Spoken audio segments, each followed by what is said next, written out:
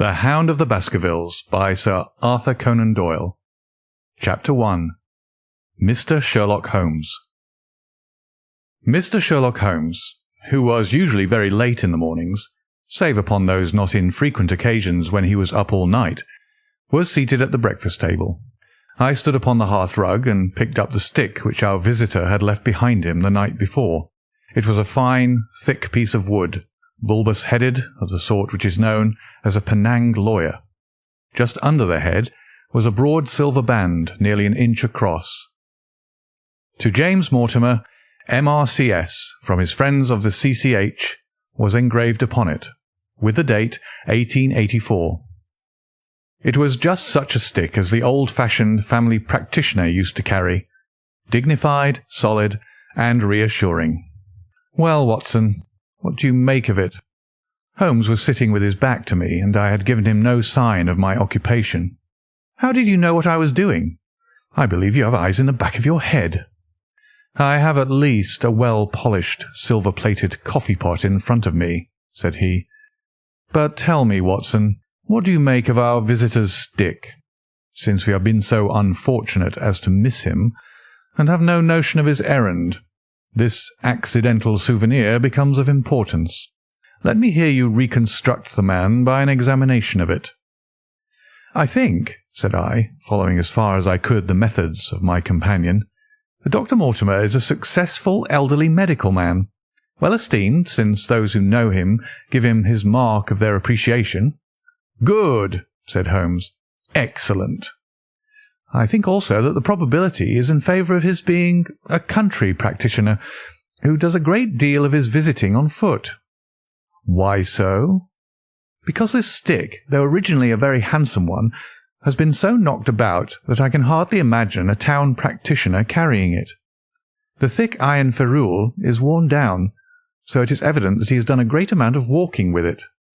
"Perfectly sound," said Holmes. "And then again, there is the Friends of the C.C.H. I should guess that to be the something hunt, the local hunt whose members he has possibly given some surgical assistance, and which has made him a small presentation in return."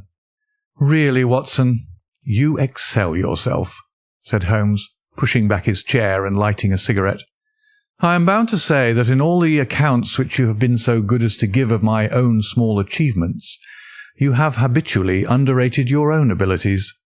It may be that you are not yourself luminous, but you are a conductor of light.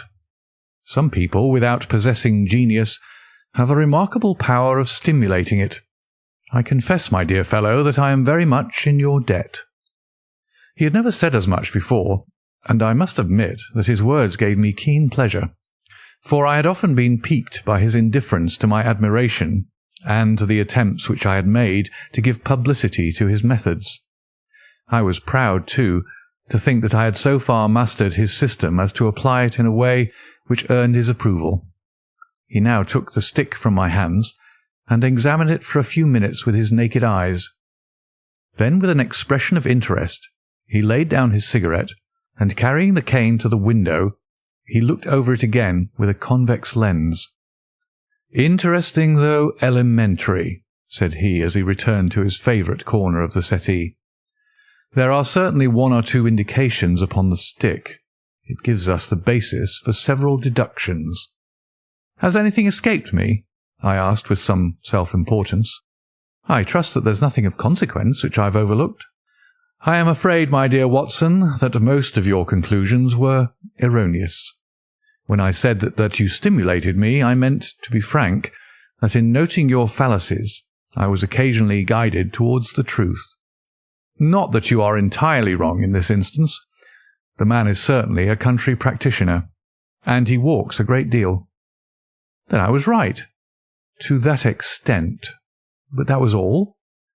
"No, no, my dear Watson. Not all. By no means all.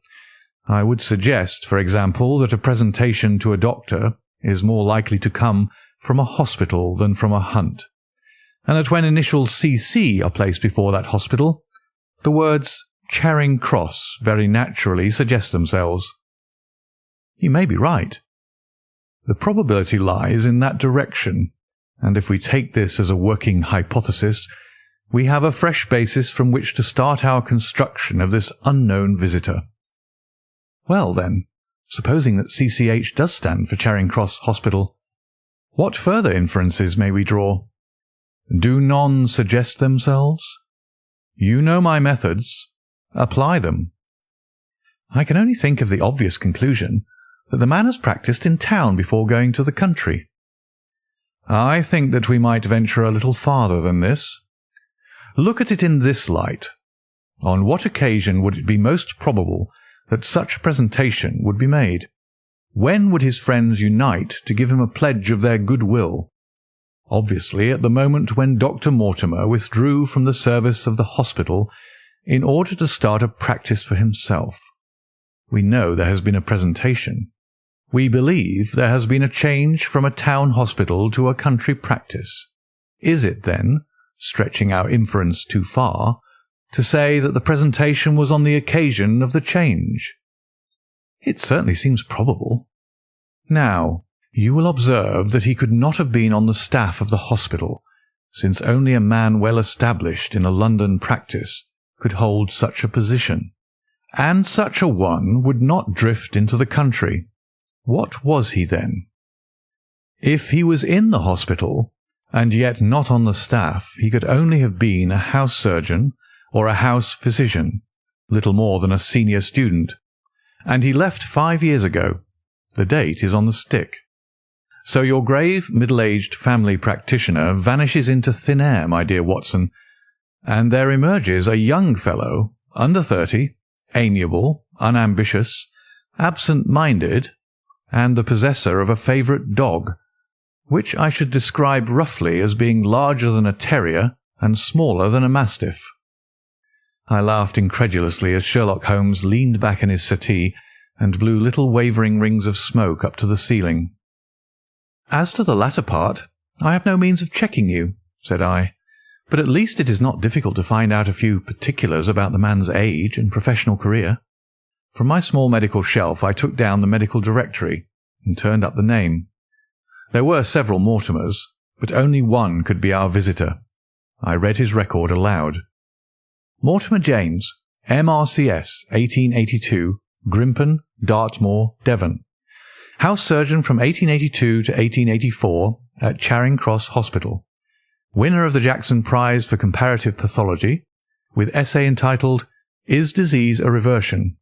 Corresponding member of the Swedish Pathological Society, author of Some Freaks of Atavism, Lancet, 1882. Do We Progress? Journal of Psychology, March 1883.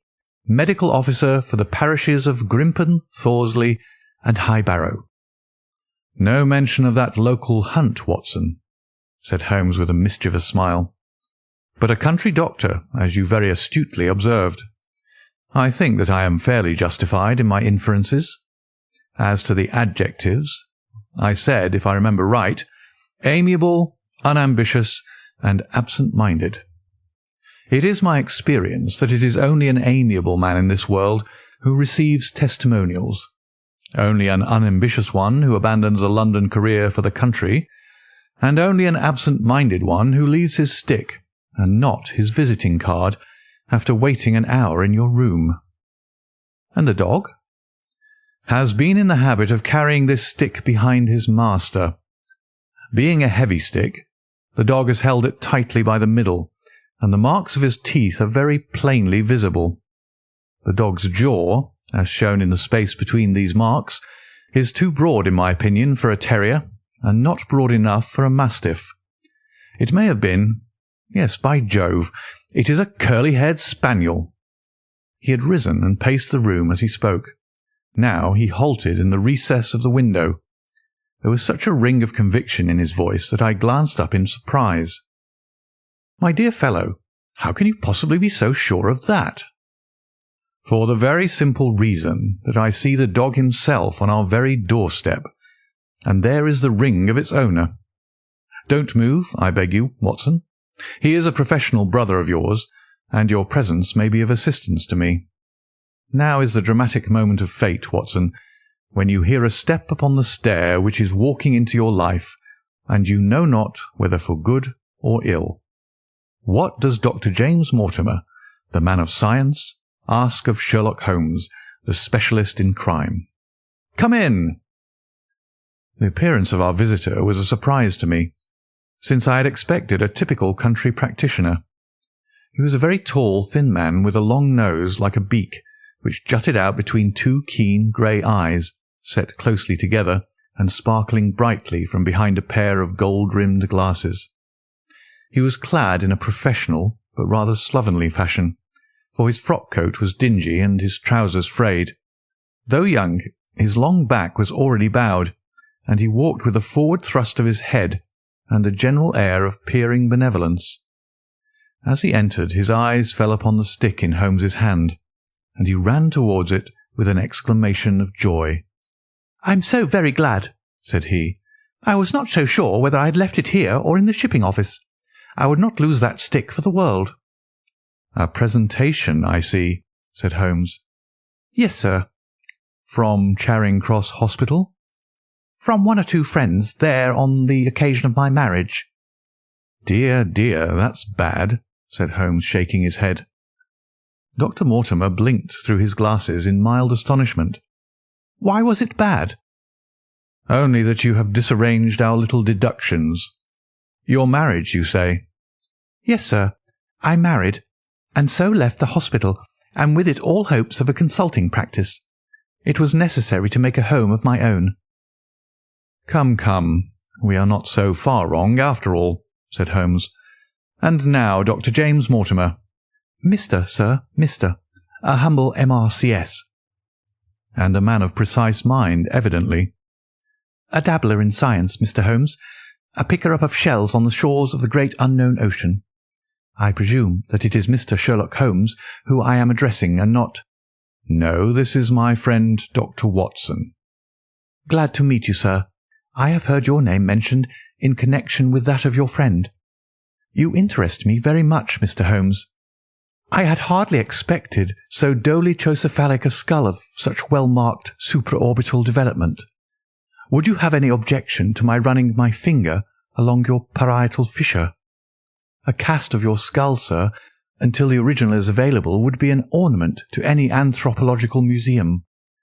It is not my intention to be fulsome, but I confess that I covet your skull."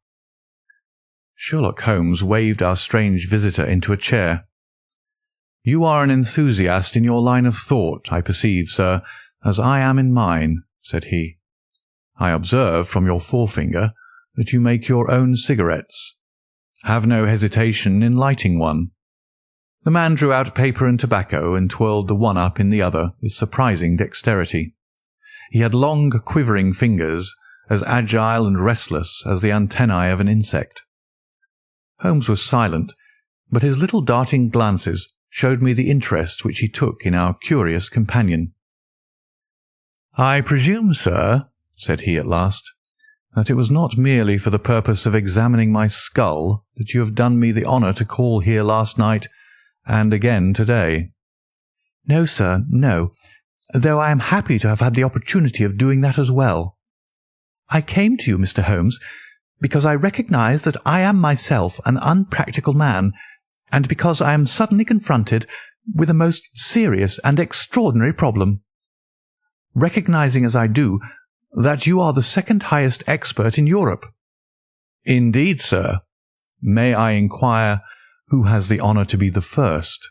asked Holmes with some asperity. "To the man of precisely scientific mind, the work of Monsieur Bertillon must always appeal strongly."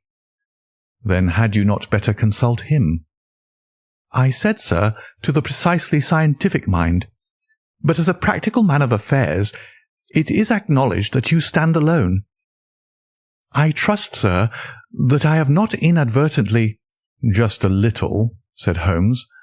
"I think, Dr. Mortimer, you would do wisely if, without more ado, you would kindly tell me plainly what the exact nature of the problem is in which you demand my assistance." Chapter 2. The Curse of the Baskervilles. "I have in my pocket a manuscript," said Dr. James Mortimer. "I observed it as you entered the room," said Holmes. It is an old manuscript?" "Early 18th century, unless it is a forgery." "How can you say that, sir?" "You have presented an inch or two of it to my examination all the time that you have been talking. It would be a poor expert who could not give the date of a document within a decade or so. You may possibly have read my little monograph upon the subject. I put that at 1730. "The exact date is 1742. Dr. Mortimer drew it from his breast pocket. "This family paper was committed to my care by Sir Charles Baskerville, whose sudden and tragic death, some 3 months ago, created so much excitement in Devonshire. I may say that I was his personal friend, as well as his medical attendant. He was a strong-minded man, sir, shrewd, practical, and as unimaginative as I am myself. Yet he took this document very seriously, and his mind was prepared for just such an end as did eventually overtake him." Holmes stretched out his hand for the manuscript and flattened it upon his knee. "You will observe, Watson, the alternative use of the long S and the short. It is one of several indications which enabled me to fix the date." I looked over his shoulder at the yellow paper and the faded script.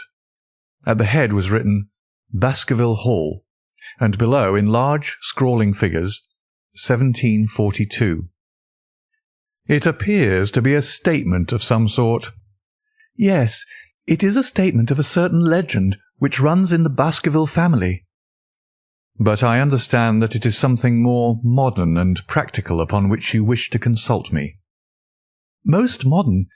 A most practical, pressing matter, which must be decided within 24 hours. But the manuscript is short, and is intimately connected with the affair. With your permission, I will read it to you." Holmes leaned back in his chair, placed his fingertips together, and closed his eyes with an air of resignation. Dr. Mortimer turned the manuscript to the light, and read in a high, cracking voice the following curious old-world narrative. "Of the origin of the Hound of the Baskervilles there have been many statements, yet as I come in a direct line from Hugo Baskerville, and as I had the story from my father, who also had it from his, I have set it down with all belief that it occurred even as is here set forth. And I would have you believe, my sons, that the same justice which punishes sin may also most graciously forgive it, and that no ban is so heavy but that by prayer and repentance it may be removed. Learn then from this story not to fear the fruits of the past, but rather to be circumspect in the future, that those foul passions whereby our family has suffered so grievously may not again be loosed to our undoing. Know then that in the time of the great rebellion, the history of which by the learned Lord Clarendon I most earnestly commend to your attention, this manor of Baskerville was held by Hugo of that name, nor can it be gainsaid that he was a most wild, profane, and godless man. This, in truth, his neighbours might have pardoned, seeing that saints have never flourished in those parts, but there was in him a certain wanton and cruel humour, which made his name a byword through the West. It chanced that this Hugo came to love, if indeed so dark a passion may be known under so bright a name, the daughter of a yeoman who held lands near the Baskerville estate. But the young maiden, being discreet and of good repute, would ever avoid him, for she feared his evil name. So it came to pass that one Michaelmas this Hugo, with 5 or 6 of his idle and wicked companions, stole down upon the farm and carried off the maiden, her father and brothers being from home, as he well knew. When they had brought her to the hall, the maiden was placed in an upper chamber, while Hugo and his friends sat down to a long carouse, as was their nightly custom. Now the poor lass, upstairs, was like to have her wits turned at the singing and shouting and terrible oaths which came up to her from below, for they say that the words used by Hugo Baskerville, when he was in wine, were such as might blast the man who said them. At last, in the stress of her fear, she did that which might have daunted the bravest or most active man, for by the aid of the growth of ivy which covered and still covers, the south wall, she came down from under the eaves, and so homeward across the moor, there being 3 leagues betwixt the hall and her father's farm. It chanced that some little time later Hugo left his guests to carry food and drink, with other worse things perchance, to his captive, and so found the cage empty and the bird escaped. Then, as it would seem, he became as one that hath a devil, for rushing down the stairs into the dining hall, he sprang upon the great table, flagons and trenchers flying before him, and he cried aloud before all the company that he would that very night render his body and soul to the powers of evil, if he might not overtake the wench. And while the revellers stood aghast at the fury of the man, one more wicked, or it may be more drunken than the rest, cried out that they should put the hounds upon her, whereat Hugo ran from the house, crying to his grooms that they should saddle his mare and unkennel the pack, and giving the hounds a kerchief of the maid's, he swung them to the line, and so off full cry in the moonlight over the moor. Now, for some space the revellers stood agape, unable to understand all that had been done in such haste. But anon their bemused wits awoke to the nature of the deed which was like to be done upon the moorlands. Everything was now in an uproar, some calling for their pistols, some for their horses, and some for another flask of wine. But at length some sense came back to their crazed minds, and the whole of them, 13 in number, took horse and started in pursuit. The moon shone clear above them, and they rode swiftly abreast, taking that course which the maid must needs have taken if she were to reach her own home. They had gone a mile or 2 when they passed one of the night shepherds upon the moorlands, and they cried to him to know if he had seen the hunt. And the man, as the story goes, was so crazed with fear that he could scarce speak, but at last he said that he had indeed seen the unhappy maiden with the hounds upon her track. "But I have seen more than that," said he, "for Hugo Baskerville passed me upon his black mare, and there ran mute behind him such a hound of hell as God forbid should ever be at my heels." So the drunken squires cursed the shepherd and rode onward. But soon their skins turned cold, for there came a galloping across the moor, and the black mare, dabbled with white froth, went past with trailing bridle and empty saddle. Then the revellers rode close together, for a great fear was on them, but they still followed over the moor, though each, had he been alone, would have been right glad to have turned his horse's head. Riding slowly in this fashion, they came at last upon the hounds. These, though known for their valour and their breed, were whimpering in a cluster at the head of a deep dip or goyle, as we call it, upon the moor, some slinking away, and some with starting hackles and staring eyes, gazing down the narrow valley before them. The company had come to a halt, more sober men, as you may guess, than when they started. The most of them would by no means advance, but 3 of them, the boldest, or it may be the most drunken, rode forward down the goyle. Now it opened into a broad space in which stood 2 of those great stones, still to be seen there, which were set by certain forgotten peoples in the days of old. The moon was shining bright upon the clearing, and there in the centre lay the unhappy maid where she had fallen, dead of fear and of fatigue. But it was not the sight of her body, nor yet that of the body of Hugo Baskerville lying near her, which raised the hair upon the heads of these 3 daredevil roisterers, but it was that, standing over Hugo, and plucking at his throat, there stood a foul thing, a great black beast, shaped like a hound, yet larger than any hound that ever mortal eye has rested upon. And even as they looked, the thing tore the throat out of Hugo Baskerville, on which, as it turned its blazing eyes and dripping jaws upon them, the 3 shrieked with fear and rode for dear life, still screaming across the moor. One, it is said, died that very night of what he had seen, and the other 2 were but broken men for the rest of their days. Such is the tale, my sons, of the coming of the Hound, which is said to have plagued the family so sorely ever since. If I have set it down, it is because that which is clearly known hath less terror than that which is but hinted at and guessed. Nor can it be denied that many of the family have been unhappy in their deaths, which have been sudden, bloody, and mysterious. Yet may we shelter ourselves in the infinite goodness of Providence, which would not forever punish the innocent beyond that third or fourth generation which is threatened in Holy Writ. To that Providence, my sons, I hereby commend you, and I counsel you by way of caution to forbear from crossing the moor in those dark hours when the powers of evil are exalted.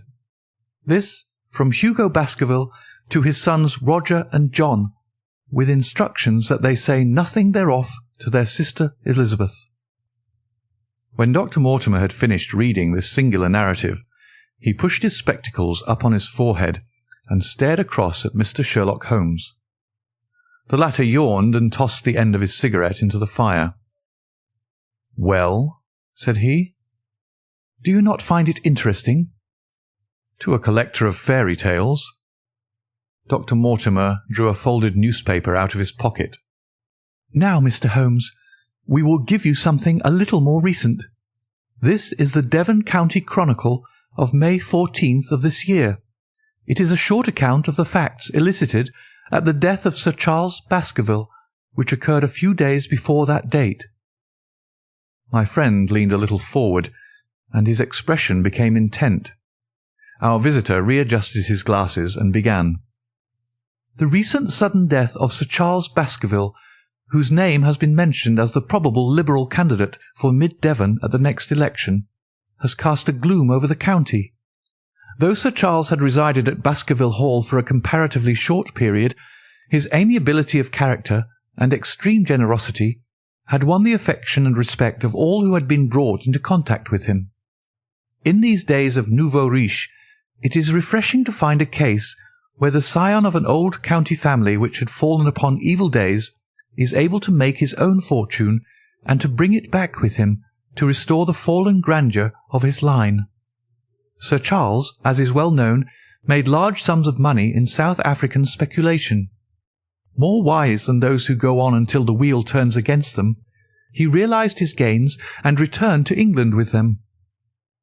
It is only 2 years since he took up his residence at Baskerville Hall, and it is common talk how large were those schemes of reconstruction and improvement which have been interrupted by his death. Being himself childless, it was his openly expressed desire that the whole countryside should within his own lifetime profit by his good fortune, and many will have personal reasons for bewailing his untimely end. His generous donations to local and county charities have been frequently chronicled in these columns.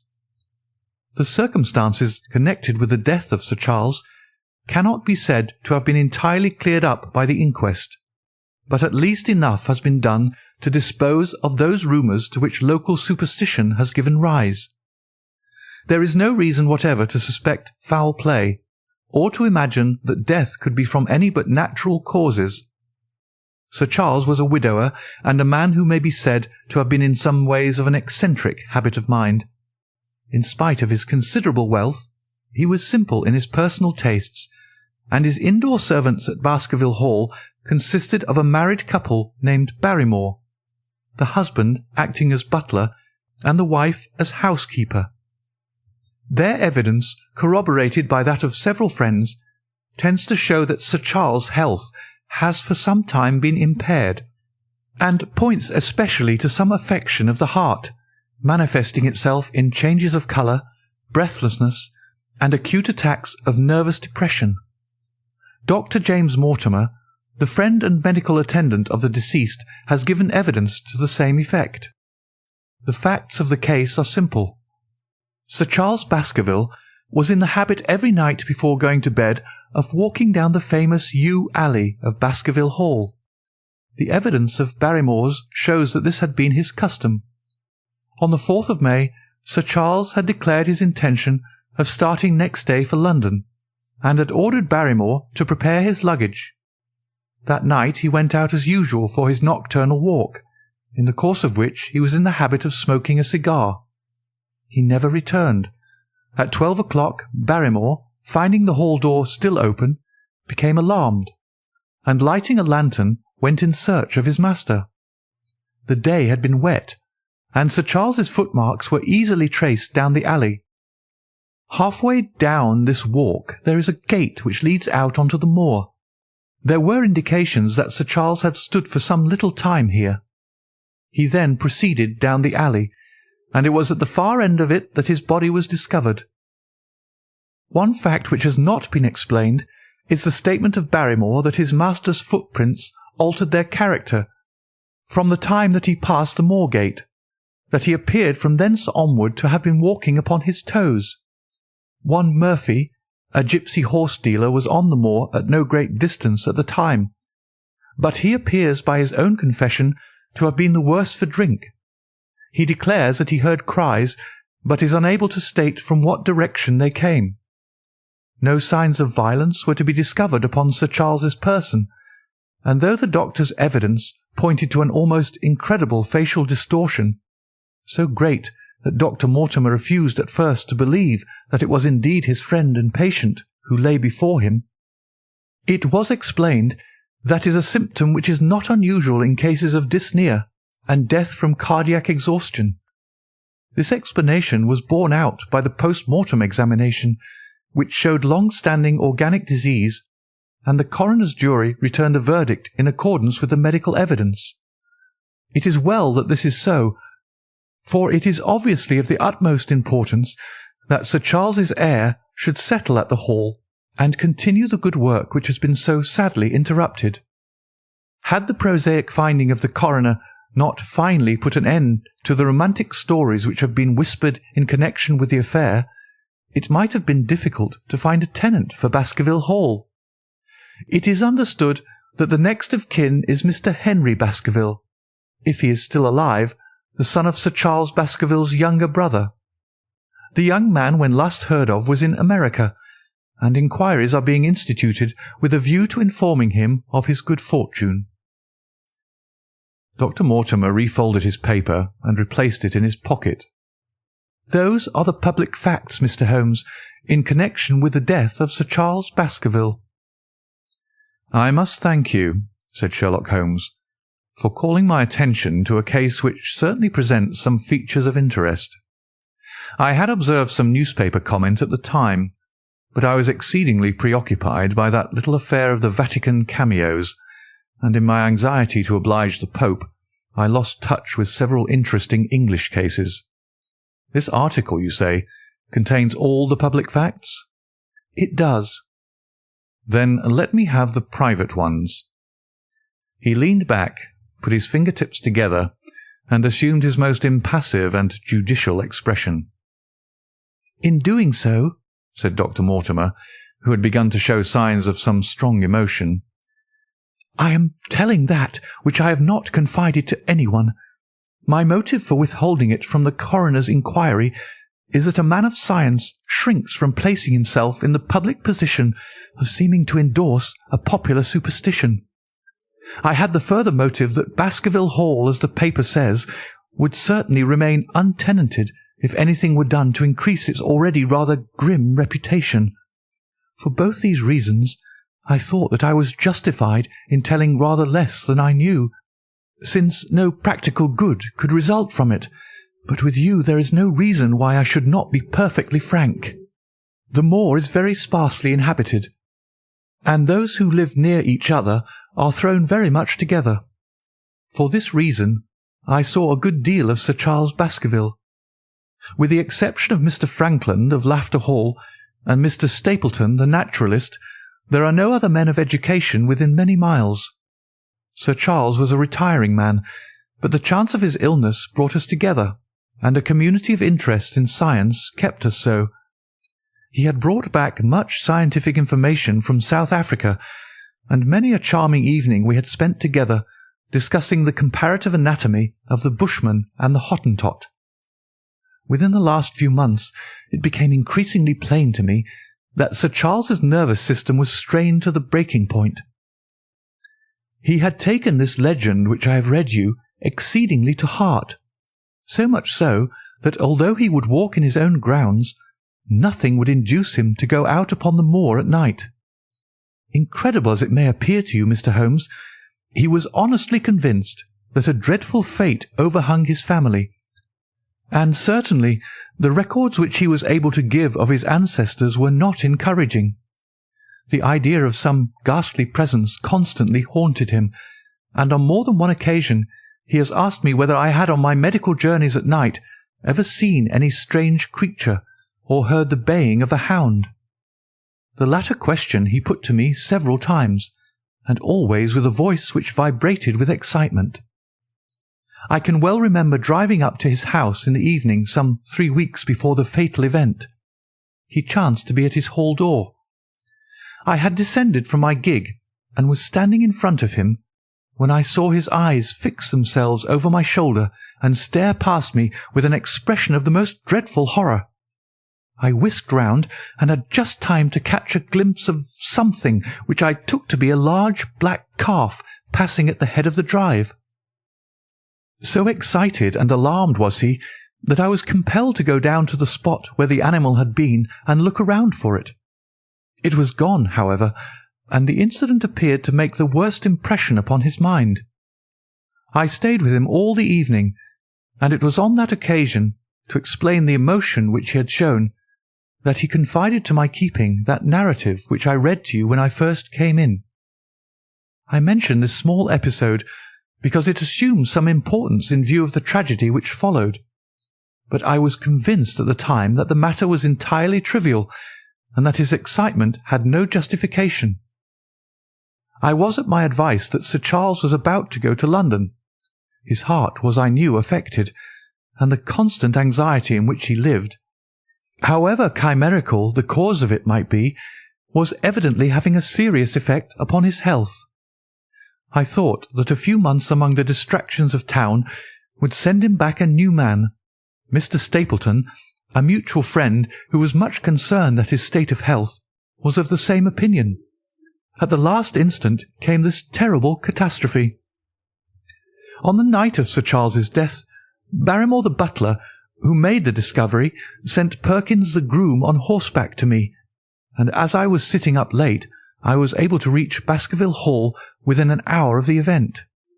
I checked and corroborated all the facts which were mentioned at the inquest. I followed the footsteps down the yew alley. I saw the spot at the Moorgate where he seemed to have waited. I remarked the change in the shape of the prints after that point. I noted that there were no other footsteps save those of Barrymore on the soft gravel. And finally, I carefully examined the body, which had not been touched until my arrival. Sir Charles lay on his face, his arms out, his fingers dug into the ground, and his features convulsed with some strong emotion to such an extent that I could hardly have sworn to his identity. There was certainly no physical injury of any kind, but one false statement was made by Barrymore at the inquest. He said that there were no traces upon the ground round the body. He did not observe any, but I did, some little distance off, but fresh and clear. Footprints? Footprints. A man's or a woman's? Dr. Mortimer looked strangely at us for an instant, and his voice sank almost to a whisper as he answered, "Mr. Holmes, they were the footprints of a gigantic hound." Chapter 3. The Problem. I confess at these words a shudder passed through me. There was a thrill in the doctor's voice which showed that he was himself deeply moved by that which he told us. Holmes leaned forward in his excitement, and his eyes had the hard, dry glitter which shot from them when he was keenly interested. "You saw this?" "As clearly as I see you." "And you said nothing?" "What was the use?" "How was it that no one else saw it?" "The marks were some 20 yards from the body, and no one gave them a thought. I don't suppose I should have done so had I not known this legend." "There are many sheep-dogs on the moor?" "No doubt, but this was no sheep-dog." You say it was large. Enormous. But it had not approached the body. No. What sort of night was it? Damp and raw. But not actually raining? No. What is the alley like? There are 2 lines of old yew hedge, 12 feet high and impenetrable. The walk in the centre is about 8 feet across. Is there anything between the hedges and the walk? Yes, there is a strip of grass about 6 feet broad on either side. I understand that the yew hedge is penetrated at one point by a gate. Yes, the wicket gate which leads on to the moor. Is there any other opening? None. So that to reach the yew alley, one either has to come down it from the house, or else to enter it by the moor gate. There is an exit through a summer house at the far end. Had Sir Charles reached this? No, he lay about 50 yards from it. Now tell me, Dr. Mortimer, and this is important, the marks which you saw were on the path and not on the grass. No marks could show on the grass. Were they on the same side of the path as the moor gate? Yes, they were on the edge of the path on the same side as the moor gate. You interest me exceedingly. Another point. Was the wicket gate closed? Closed and padlocked. How high was it? About 4 feet high. Then anyone could have got over it? Yes. And what marks did you see by the wicket gate? None in particular. Good heaven! Did no one examine? Yes, I examined myself. And found nothing? It was all very confused. Sir Charles had evidently stood there for 5 or 10 minutes. How do you know that? Because the ash had twice dropped from his cigar. Excellent. This is a colleague, Watson, after our own heart. But the marks? He had left his own marks all over that small patch of gravel. I could discern no others. Sherlock Holmes struck his hand against his knee with an impatient gesture. "If I had only been there," he cried. "It is evidently a case of extraordinary interest, and one which presented immense opportunities to the scientific expert. That gravel page upon which I might have read so much has been long ere this smudged by the rain and defaced by the clogs of curious peasants. Oh, Dr. Mortimer, Dr. Mortimer, to think that you should not have called me in! You have indeed much to answer for." "I could not call you in, Mr. Holmes, without disclosing these facts to the world, and I have already given my reasons for not wishing to do so. Besides... Why do you hesitate?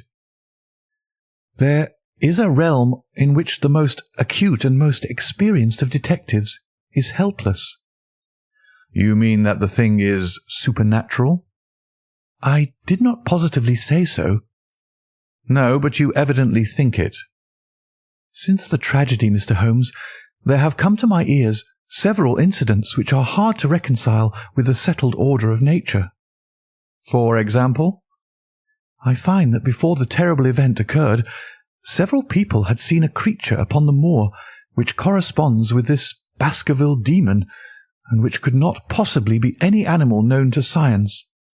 They all agreed that it was a huge creature, luminous, ghastly, and spectral. I have cross-examined these men, one of them a hard-headed countryman, one a farrier, and one a moorland farmer, who all tell the same story of this dreadful apparition, exactly corresponding to the hell-hound of the legend. I assure you that there is a reign of terror in the district, and that it is a hardy man who will cross the moor at night." "And you, a trained man of science, believe it to be supernatural?" "I do not know what to believe." Holmes shrugged his shoulders. "I have hitherto confined my investigations to this world," said he. "In a modest way I have combated evil, but to take on the father of evil himself would, perhaps, be too ambitious a task. Yet you must admit that the footmark is material." The original Hound was material enough to tug a man's throat out, and yet he was diabolical as well." "I see that you have quite gone over to the supernaturalists. But now, Dr. Mortimer, tell me this. If you hold these views, why have you come to consult me at all? You tell me in the same breath that it is useless to investigate Sir Charles's death, and that you desire me to do it." "I did not say that I desired you to do it." "Then how can I assist you?" "By advising me as to what I should do with Sir Henry Baskerville, who arrives at Waterloo Station." Dr. Mortimer looked at his watch. "In exactly 1 hour and a quarter." "He being the heir?" "Yes. On the death of Sir Charles, we inquired for this young gentleman, and found that he had been farming in Canada. From the accounts which have reached us, he is an excellent fellow in every way. I speak now not as a medical man, but as a trustee and executor of Sir Charles's will." "There is no other claimant, I presume?" "None. The only other kinsman whom we have been able to trace was Roger Baskerville, the youngest of 3 brothers, of whom poor Sir Charles was the elder. The second brother, who died young, is the father of this lad Henry. The third, Roger, was the black sheep of the family. He came of the old masterful Baskerville strain, and was the very image, they tell me, of the family picture of old Hugo. He made England too hot to hold him, fled to Central America, and died there in 1876 of yellow fever. Henry is the last of the Baskervilles. In 1 hour and 5 minutes I meet him at Waterloo Station. I have had a wire that he arrived at Southampton this morning. Now, Mr. Holmes, what would you advise me to do with him?" "Why should he not go to the home of his fathers?" "It seems natural, does it not? And yet consider that every Baskerville who goes there meets with an evil fate. I feel sure that if Sir Charles could have spoken with me before his death, he would have warned me against bringing this, the last of the old race, and the heir to great wealth, to that deadly place. And yet it cannot be denied that the prosperity of the whole poor, bleak countryside depends upon his presence. All the good work which has been done by Sir Charles will crash to the ground if there is no tenant of the hall. I fear lest I should be swayed too much by my own obvious interest in the matter, and that is why I bring the case before you, and ask for your advice." Holmes considered for a little time. "Put into plain words, the matter is this," said he. "In your opinion, there is a diabolical agency which makes Dartmoor an unsafe abode for a Baskerville. That is your opinion?" "At least I might go the length of saying that there is some evidence that this may be so." "Exactly. But surely, if your supernatural theory be correct, it could work the young man evil in London as easily as in Devonshire. A devil with merely local powers, like a parish vestry, would be too inconceivable a thing." "You put the matter more flippantly, Mr. Holmes, than you would probably do if you were brought into personal contact with these things. Your advice, then, as I understand it, is that the young man will be as safe in Devonshire as in London. He comes in 50 minutes. What would you recommend?" "I recommend, sir, that you take a cab, call off your spaniel who is scratching at my front door, and proceed to Waterloo to meet Sir Henry Baskerville." "And then?" "And then you will say nothing to him at all until I have made up my mind about the matter." "How long will it take you to make up your mind?" 24 hours.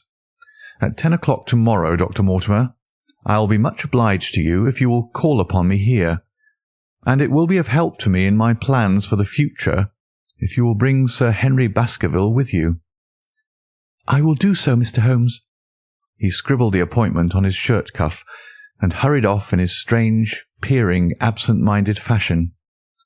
Holmes stopped him at the head of the stair. "Only one more question, Dr. Mortimer. You say that before Sir Charles Baskerville's death, several people saw this apparition upon the moor." "3 people did." "Did any see it after?" I have not heard of any. Thank you. Good morning. Holmes returned to his seat with that quiet look of inward satisfaction which meant that he had a congenial task before him. Going out, Watson? Unless I can help you. No, my dear fellow. It is at the hour of action that I turn to you for aid. But this is splendid, really unique from some points of view. When you pass Bradley's, would you ask him to send up a pound of the strongest shag tobacco? Thank you. It would be as well if you could make it convenient not to return before evening. Then I shall be very glad to compare impressions as to this most interesting problem which has been submitted to us this morning. I knew that seclusion and solitude were very necessary for my friend in those hours of intense mental concentration during which he weighed every particle of evidence, constructed alternative theories, balanced one against the other, and made up his mind as to which points were essential and which immaterial. I therefore spent the day at my club, and did not return to Baker Street until evening. It was nearly 9 o'clock when I found myself in the sitting-room once more. My first impression as I opened the door was that a fire had broken out, for the room was so filled with smoke that the light of the lamp upon the table was blurred by it. As I entered, however, my fears were set at rest, for it was the acrid fumes of strong, coarse tobacco which took me by the throat and set me coughing. Through the haze, I had a vague vision of Holmes in his dressing-gown, coiled up in an armchair with his black clay pipe between his lips. Several rolls of paper lay around him. "Caught cold, Watson?" said he. "No, it's this poisonous atmosphere." "I suppose it is pretty thick, now that you mention it." "Thick? It's intolerable." "Open the window, then. You've been at your club all day, I perceive." "My dear Holmes." "Am I right?" "Certainly, but how?" He laughed at my bewildered expression. "There is a delightful freshness about you, Watson, which makes it a pleasure to exercise any small powers which I possess at your expense. A gentleman goes forth on a showery and miry day. He returns immaculate in the evening, with a gloss still on his hat and his boots. He has been a fixture, therefore, all day. He is not a man with intimate friends. Where, then, could he have been? Is it not obvious?" "Well, it is rather obvious." "The world is full of obvious things which nobody by any chance ever observes. Where do you think that I have been?" "A fixture also." "On the contrary, I have been to Devonshire." "In spirit?" "Exactly. My body has remained in this armchair, and has, I regret to observe, consumed in my absence 2 large pots of coffee and an incredible amount of tobacco. After you left, I sent down to Stamford's for the ordnance map of this portion of the moor, and my spirit has hovered over it all day. I flatter myself that I could find my way about." "A large-scale map, I presume?" "Very large." He unrolled one section and held it over his knee. "Here you have the particular district which concerns us. That is Baskerville Hall in the middle." "With a wood around it?" "Exactly. I fancy the yew alley, though not marked under that name, must stretch along this line, with the moor, as you perceive, upon the right of it. This small clump of buildings here is the hamlet of Grimpen, where our friend Dr. Mortimer has his headquarters. Within a radius of 5 miles there are, as you see, only a very few scattered dwellings. Here is Laughter Hall, which was mentioned in the narrative.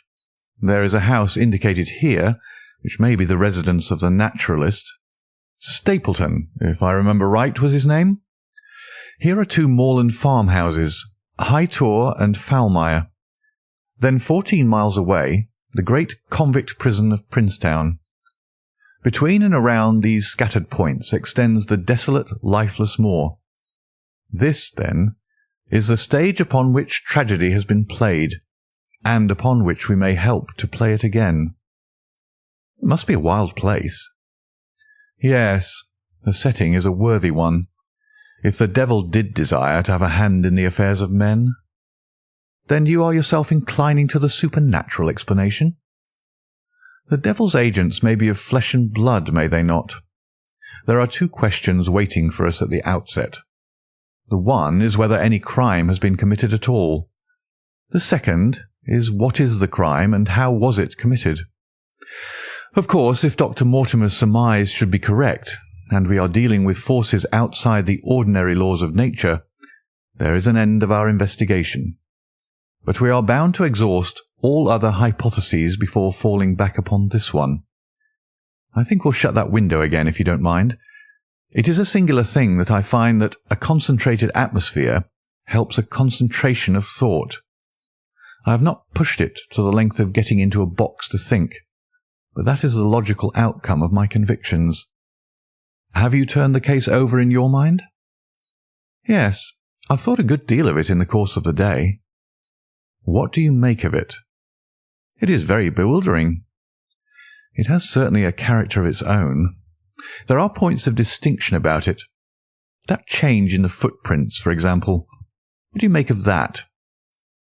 Mortimer said that the man had walked on tiptoe down that portion of the alley. He only repeated what some fool had said at the inquest. Why should a man walk on tiptoe down the alley? What then? He was running, Watson. Running desperately. Running for his life. Running until he burst his heart and fell dead upon his face. Running from what? There lies our problem.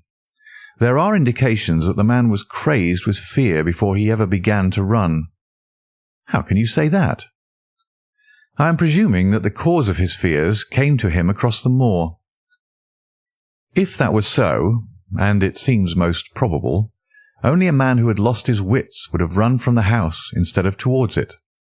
If the gypsy's evidence may be taken as true, he ran with cries for help in the direction where help was least likely to be.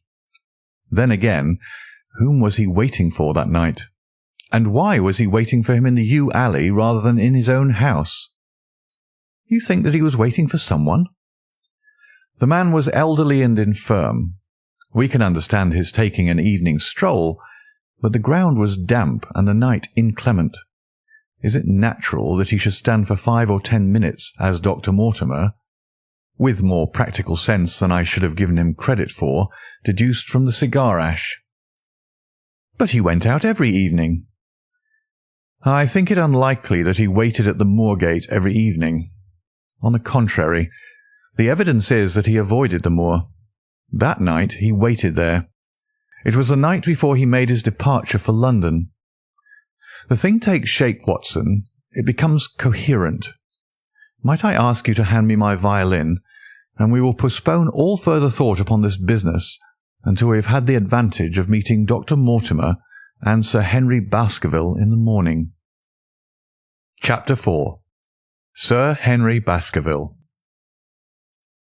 Our breakfast table was cleared early, and Holmes waited in his dressing-gown for the promised interview.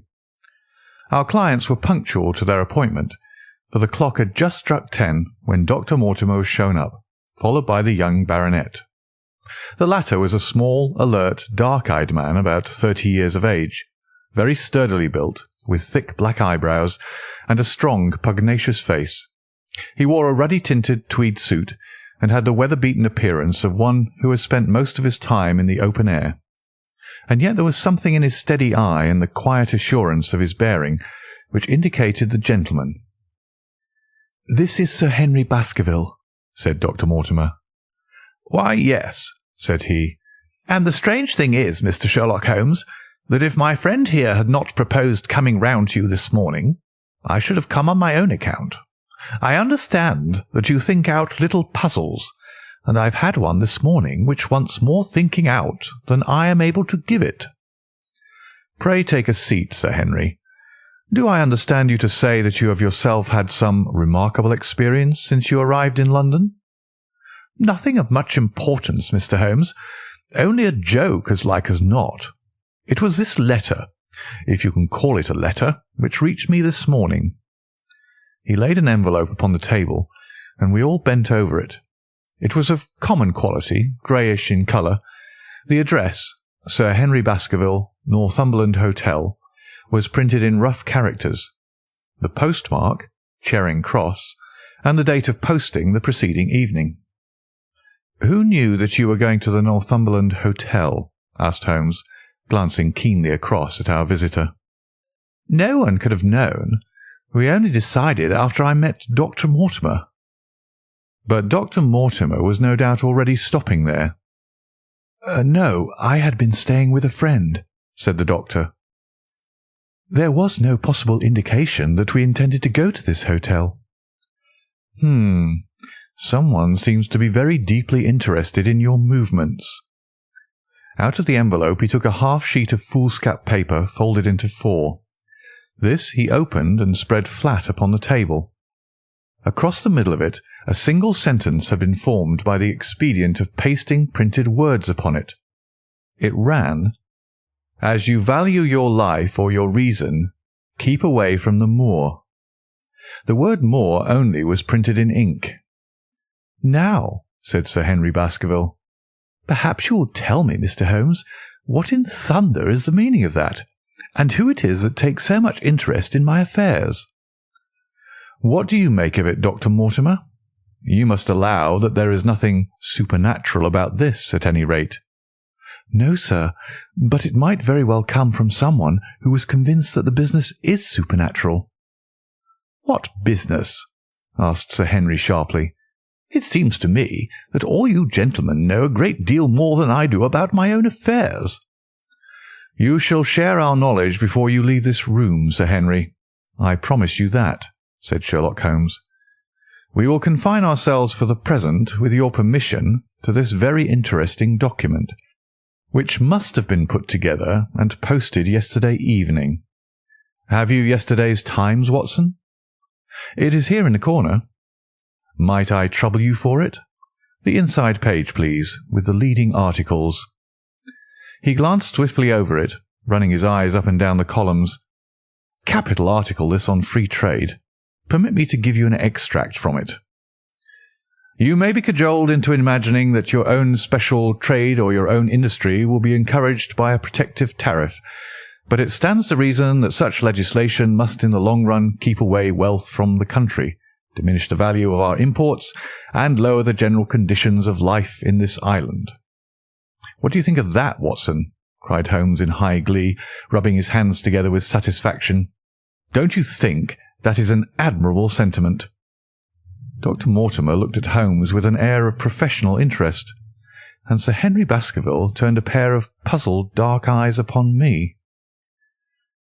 "I don't know much about the tariff and things of that kind," said he, "but it seems to me we've got a bit off the trail so far as that note is concerned." "On the contrary, I think we are particularly hot upon the trail, Sir Henry. Watson here knows more about my methods than you do, but I fear that even he has not quite grasped the significance of this sentence." "No, I confess that I see no connection." "And yet, my dear Watson, there is so very close a connection that the one is extracted out of the other. You, your life, reason, value, keep away from the— Don't you see now whence these words have been taken?" "By thunder, you're right. Well, if that isn't smart," cried Sir Henry. "If any possible doubt remained, it is settled by the fact that keep away and from thee are cut out in one piece." "Well now, so it is." "Really, Mr. Holmes, this exceeds anything which I could have imagined," said Dr. Mortimer, gazing at my friend in amazement. "I could understand anyone saying that the words were from a newspaper, but that you should name which, and add that it came from the leading article, is really one of the most remarkable things which I have ever known. How did you do it?" "I presume, Doctor, that you could tell the skull of a Negro from that of an Eskimo?" "Most certainly." "But how?" "Because that is my special hobby. The differences are obvious. The supraorbital crest, the facial angle, the maxillary curve, But this is my special hobby, and the differences are equally obvious." There is as much difference to my eyes between the leaded bourgeois type of a Times article and the slovenly print of an evening halfpenny paper as there could be between your Negro and your Eskimo. The detection of types is one of the most elementary branches of knowledge to the special expert in crime, though I confess that once, when I was very young, I confused the Leeds Mercury with the Western Morning News. But a Times leader is entirely distinctive, and these words could have been taken from nothing else. As it was done yesterday, the strong probability was that we should find the words in yesterday's issue. "So far as I can follow you, then, Mr. Holmes," said Sir Henry Baskerville, "someone cut out this message with a scissors." "Nail scissors," said Holmes. "You can see that it was a very short-bladed scissors, since the cutter had to take 2 snips over 'keep away.'" "That is so. Someone, then, cut out the message with a pair of short-bladed scissors, pasted it with paste—" "Gum," said Holmes. "With gum onto the paper. But I want to know why the word Moor should have been written." "Because he could not find it in print. The other words were all simple and might be found in any issue, but Moor would be less common." "Why, of course, that would explain it. Have you read anything else in this message, Mr. Holmes?" "There are 1 or 2 indications, and yet the utmost pains have been taken to remove all clues. The address, you observe, is printed in rough characters. But the Times is a paper which is seldom found in any hands but those of the highly educated. We may take it, therefore, that the letter was composed by an educated man who wished to pose as an uneducated one, and his effort to conceal his own writing suggests that the writing might be known, or come to be known, by you. Again, you will observe that the words are not gummed on in an accurate line, but that some are much higher than others. Life, for example, is quite out of its proper place. That may point to carelessness, or it may point to agitation and hurry upon the part of the cutter. On the whole, I incline to the latter view, since the matter was evidently important, and it is unlikely that the composer of such a letter would be careless. If he were in a hurry, it opens up the interesting question why he should be in a hurry, since any letter posted up to early morning would reach Sir Henry before he would leave his hotel. Did the composer fear an interruption? And from whom? "We are coming now rather into the region of guesswork," said Dr. Mortimer. "Say, rather into the region where we balance probabilities and choose the most likely.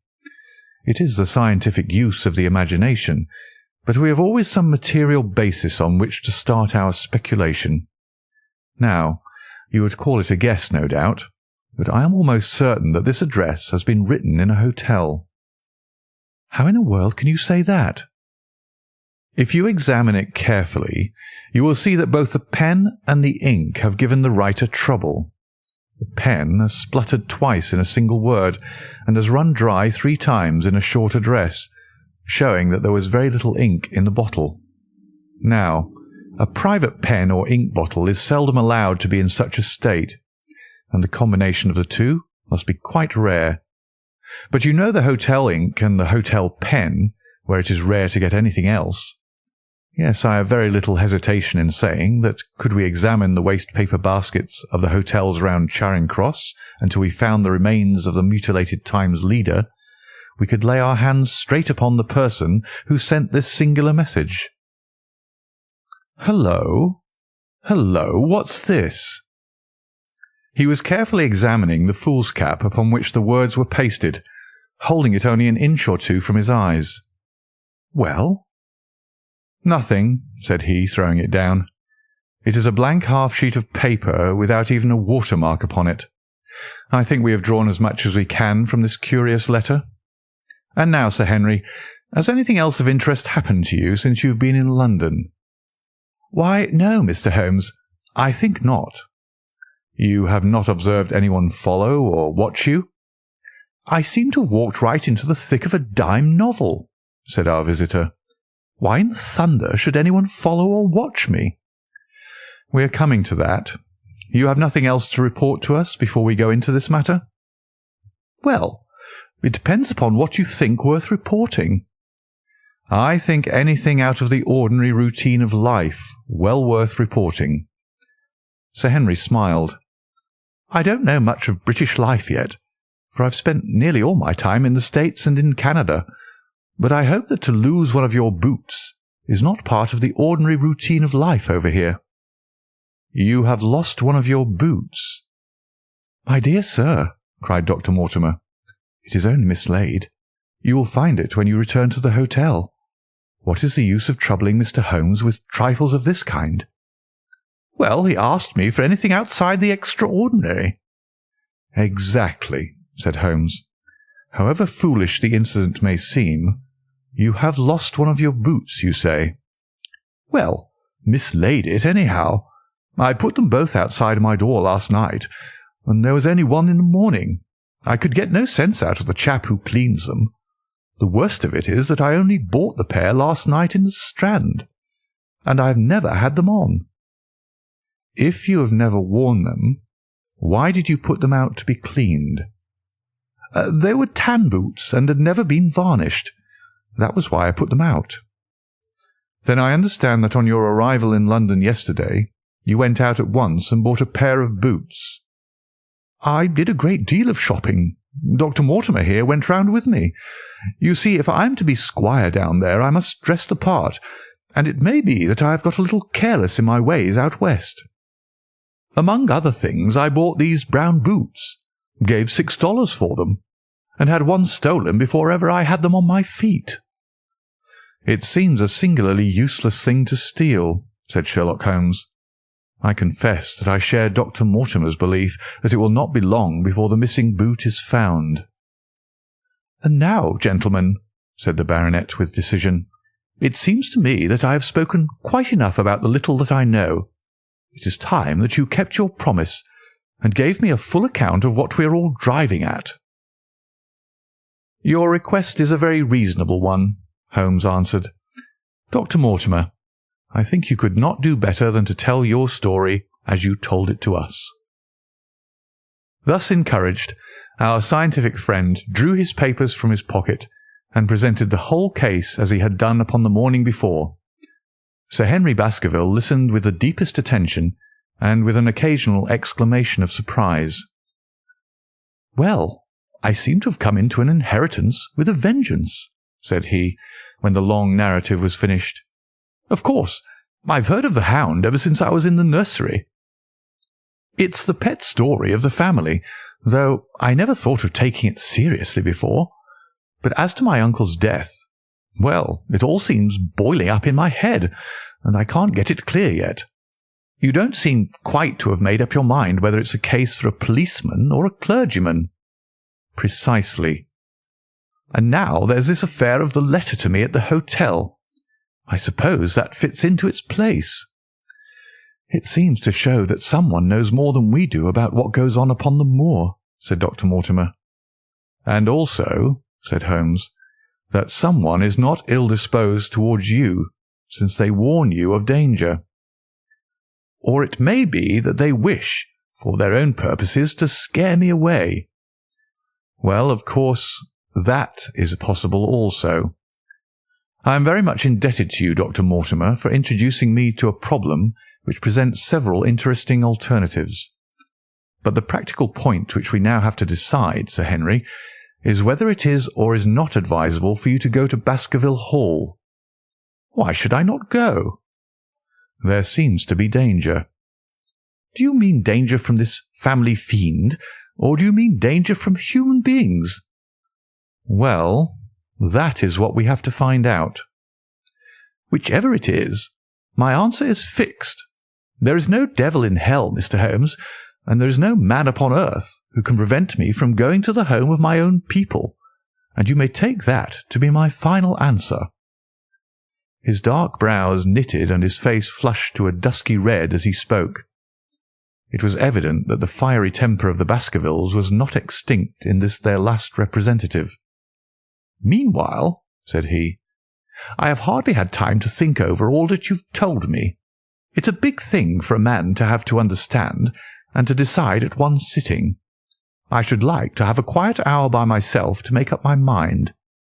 Now look here, Mr. Holmes, it's 11:30 now, and I'm going back right away to my hotel. Suppose you and your friend Dr. Watson come round and lunch with us at 2. I'll be able to tell you more clearly then how this thing strikes me." "Is that convenient to you, Watson?" "Perfectly." "Then you may expect us. Shall I have a cab called?" "I'd prefer to walk, for this affair has flurried me rather." "I'll join you in walk with pleasure," said his companion. "Then we meet again at 2:00. Au revoir, and good morning." We heard the steps of our visitors descend the stair, and the bang of the front door. In an instant Holmes had changed from the languid dreamer to the man of action. "Your hat and boots, Watson. Quick, not a moment to lose." He rushed into his room in his dressing gown and was back again in a few seconds in a frock coat. We hurried together down the stairs and into the street. Dr. Mortimer and Baskerville were still visible about 200 yards ahead of us in the direction of Oxford Street. Shall I run and stop them? Not for the world, my dear Watson. I am perfectly satisfied with your company if you will tolerate mine. Our friends are wise, for it is certainly a very fine morning for a walk. He quickened his pace until we had decreased the distance which divided us by about half. Then, still keeping 100 yards behind, we followed into Oxford Street and so down Regent Street. Once our friend stopped and stared into a shop window, upon which Holmes did the same. An instant afterwards he gave a little cry of satisfaction, and, following the direction of his eager eyes, I saw that a hansom cab with a man inside, which had halted on the other side of the street, was now proceeding slowly onward again. "There's our man, Watson. Come along. We'll have a good look at him, even if we can do no more." At that instant I was aware of a bushy black beard and a pair of piercing eyes turned upon us through the side window of the cab. Instantly the trap-door at the top flew up. Something was screamed to the driver, and the cab flew madly off down Regent Street.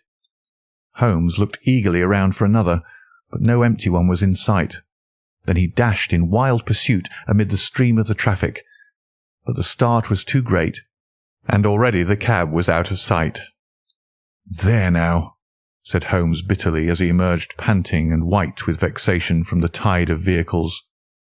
"Was ever such bad luck, and such bad management too? Watson, Watson, if you're an honest man, you will record this also and set it against my successes." "Who was the man?" "I have not an idea." "A spy?" "Well, it was evident from what we have heard that Baskerville has been very closely shadowed by someone since he has been in town. How else could it be known so quickly that it was the Northumberland Hotel which he had chosen? If they had followed him the first day, I argued that they would follow him also the second. You may have observed that I twice strolled over to the window while Dr. Mortimer was reading his legend." "Yes, I remember." "I was looking out for loiterers in the street, but I saw none. We are dealing with a clever man, Watson. This matter cuts very deep, and though I have not finally made up my mind whether it is a benevolent or a malevolent agency which is in touch with us, I am conscious always of power and design. When our friends left, I at once followed them in the hopes of marking down their invisible attendant. So wily was he that he had not trusted himself upon foot, but he had availed himself of a cab so that he could loiter behind or dash past them and so escape their notice. His method had the additional advantage that as they were to take a cab he was all ready to follow them. It has, however, one obvious disadvantage. It puts him in the power of the cabman? Exactly. What a pity we didn't get the number. My dear Watson, clumsy as I have been, you surely do not seriously imagine that I neglected to get the number. No, 2704 is our man, but that is no use to us for the moment. I fail to see how you could have done more. On observing the cab, I should have instantly turned and walked in the other direction. I should then, at my leisure, have hired a second cab and followed the first at a respectful distance, or, better still, have driven to the Northumberland Hotel and waited there. When our unknown had followed Baskerville home, we should have had the opportunity of playing his own game upon himself and seeing where he made for. As it is, by an indiscreet eagerness, which was taken advantage of with extraordinary quickness and energy by our opponent, we have betrayed ourselves and lost our man. We had been sauntering slowly down Regent Street during this conversation, and Dr. Mortimer with his companion had long vanished in front of us. "There is no object in our following them," said Holmes. "The shadow has departed and will not return. We must see what further cards we have in our hands and play them with decision. Could you swear to that man's face within the cab?" "I could swear only to the beard." "And so could I, from which I gather that in all probability it was a false one. A clever man upon so delicate an errand has no use for a beard save to conceal his features. Come in here, Watson." He turned into one of the district messenger offices, where he was warmly greeted by the manager. "Ah, Wilson, I see you have not forgotten the little case in which I had the good fortune to help you." "No, sir, indeed I have not. You saved my good name and perhaps my life." "My dear fellow, you exaggerate. I have some recollection, Wilson, that you had among your boys a lad named Cartwright, who showed some ability during the investigation." "Yes, sir. He's still with us." "Could you ring him up?" "Thank you, and I should be glad to have change of this £5 note." A lad of 14, with a bright, keen face, had obeyed the summons of the manager. He stood now gazing with great reverence at the famous detective. "Let me have the hotel directory," said Holmes. "Thank you. Now, Cartwright." "There are the names of 23 hotels here, all in the immediate neighbourhood of Charing Cross. Do you see?" "Yes, sir." "You will visit each one of these in turn." "Yes, sir." "You will begin in each case by giving the outside porter 1 shilling. Here are 23 shillings. "Yes, sir." "You will tell him that you want to see the waste paper of yesterday. You will say that an important telegram has miscarried, and that you are looking for it. You understand?" "Yes, sir." "But what you are really looking for is the centre page of the Times with some holes cut in it with scissors. Here is a copy of the Times. It is this page. You could easily recognize it, could you not?" "Yes, sir." "In each case the outside porter will send for the hall porter, to whom also you will give 1 shilling. Here are 23 shillings. You will then learn in possibly 20 cases out of the 23 that the waste of the day before has been burned or removed. In the 3 other cases you will be shown a heap of paper, and you will look for this page of the Times among it. The odds are enormously against your finding it. There are 10 shillings over in case of emergencies. Let me have a report by wire at Baker Street before evening. And now, Watson, it only remains for us to find out by wire the identity of the cabman. Number 2704, and then we will drop into one of the Bond Street picture galleries and fill in the time until we are due at the hotel." Chapter 5. 3 Broken Threads. Sherlock Holmes had, in a very remarkable degree, the power of detaching his mind at will. For 2 hours the strange business in which we had been involved appeared to be forgotten, and he was entirely absorbed in the pictures of the modern Belgian masters.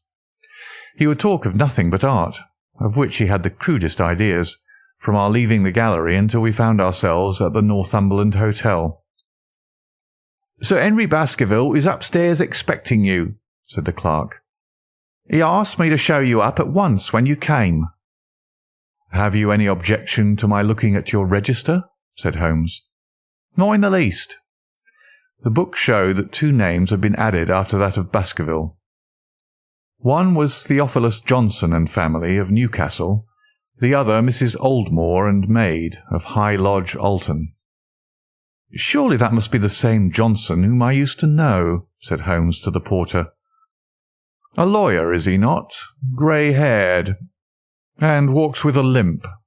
No, sir. This is Mr. Johnson, the coal owner, a very active gentleman, not older than yourself. Surely you're mistaken about his trade? No, sir. He has used this hotel for many years, and he's very well known to us. Ah, that settles it. Mrs. Oldmore, too, I seem to remember the name. Excuse my curiosity, but often in calling upon one friend one finds another. She's an invalid lady, sir. Her husband was once Mayor of Gloucester. She always comes to us when she's in town. Thank you. I'm afraid I cannot claim her acquaintance. We've established a most important fact by these questions, Watson, he continued in a low voice as we went upstairs together. We know now that the people who are so interested in our friend have not settled down in his own hotel. That means that while they are, as we have seen, very anxious to watch him, they are equally anxious that he should not see them. Now, this is a most suggestive fact.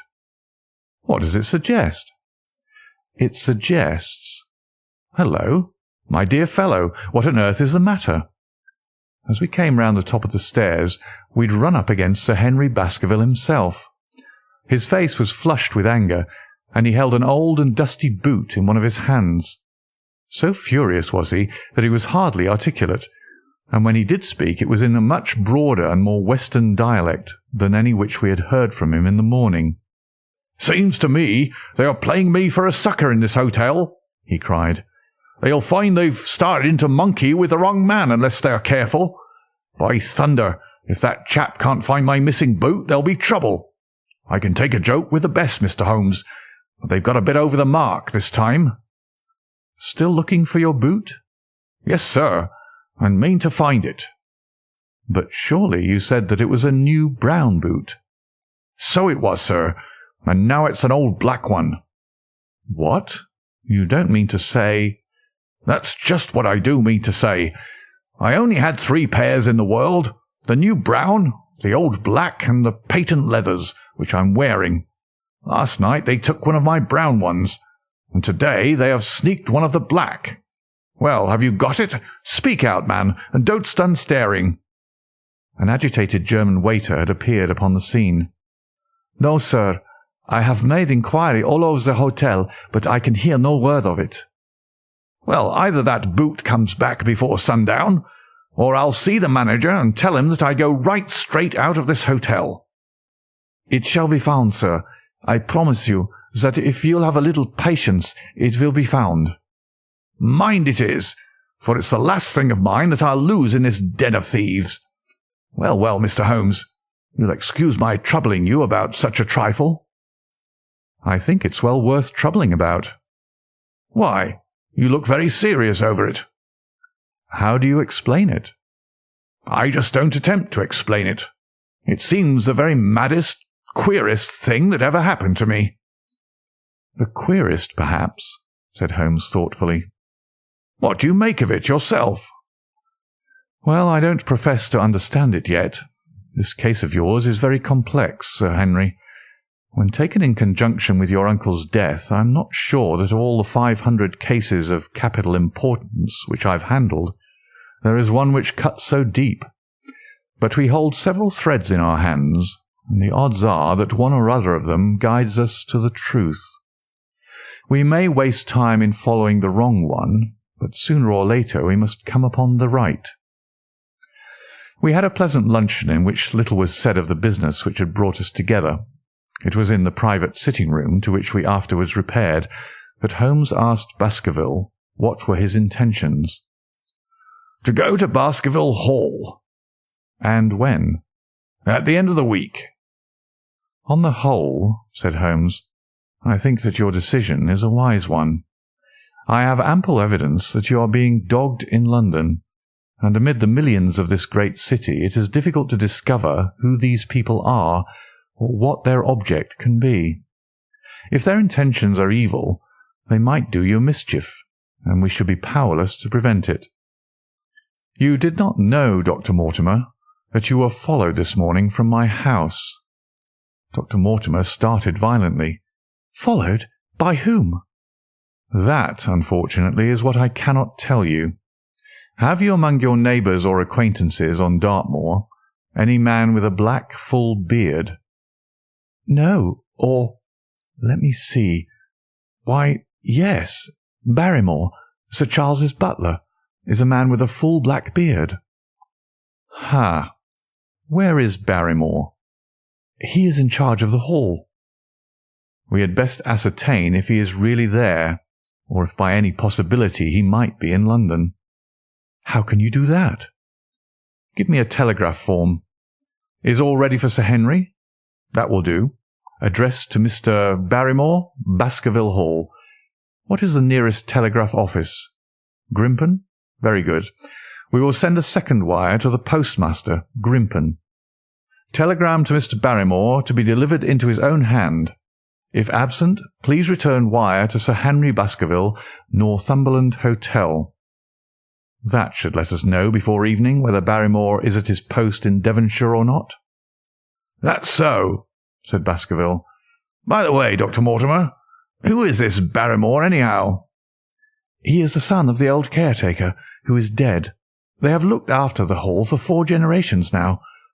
So far as I know, he and his wife are as respectable a couple as any in the county." "At the same time," said Baskerville, "it's clear enough that so long as there are none of the family at the hall, these people have a mighty fine home and nothing to do." "That is true." "Did Barrymore profit at all by Sir Charles's will?" asked Holmes. "He and his wife had £500 each." "Ha! Did they know that they would receive this?" "Yes. Sir Charles was very fond of talking about the provisions of his will." "That is very interesting." "I hope," said Dr. Mortimer, "that you do not look with suspicious eyes upon everyone who received a legacy from Sir Charles, for I also had £1,000 left to me." "Indeed? And anyone else?" "There were many insignificant sums to individuals, and a large number of public charities. The residue all went to Sir Henry." "And how much was the residue?" £740,000. Holmes raised his eyebrows in surprise. "I had no idea that so gigantic a sum was involved," said he.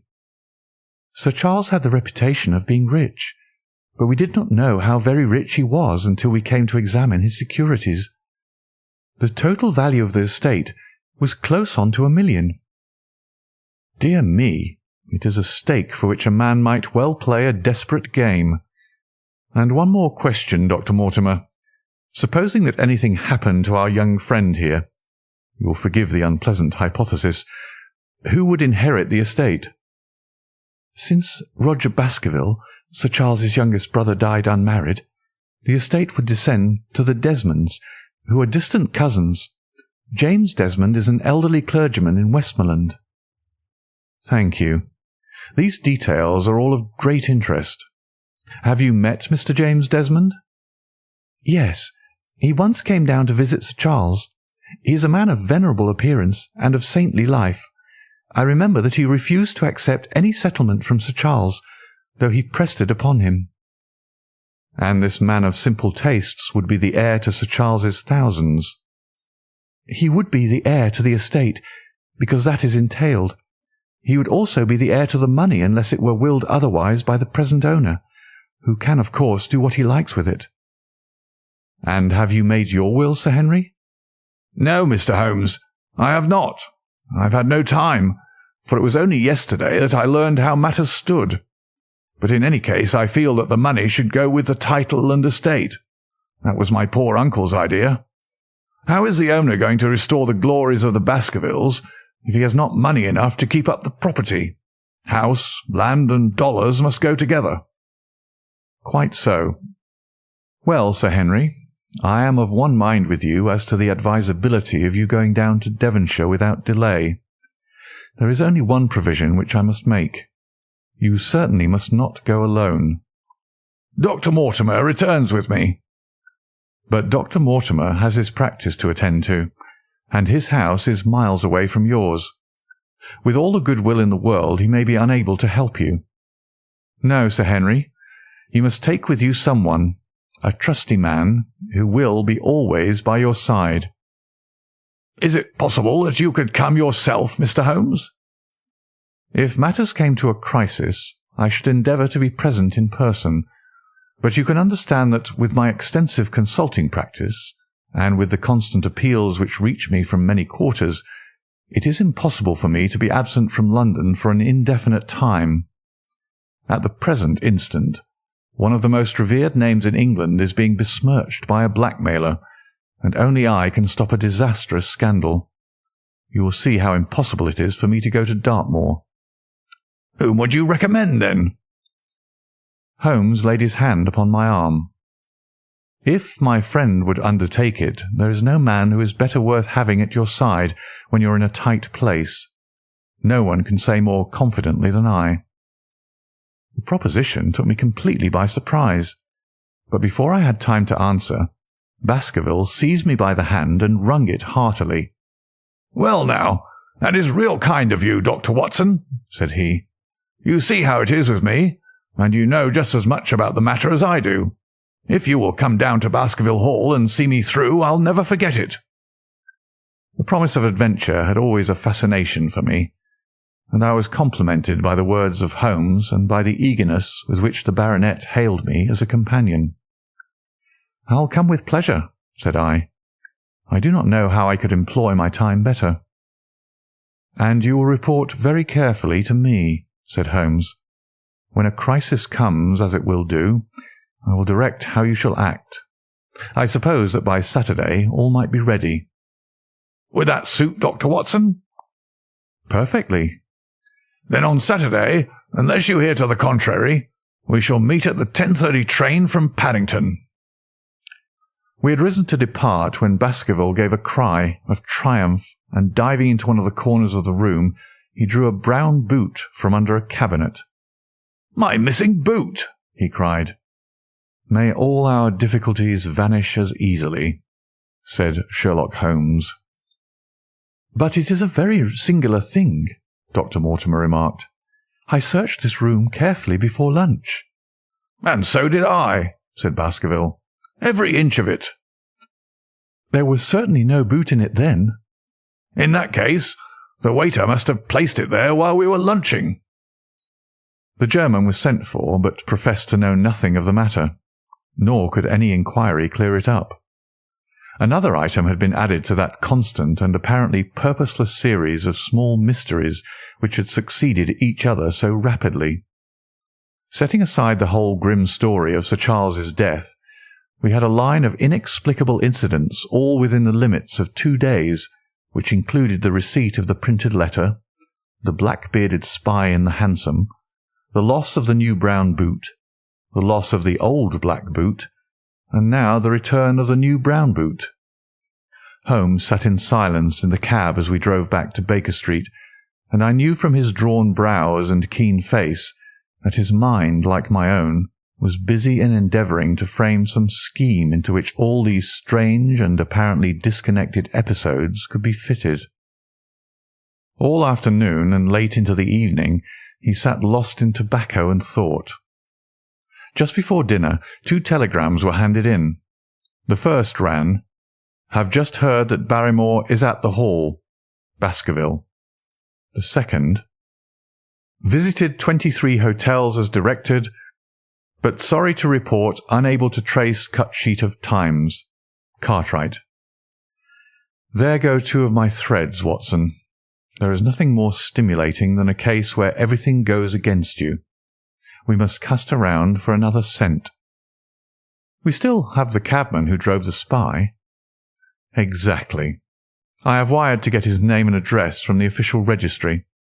I should not be surprised if this were an answer to my question.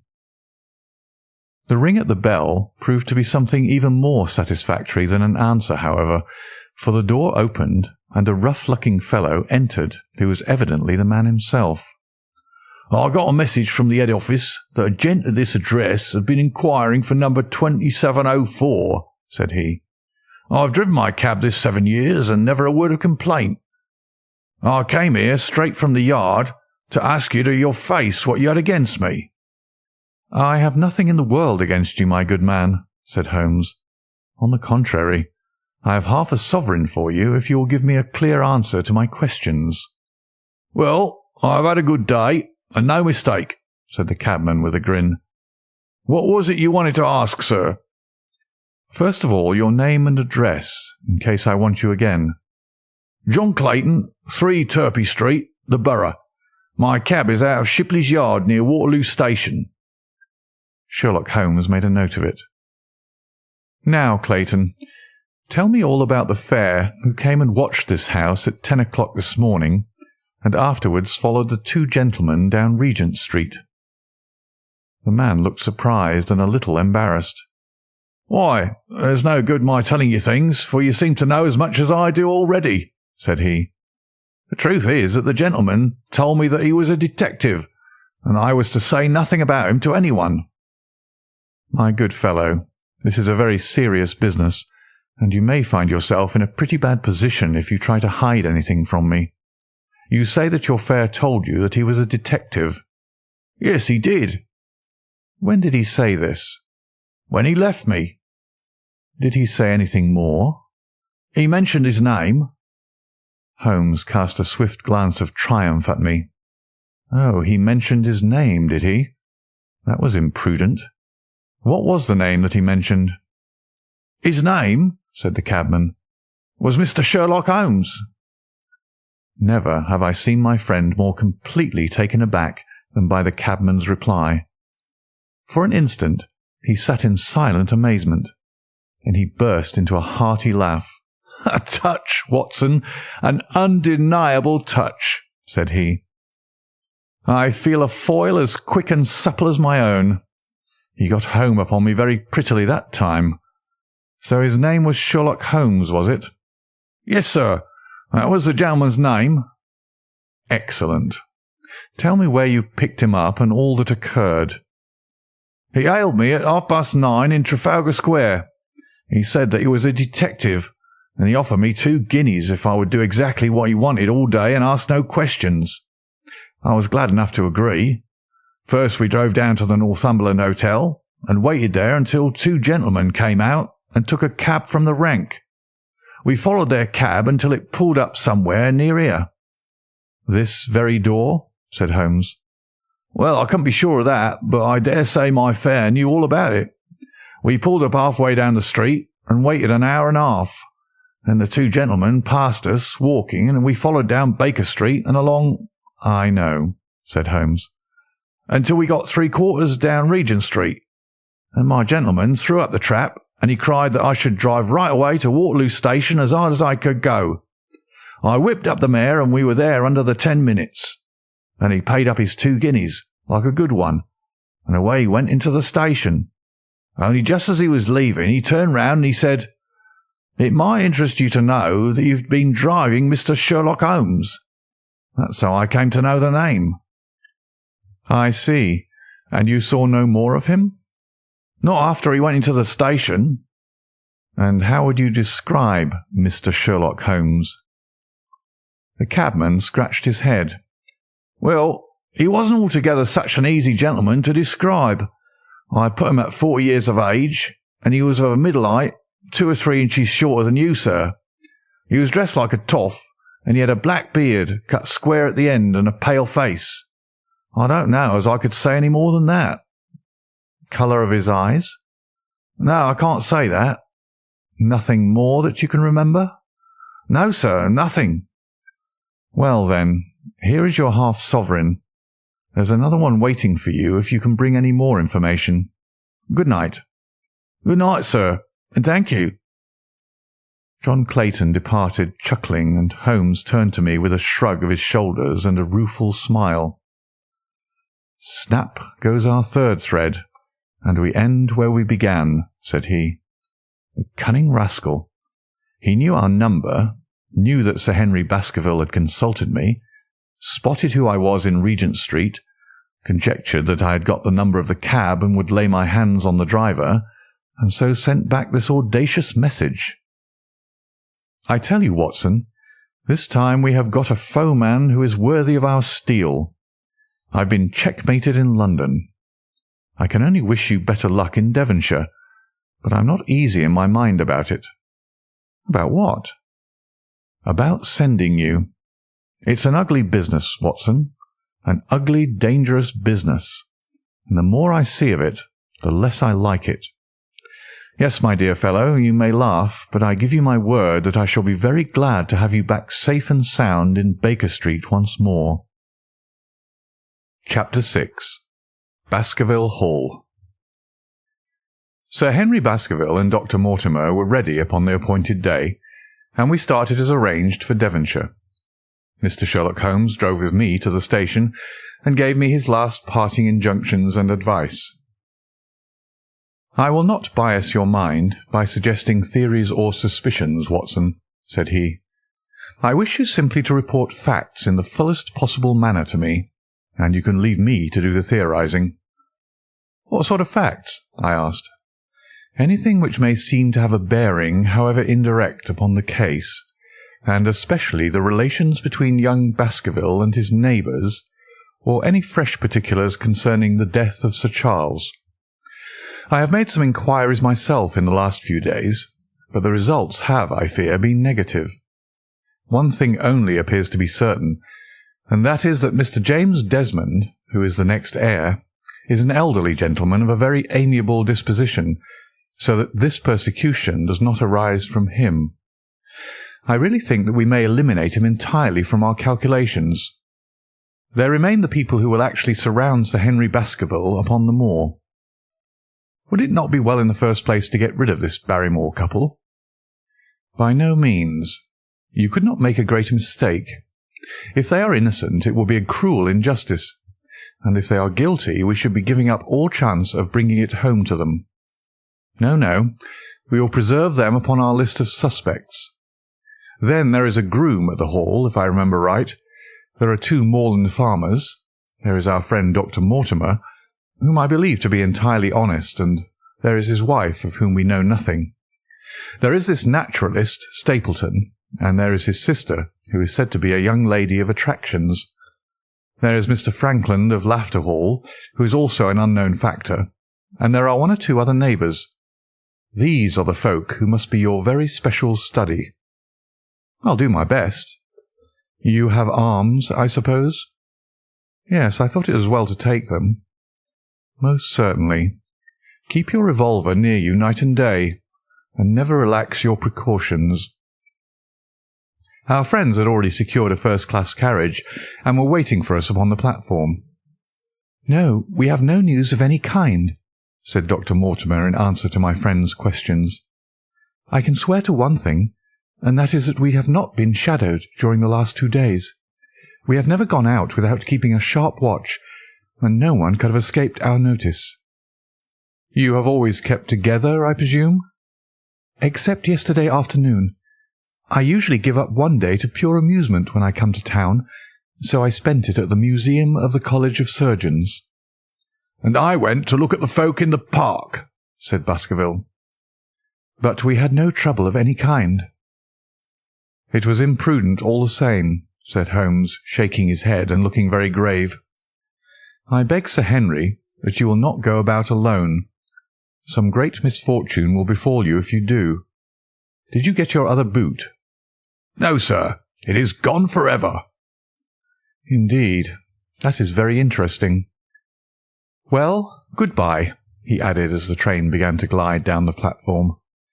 "Bear in mind, Sir Henry, one of the phrases in that queer old legend which Dr. Mortimer has read to us, and avoid the moor in those hours of darkness when the powers of evil are exalted." I looked back at the platform when we had left it far behind, and saw the tall, austere figure of Holmes standing motionless and gazing after us. The journey was a swift and pleasant one, and I spent it in making the more intimate acquaintance of my 2 companions, and in playing with Dr. Mortimer's spaniel. In a very few hours the brown earth had become ruddy, the brick had changed to granite, and red cows grazed in well-hedged fields, where the lush grasses and more luxuriant vegetation spoke of a richer, if a damper, climate. Young Baskerville stared eagerly out of the window and cried aloud with delight as he recognized the familiar features of the Devon scenery. "I've been over a good part of the world since I left it, Dr. Watson," said he, "but I've never seen a place to compare with it." "I never saw a Devonshire man who did not swear by his county," I remarked. "It depends upon the breed of men quite as much as on the county," said Dr. Mortimer. "A glance at our friend here reveals the rounded head of the Celt, which carries inside it the Celtic enthusiasm and power of attachment. Poor Sir Charles's head was of a very rare type, half Gaelic, half Ivernian in its characteristics. But you were very young when you last saw Baskerville Hall, were you not?" "I was a boy in my teens at the time of my father's death, and had never seen the Hall, for he lived in a little cottage on the south coast. Thence I went straight to a friend in America. I tell you, it is all as new to me as it is to Dr. Watson, and I'm as keen as possible to see the Moor." "Are you? Then your wish is easily granted, for there is your first sight of the Moor," said Dr. Mortimer, pointing out of the carriage window. Over the green squares of the fields and the low curve of a wood there rose in the distance a grey, melancholy hill, with a strange, jagged summit, dim and vague in the distance, like some fantastic landscape in a dream. Baskerville sat for a long time, his eyes fixed upon it, and I read upon his eager face how much it meant to him, this first sight of that strange spot where the men of his blood had held sway so long and left their mark so deep. There he sat with his tweed suit, in the corner of a prosaic railway carriage, and yet as I looked at his dark and expressive face, I felt more than ever how true a descendant he was of that long line of high-blooded, fiery, and masterful men. There were pride, valour, and strength in his thick brows, his sensitive nostrils, and his large hazel eyes. If on that forbidding moor a difficult and dangerous quest should lie before us, this was at least a comrade for whom one might venture to take a risk with the certainty that he would bravely share it. The train pulled up at a small wayside station, and we all descended. Outside, beyond the low white fence, a wagonette with a pair of cobs was waiting. Our coming was evidently a great event, for station-master and porters clustered round us to carry out our luggage. It was a sweet, simple country spot, but I was surprised to observe that by the gate there stood two soldierly men in dark uniforms, who leaned upon their short rifles and glanced keenly at us as we passed. The coachman, a hard-faced, gnarled little fellow, saluted Sir Henry Baskerville, and in a few minutes we were flying swiftly down the broad white road. Rolling pasture lands curved upward on either side of us, and old gabled houses peeped out from amid the thick green foliage. But behind the peaceful and sunlit countryside there rose ever, dark against the evening sky, the long, gloomy curve of the moor, broken by the jagged and sinister hills.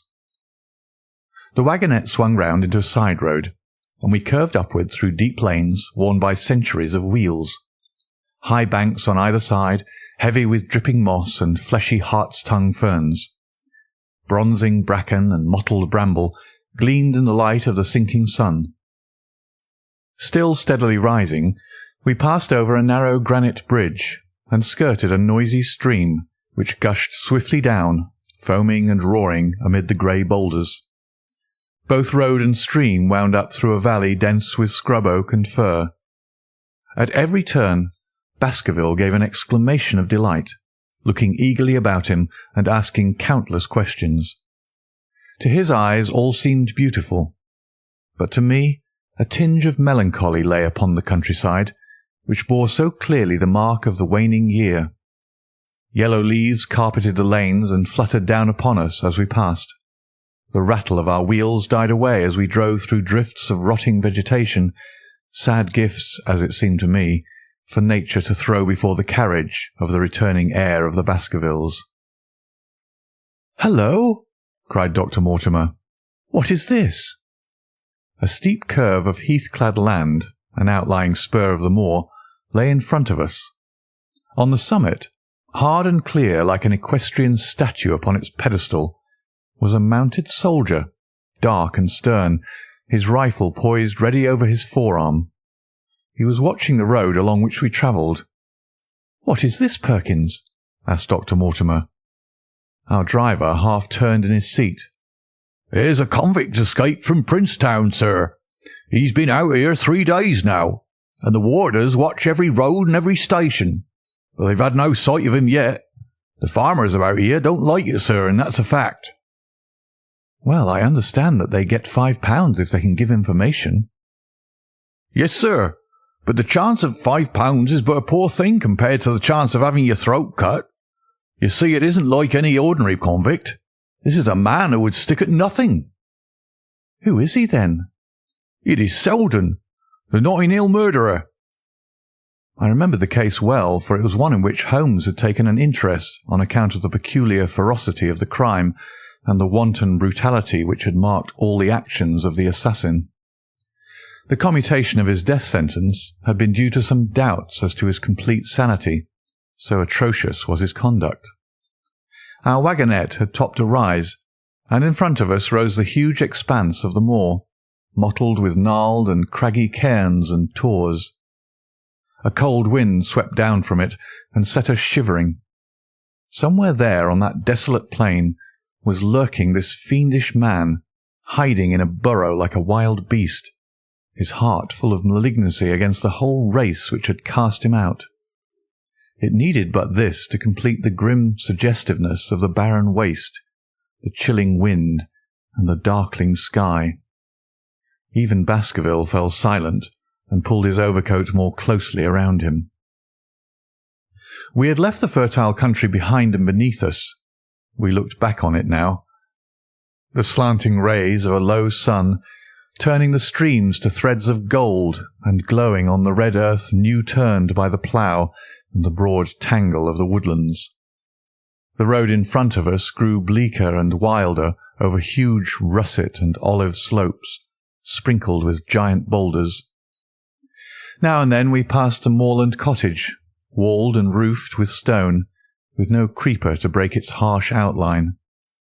Suddenly we looked down into a cup-like depression, patched with stunted oaks and firs which had been twisted and bent by the fury of years of storm. 2 high, narrow towers rose over the trees. The driver pointed with his whip. "Baskerville Hall," said he. Its master had risen and was staring with flushed cheeks and shining eyes. A few minutes later we had reached the lodge gates, a maze of fantastic tracery in wrought iron, with weather-bitten pillars on either side, blotched with lichens, and surmounted by the boars' heads of the Baskervilles. The lodge was a ruin of black granite and bared ribs of rafters, but facing it was a new building, half constructed, the first fruit of Sir Charles's South African gold. Through the gateway we passed into the avenue, where the wheels were again hushed amid the leaves, and the old trees shot their branches in a sombre tunnel over our heads.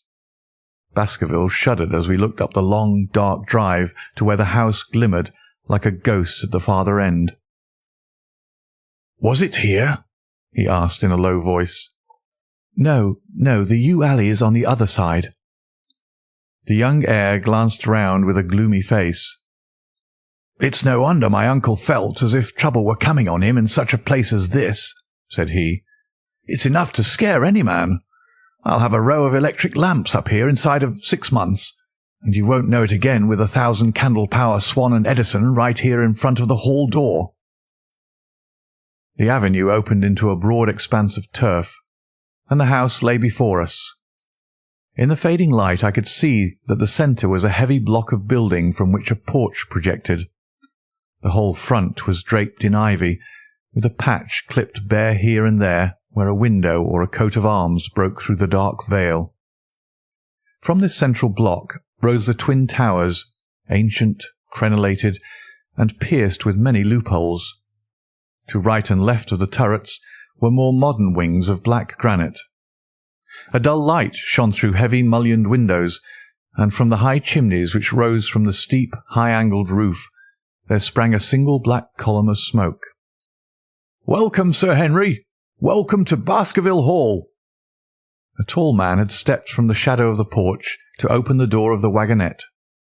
The figure of a woman was silhouetted against the yellow light of the hall.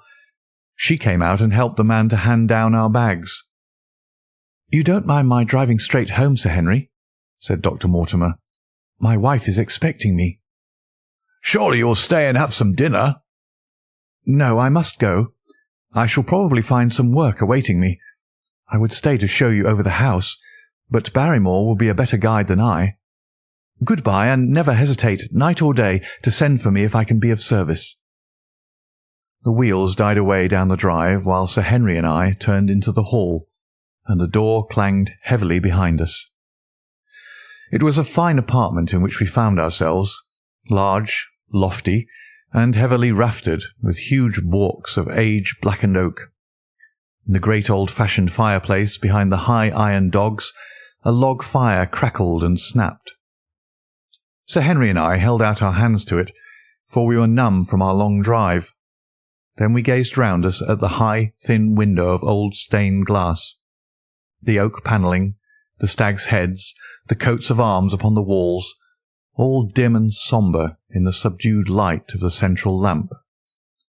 "It's just as I imagined it," said Sir Henry. "Is it not the very picture of an old family home? To think that this should be the same hall in which for 500 years my people have lived. It strikes me solemn to think of it." I saw his dark face lit up with a boyish enthusiasm as he gazed about him.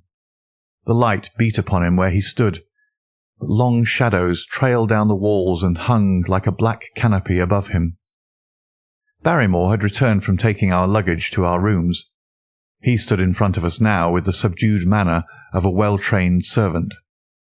He was a remarkable-looking man, tall, handsome, with a square black beard and pale, distinguished features. "Would you wish dinner to be served at once, sir?" "Is it ready?" "In a few minutes, sir. You will find hot water in your rooms. My wife and I will be happy, Sir Henry, to stay with you until you've made your fresh arrangements.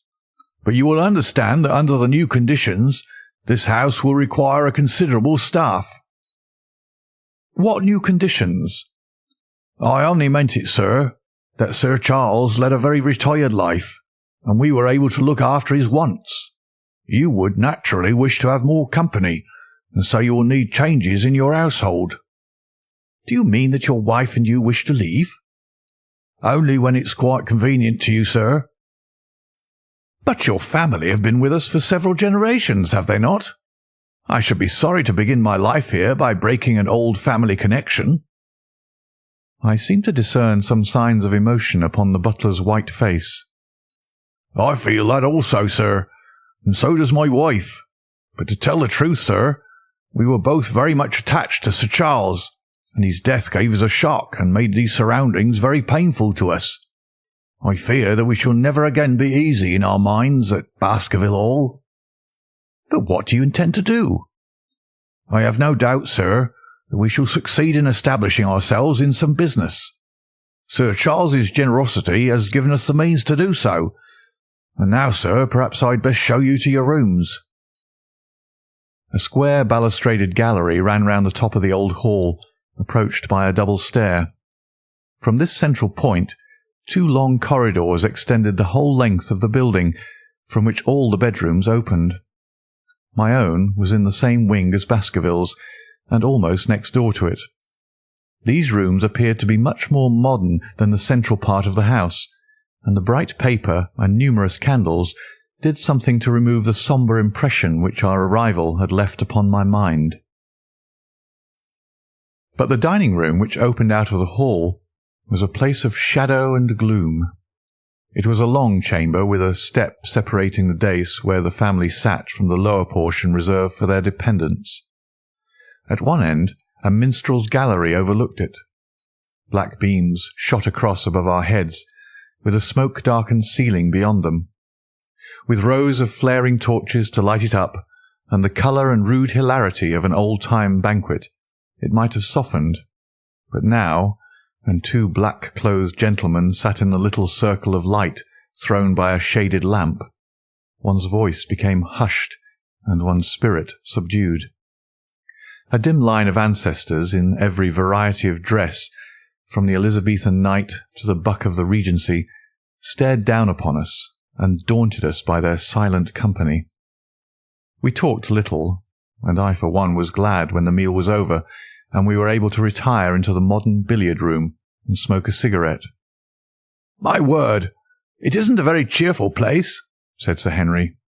"I suppose one can tone down to it, but I feel a bit out of the picture at present. I don't mind that my uncle got a little jumpy if he lived all alone in such a house as this. However, if it suits you, we will retire early tonight, and perhaps things may seem more cheerful in the morning." I drew aside my curtains before I went to bed and looked out from my window. It opened up upon the grassy space which lay in front of the hall door. Beyond, 2 copses of trees moaned and swung in a rising wind. A half-moon broke through the rifts of racing clouds. In its cold light, I saw beyond the trees a broken fringe of rocks and the long, low curve of the melancholy moor. I closed the curtain, feeling that my last impression was in keeping with the rest. And yet it was not quite the last. I found myself weary and yet wakeful, tossing restlessly from side to side, seeking for the sleep which would not come. Far away a chiming clock struck out the quarters of the hours, but otherwise a deathly silence lay upon the old house. And then, suddenly, in the very dead of night, there came a sound to my ears, clear, resonant, and unmistakable.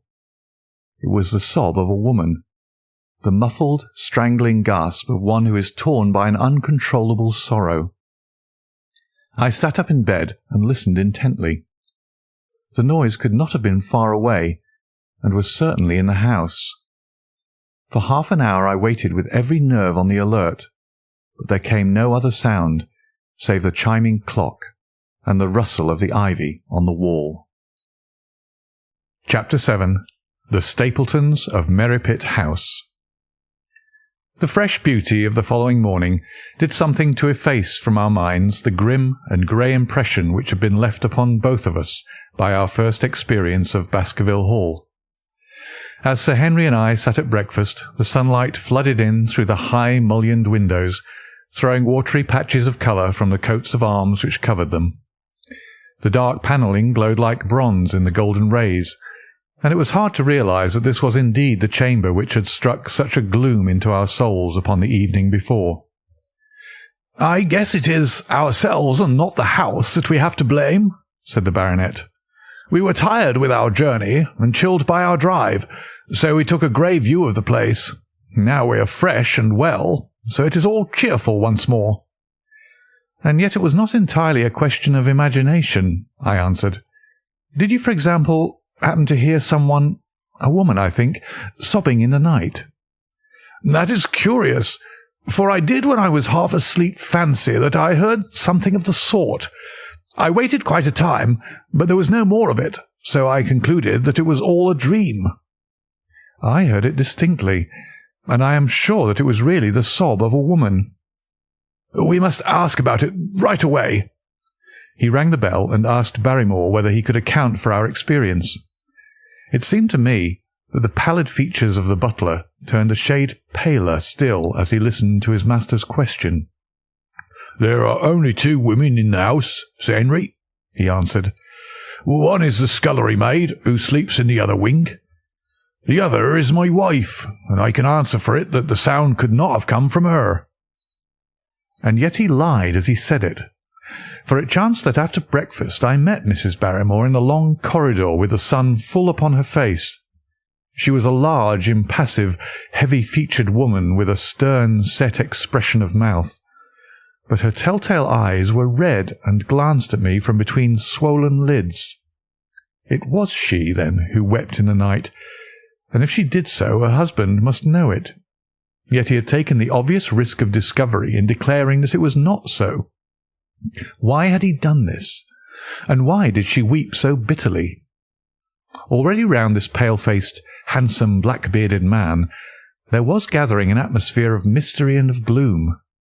It was he who had been the first to discover the body of Sir Charles, and we had only his word for all the circumstances which led up to the old man's death. Was it possible that it was Barrymore after all whom we had seen in the cab in Regent Street? The beard might well have been the same. The cabman had described a somewhat shorter man, but such an impression might easily have been erroneous. How could I settle the point forever? Obviously the first thing to do was to see the Grimpen postmaster and find whether the test telegram had really been placed in Barrymore's own hands. Be the answer what it might, I should at least have something to report to Sherlock Holmes. Sir Henry had numerous papers to examine after breakfast, so that the time was propitious for my excursion. It was a pleasant walk of 4 miles along the edge of the moor, leading me at last to a small grey hamlet, in which 2 larger buildings, which proved to be the inn and the house of Dr. Mortimer, stood high above the rest. The postmaster, who was also the village grocer, had a clear recollection of the telegram. "Certainly, sir," said he.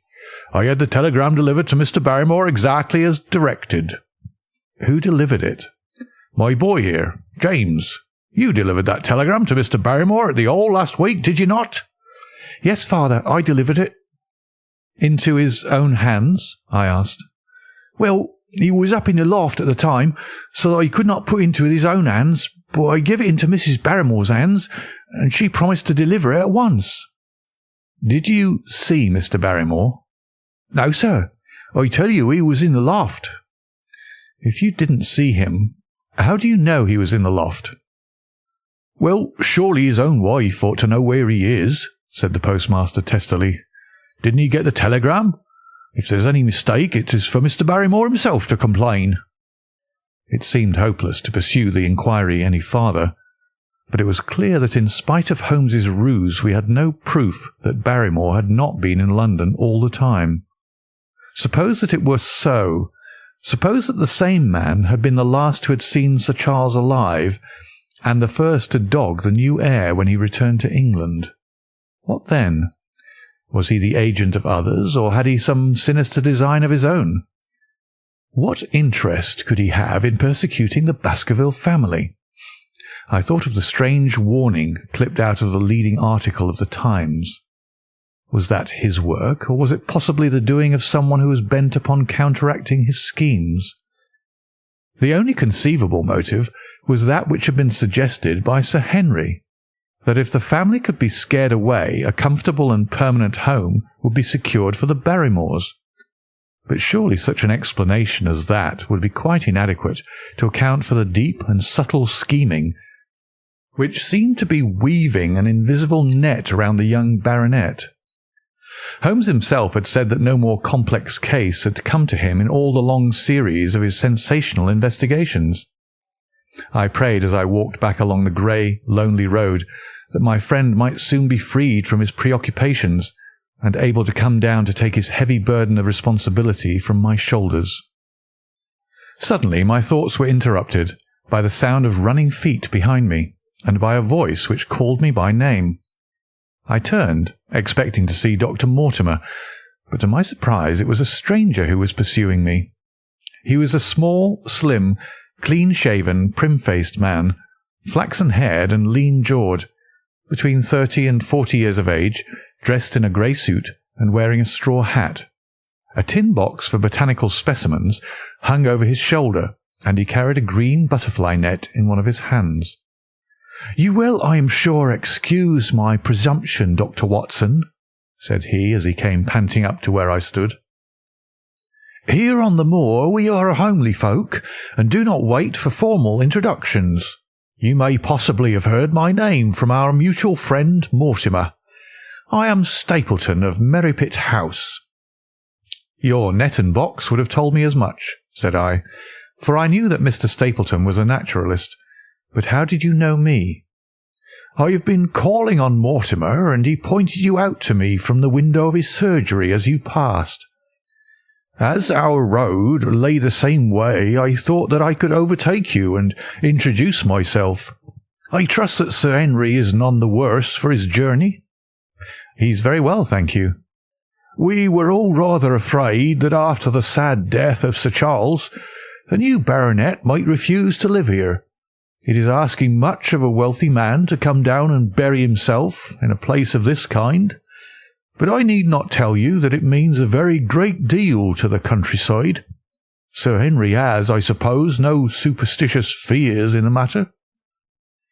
"I do not think that it is likely." "Of course you know the legend of the fiend dog which haunts the family?" "I have heard of it." "It is extraordinary how credulous the pheasants are about here. Any number of them are ready to swear that they have seen such a creature upon the moor." He spoke with a smile, but I seemed to read in his eyes that he took the matter more seriously.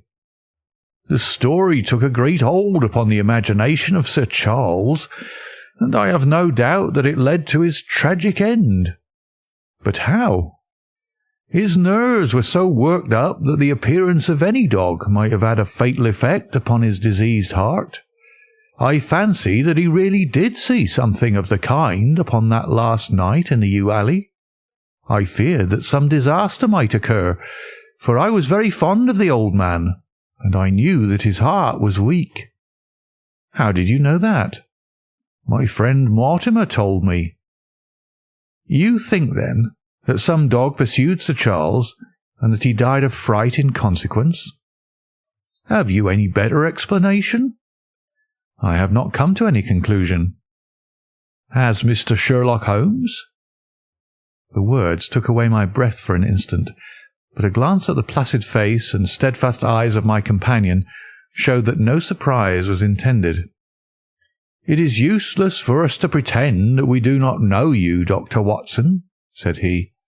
"The records of your detective have reached us here, and you could not celebrate him without being known yourself. When Mortimer told me your name, he could not deny your identity. If you are here, then it follows that Mr. Sherlock Holmes is interesting himself in the matter, and I am naturally curious to know what view he may take." "I'm afraid that I cannot answer that question." "May I ask him if he is going to honour us with a visit himself?" "He cannot leave town at present. He has other cases which engage his attention." "What a pity! He might throw some light on that which is so dark to us. But as to your own researches, if there is any possible way in which I can be of service to you, I trust that you will command me. If I had any indication of the nature of your suspicions, or how you propose to investigate the case, I might perhaps even now give you some aid or advice." "I assure you that I am simply here upon a visit to my friend Sir Henry, and that I need no help of any kind." "Excellent," said Stapleton. "You are perfectly right to be wary and discreet. I am justly reproved for what I feel was an unjustifiable intrusion, and I promise you that I will not mention the matter again." We had come to a point where a narrow grassy path struck off from the road and wound away across the moor. A steep, boulder-sprinkled hill lay upon the right, which had in bygone days been cut into a granite quarry. The face which was turned towards us formed a dark cliff, with ferns and brambles growing in its niches. From over a distant rise there floated a grey plume of smoke. "A moderate walk along this moor path brings us to Merripit House," said he. "Perhaps you will spare an hour that I may have the pleasure of introducing you to my sister." My first thought was that I should be by Sir Henry's side, but then I remembered the pile of papers and bills with which his study table was littered. It was certain that I could not help with those, and Holmes had expressly said that I should study the neighbours upon the moor. I accepted Stapleton's invitation, and we turned together down the path. "It is a wonderful place, the moor," said he, looking round over the undulating downs, long green rollers with crests of jagged granite foaming up into fantastic surges. "You never tire of the moor. You cannot think the wonderful secrets which it contains.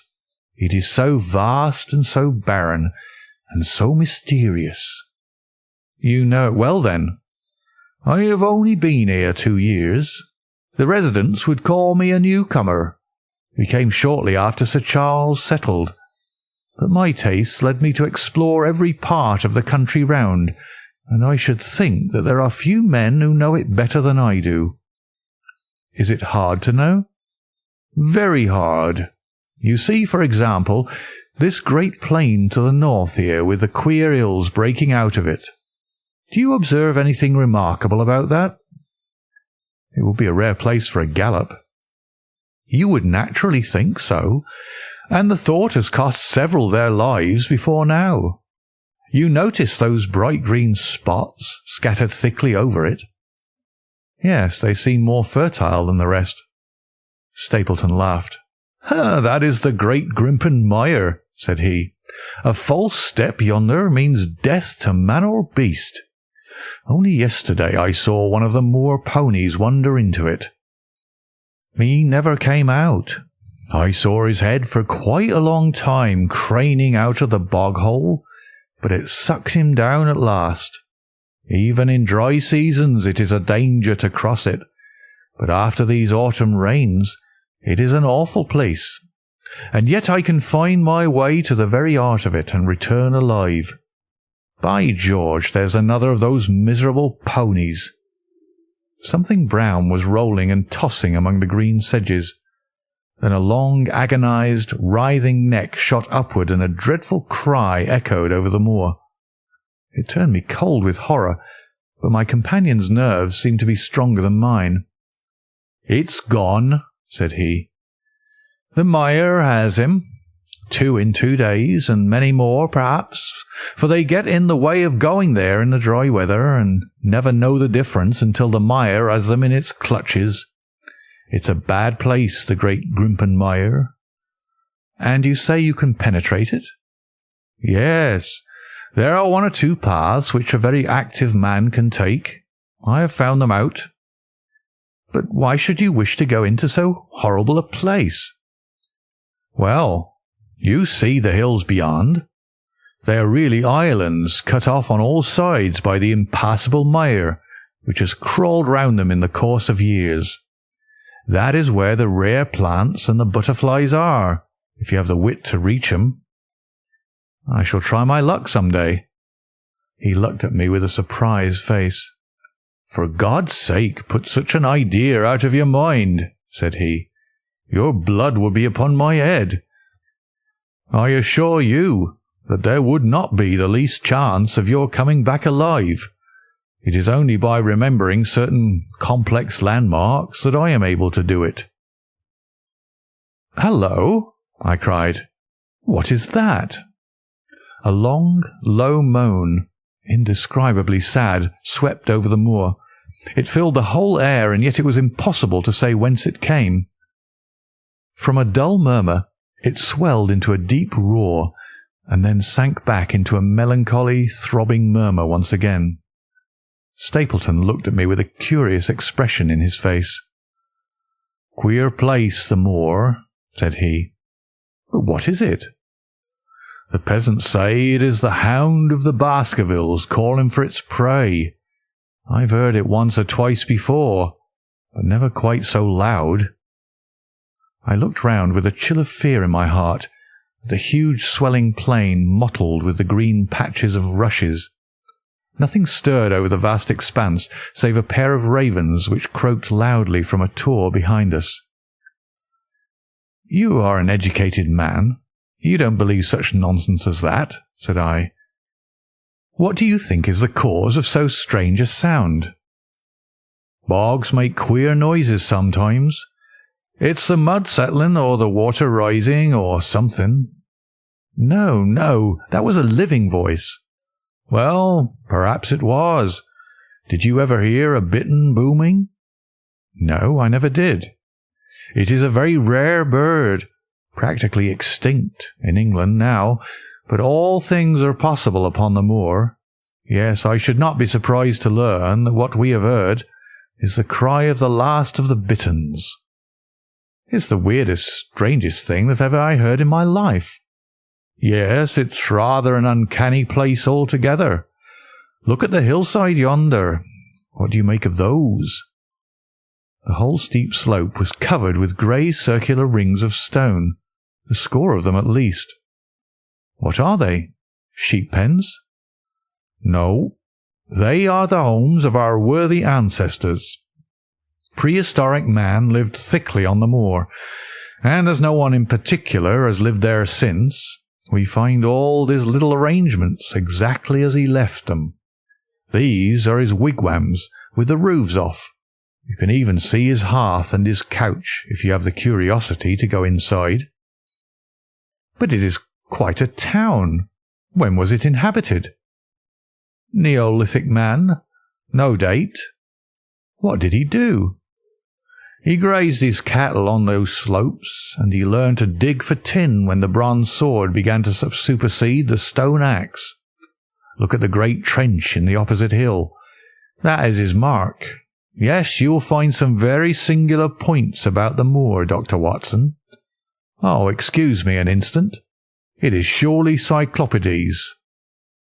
A small fly or moth had fluttered across our path, and in an instant Stapleton was rushing with extraordinary energy and speed in pursuit of it. To my dismay, the creature flew straight for the great mire, and my acquaintance never paused for an instant, bounding from tuft to tuft behind it, his green net waving in the air. His grey clothes and jerky, zigzag, irregular progress made him not unlike some huge moth himself. I was standing watching his pursuit with a mixture of admiration for his extraordinary activity and fear lest he should lose his footing in the treacherous mire, when I heard the sound of steps, and turning round found a woman near me upon the path. She had come from the direction in which the plume of smoke indicated the position of Merripit House, but the dip of the moor had hid her until she was quite close. I could not doubt that this was the Miss Stapleton of whom I had been told, since ladies of any sort must be few upon the moor, and I remembered that I had heard someone describe her as being a beauty. The woman who approached me was certainly that, and of a most uncommon type. There could not have been a greater contrast between brother and sister, for Stapleton was neutral-tinted with light hair and grey eyes, while she was darker than any brunette whom I had seen in England, slim, elegant, and tall. She had a proud, finely cut face, so regular that it might have seemed impassive were it not for the sensitive mouth and the beautiful, dark, eager eyes. With her perfect figure and elegant dress, she was indeed a strange apparition upon a lonely moorland path. Her eyes were on her brother as I turned, and then she quickened her pace towards me. I had raised my hat, and was about to make some explanatory remark, when her own words turned all my thoughts into a new channel. "Go back," she said. "Go straight back to London instantly." I could only stare at her in stupid surprise. Her eyes blazed at me, and she tapped the ground impatiently with her foot.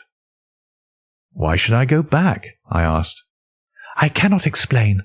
She spoke in a low, eager voice, with a curious lisp in her utterance. "But for God's sake, do what I ask you. Go back and never set foot upon the moor again." "But I've only just come." Man, she cried, "can you not tell when a warning is for your own good? Go back to London. Start tonight. Get away from this place at all costs. Hush, my brother's coming. Not a word of what I've said. Would you mind getting that orchid for me among the mare's tails yonder? We're very rich in orchids on the moor, though of course you are rather late to see the beauties of the place."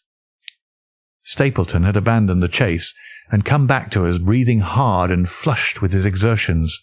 "Hello, Beryl," said he, and it seemed to me that the tone of his greeting was not altogether a cordial one. "Well, Jack, you're very hot." "Yes, I was chasing a Cyclopides. He is very rare and seldom found in the late autumn. What a pity that I should have missed him." He spoke unconcernedly, but his small light eyes glanced incessantly from the girl to me. "You have introduced yourselves, I can see." "Yes, I was telling Sir Henry that it was rather late for him to see the true beauties of the moor." "Why, who do you think this is?" "I imagine that it must be Sir Henry Baskerville." No, said I. "Only a humble commoner, but his friend. My name is Dr. Watson." A flush of vexation passed over her expressive face. "We have been talking at cross purposes," said she. "Why, you had not very much time for talk," her brother remarked with the same questioning eyes. "I talked as if Dr. Watson were a resident instead of being merely a visitor," said she. "It cannot much matter to him whether it is early or late for the orchids. But you will come on, will you not, and see Merripit House?" A short walk brought us to it, a bleak moorland house, once the farm of some grazier in the old prosperous days, but now put into repair and turned into a modern dwelling. An orchard surrounded it, but the trees, as is usual upon the moor, were stunted and nipped, and the effect of the whole place was mean and melancholy. We were admitted by a strange, wizened, rusty-coated old manservant, who seemed in keeping with the house. Inside, however, there were large rooms furnished with an elegance in which I seemed to recognise the taste of the lady. As I looked from their windows at the interminable granite-flecked moor, rolling unbroken to the farthest horizon, I could not but marvel at what could have brought this highly educated man and this beautiful woman to live in such a place. "Queer spot to choose, is it not?" said he, as if in answer to my thought.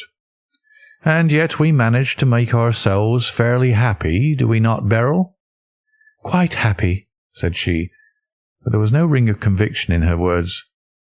"I had a school," said Stapleton. "It was in the north country. The work to a man of my temperament was mechanical and uninteresting, but the privilege of living with youth, of helping to mould those young minds, and of impressing them with one's own character and ideals was very dear to me. However, the fates were against us. A serious epidemic broke out in the school, and 3 of the boys died. It never recovered from the blow, and much of my capital was irretrievably swallowed up. And yet, if it were not for the loss of the charming companionship of the boys, I could rejoice over my own misfortune. For with my strong taste for botany and zoology, I find an unlimited field of work here, and my sister is as devoted to nature as I am.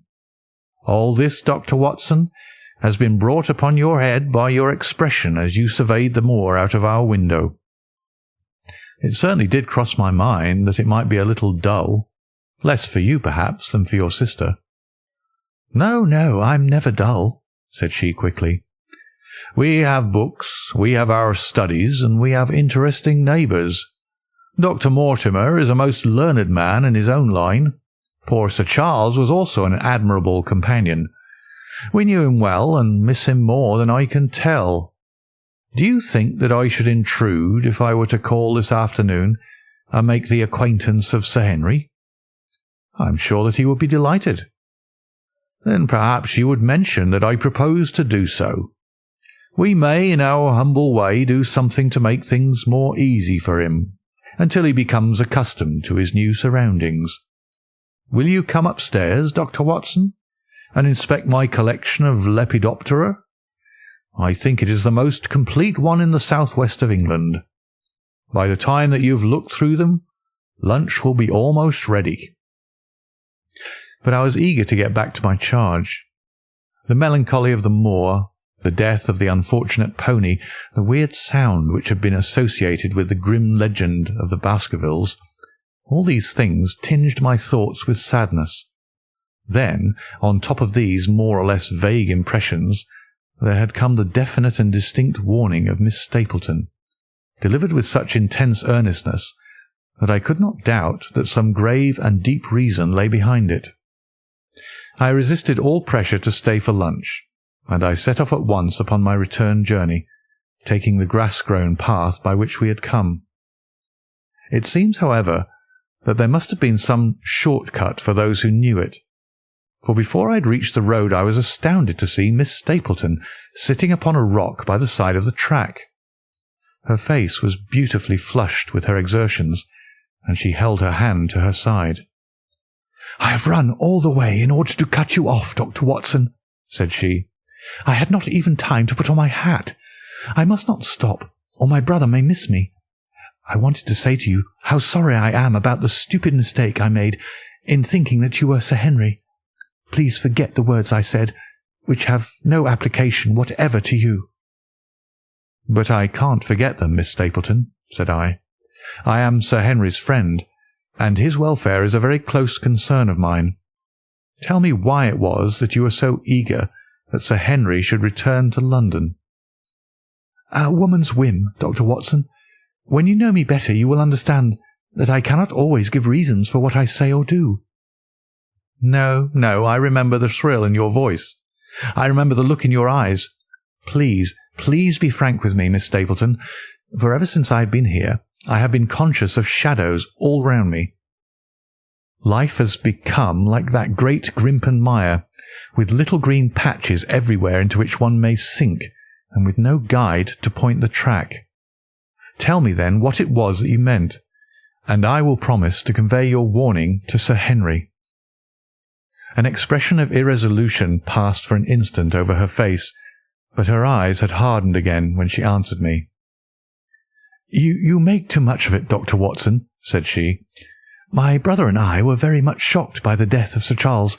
We knew him very intimately, for his favourite walk was over the moor to our house. He was deeply impressed with the curse which hung over the family, and when this tragedy came, I naturally felt that there must be some grounds for the fears which he had expressed. I was distressed, therefore, when another member of the family came down to live here, and I felt that he should be warned of the danger which he will run. That was all which I intended to convey." "But what is the danger?"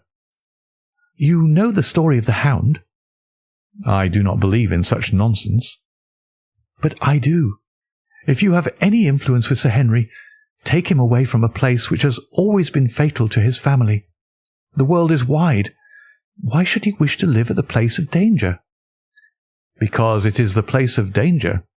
That is Sir Henry's nature. I fear that unless you can give me some more definite information than this, it would be impossible to get him to move." "I cannot say anything definite, for I do not know anything definite." "I would ask you one more question, Miss Stapleton. If you meant no more than this when you first spoke to me, why should you not wish your brother to overhear what you said? There's nothing to which he or anyone else could object." "My brother is very anxious to have the hall inhabited, for he thinks it is for the good of the poor folk upon the moor. He would be very angry if he knew that I have said anything which might induce Sir Henry to go away. But I have done my duty now, and I will say no more. I must go back, or he will miss me and suspect that I have seen you. Good-bye." She turned and had disappeared in a few minutes among the scattered boulders, while I, with my soul full of vague fears, pursued my way to Baskerville Hall. Chapter 8. First Report of Dr. Watson. From this point onward I will follow the course of events by transcribing my own letters to Mr. Sherlock Holmes, which lie before me on the table. One page is missing, but otherwise they are exactly as written, and show my feelings and suspicions of the moment more accurately than my memory, clear as it is upon these tragic events, can possibly do. Baskerville Hall, October 13th. My dear Holmes, my previous letters and telegrams have kept you pretty well up to date as to all that has occurred in this most God-forsaken corner of the world. The longer one stays here, the more does the spirit of the moor sink into one's soul, its vastness, and also its grim charm. When you are once out upon its bosom, you have left all traces of modern England behind you. But, on the other hand, you are conscious everywhere of the homes and the work of the prehistoric people. On all sides of you, as you walk, are the houses of these forgotten folk, with their graves and the huge monoliths which are supposed to have marked their temples. As you look at their grey stone huts against the scarred hillsides, you leave your own age behind you, and if you were to see a skin-clad, hairy man crawl out from the low door fitting a flint-tipped arrow onto the string of his bow, you would feel that his presence there was more natural than your own. The strange thing is that they should have lived so thickly on what must have always have been most unfruitful soil. I am no antiquarian, but I could imagine that they were some unwarlike and harried race, who were forced to accept that which none other would occupy. All this, however, is foreign to the mission on which you sent me, and will probably be very uninteresting to your severely practical mind. I can still remember your complete indifference as to whether the sun moved round the earth, or the earth round the sun. Let me therefore return to the facts concerning Sir Henry Baskerville. If you have not had any report within the last few days, it is because up to today there was nothing of importance to relate. Then a very surprising circumstance occurred, which I shall tell you in due course. But first of all, I must keep you in touch with some of the other factors in the situation. One of these, concerning which I have said little, is the escaped convict upon the moor. There is strong reason now to believe that he has got right away, which is a considerable relief to the lonely householders of this district. A fortnight has passed since his flight, during which he has not been seen, and nothing has been heard of him. It is surely inconceivable that he could have held out upon the moor during all that time. Of course, so far as his concealment goes, there is no difficulty at all. Any one of these stone huts would give him a hiding-place, but there's nothing to eat unless he were to catch and slaughter one of the moor sheep. We think, therefore, that he's gone, and the outlying farmers sleep the better in consequence. We are 4 able-bodied men in this household, so that we could take good care of ourselves, but I confess that I have had uneasy moments when I have thought of the Stapletons. They live miles from any help. There are 1 maid, an old manservant, the sister and the brother, the latter not a very strong man. They would be helpless in the hands of a desperate fellow like this Notting Hill criminal if he could once effect an entrance. Both Sir Henry and I were concerned at their situation, and it was suggested that Perkins, the groom, should go over to sleep there, but Stapleton would not hear of it. The fact is that our friend the baronet begins to display a considerable interest in our fair neighbour. It is not to be wondered at, for time hangs heavily in this lonely spot to an active man like him, and she is a very fascinating and beautiful woman. There is something tropical and exotic about her which forms a singular contrast to her cool and unemotional brother, yet he also gives the idea of hidden fires. He has certainly a very marked influence over her, for I have seen her continually glance at him as she talked as if seeking approbation for what she said. I trust that he is kind to her. There is a dry glitter in his eyes and a firm set of his thin lips, which goes with a positive and possibly a harsh nature. You would find him an interesting study. He came over to call upon Baskerville on that first day, and the very next morning he took us both to show us the spot where the legend of the wicked Hugo is supposed to have had its origin. It was an excursion of some miles across the moor, to a place which is so dismal that it might have suggested the story. We found a short valley between rugged tors, which led to an open, grassy space, flecked over with the white cotton grass. In the middle of it rose 2 great stones, worn and sharpened at the upper end until they looked like the huge corroding fangs of some monstrous beast. In every way it corresponded with the scene of the old tragedy. Sir Henry was much interested, and asked Stapleton more than once whether he did really believe in the possibility of the interference of the supernatural in the affairs of men. He spoke lightly, but it was evident that he was very much in earnest. Stapleton was guarded in his replies, but it was easy to see that he said less than he might, and that he would not express his whole opinion out of consideration for the feelings of the baronet. He told us of similar cases, where families had suffered from some evil influence, and he left us with the impression that he shared the popular view upon the matter. On our way back we stayed for lunch at Merripit House, and it was there that Sir Henry made the acquaintance of Miss Stapleton. From the first moment that he saw her, he appeared to be strongly attracted by her, and I am much mistaken if the feeling was not mutual. He referred to her again and again on our walk home, and since then hardly a day has passed that we have not seen something of the brother and sister. They dine here tonight, and there is some talk of our going to them next week. One would imagine that such a match would be very welcome to Stapleton, and yet I have more than once caught a look of the strongest disapprobation in his face when Sir Henry has been paying some attention to his sister. He is much attached to her, no doubt, and would lead a lonely life without her, but it would seem the height of selfishness if he were to stand in the way of her making so brilliant a marriage. Yet I am certain that he does not wish their intimacy to ripen into love, and I have several times observed that he has taken pains to prevent them from being tête-à-tête. By the way, your instructions to me never to allow Sir Henry to go out alone will become very much more onerous if a love affair were to be added to our other difficulties. My popularity would soon suffer if I were to carry out your orders to the letter. The other day, Thursday to be more exact, Dr. Mortimer lunched with us. He has been excavating a barrow at Long Down, and has got a prehistoric skull which fills him with great joy. Never was there such a single-minded enthusiast as he. The Stapletons came in afterwards, and the good doctor took us all to the yew alley at Sir Henry's request, to show us exactly how everything occurred upon that fatal night.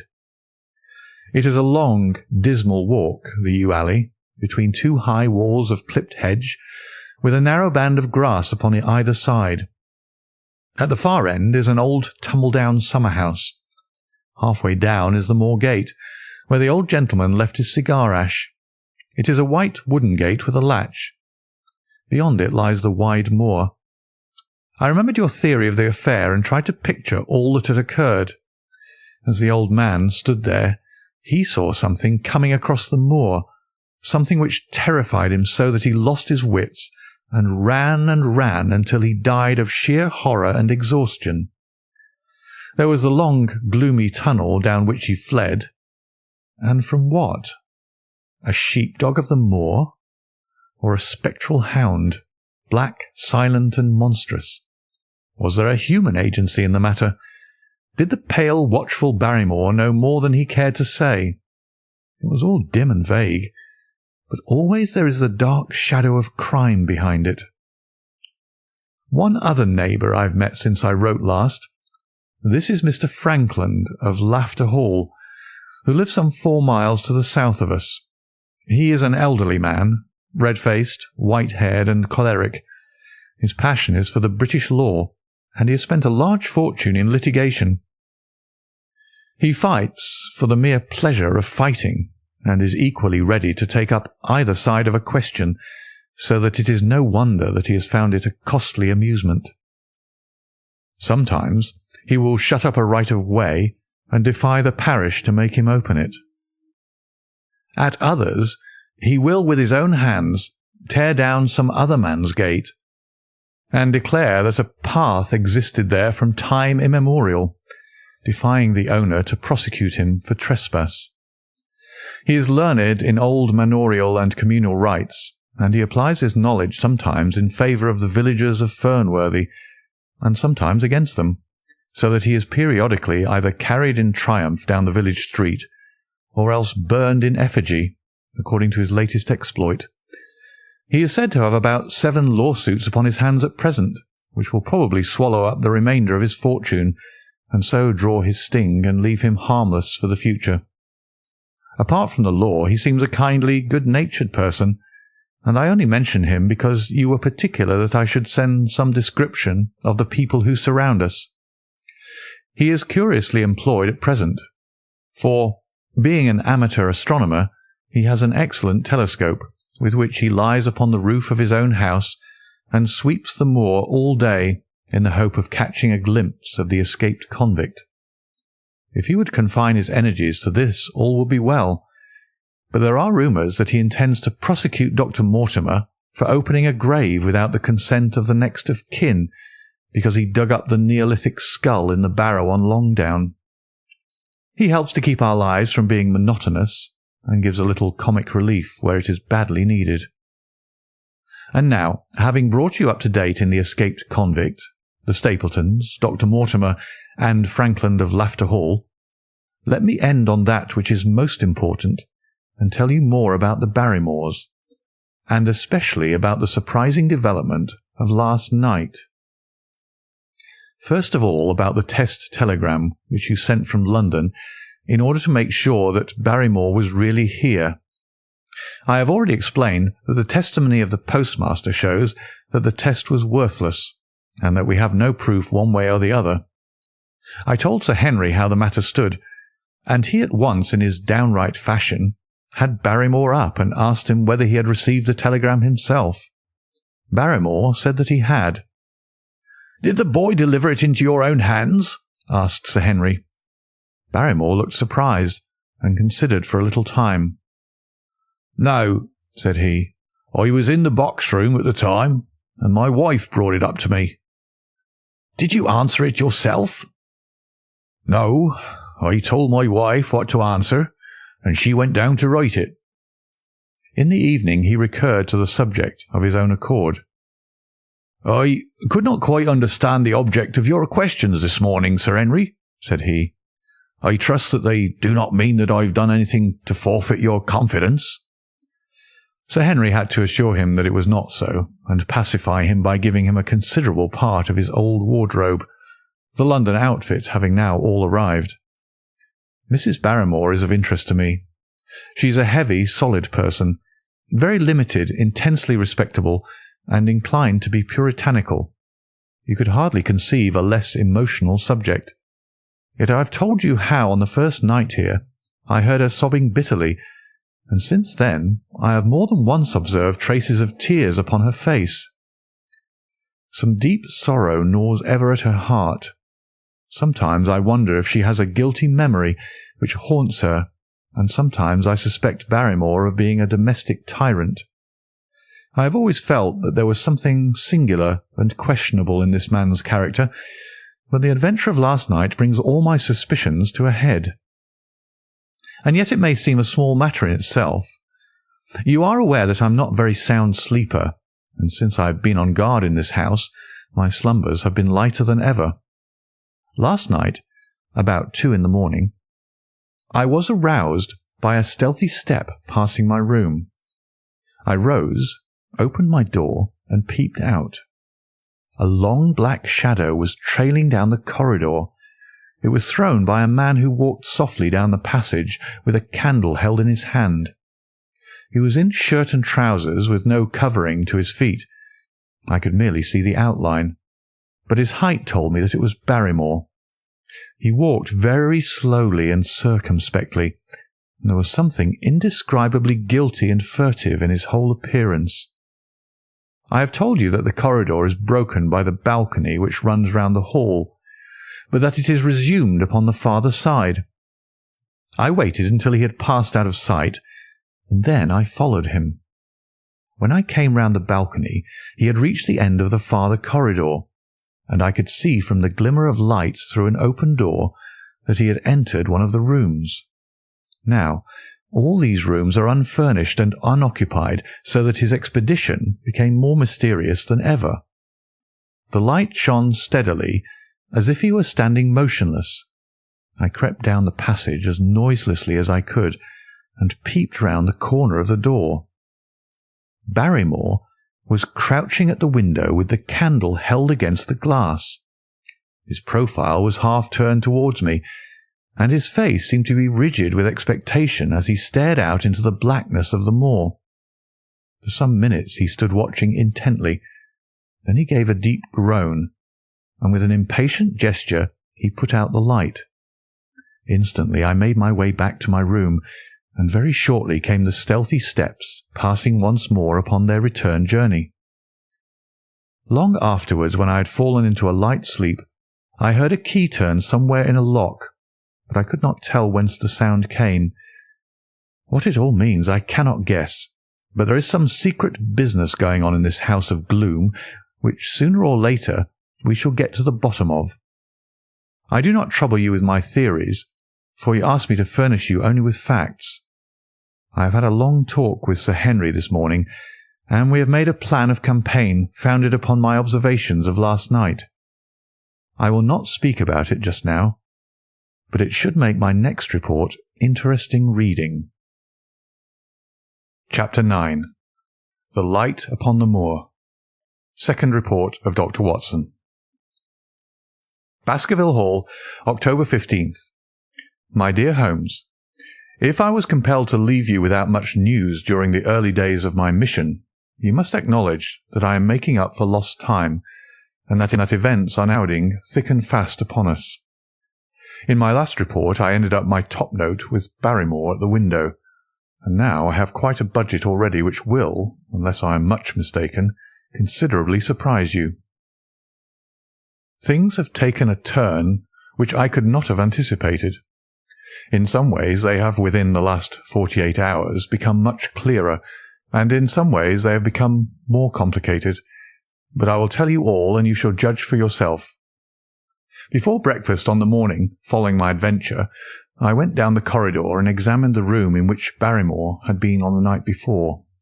The western window through which he had stared so intently has, I noticed, one peculiarity above all other windows in the house. It commands the nearest outlook onto the moor. There is an opening between two trees, which enables one from this point of view to look right down upon it, while from all the other windows it is only a distant glimpse which can be obtained. It follows, therefore, that Barrymore, since only this window would serve the purpose, must have been looking out for something or somebody upon the moor. The night was very dark, so that I can hardly imagine how he could have hoped to see anyone. It had struck me that it was possible that some love intrigue was on foot. That would have accounted for his stealthy movements, and also for the uneasiness of his wife.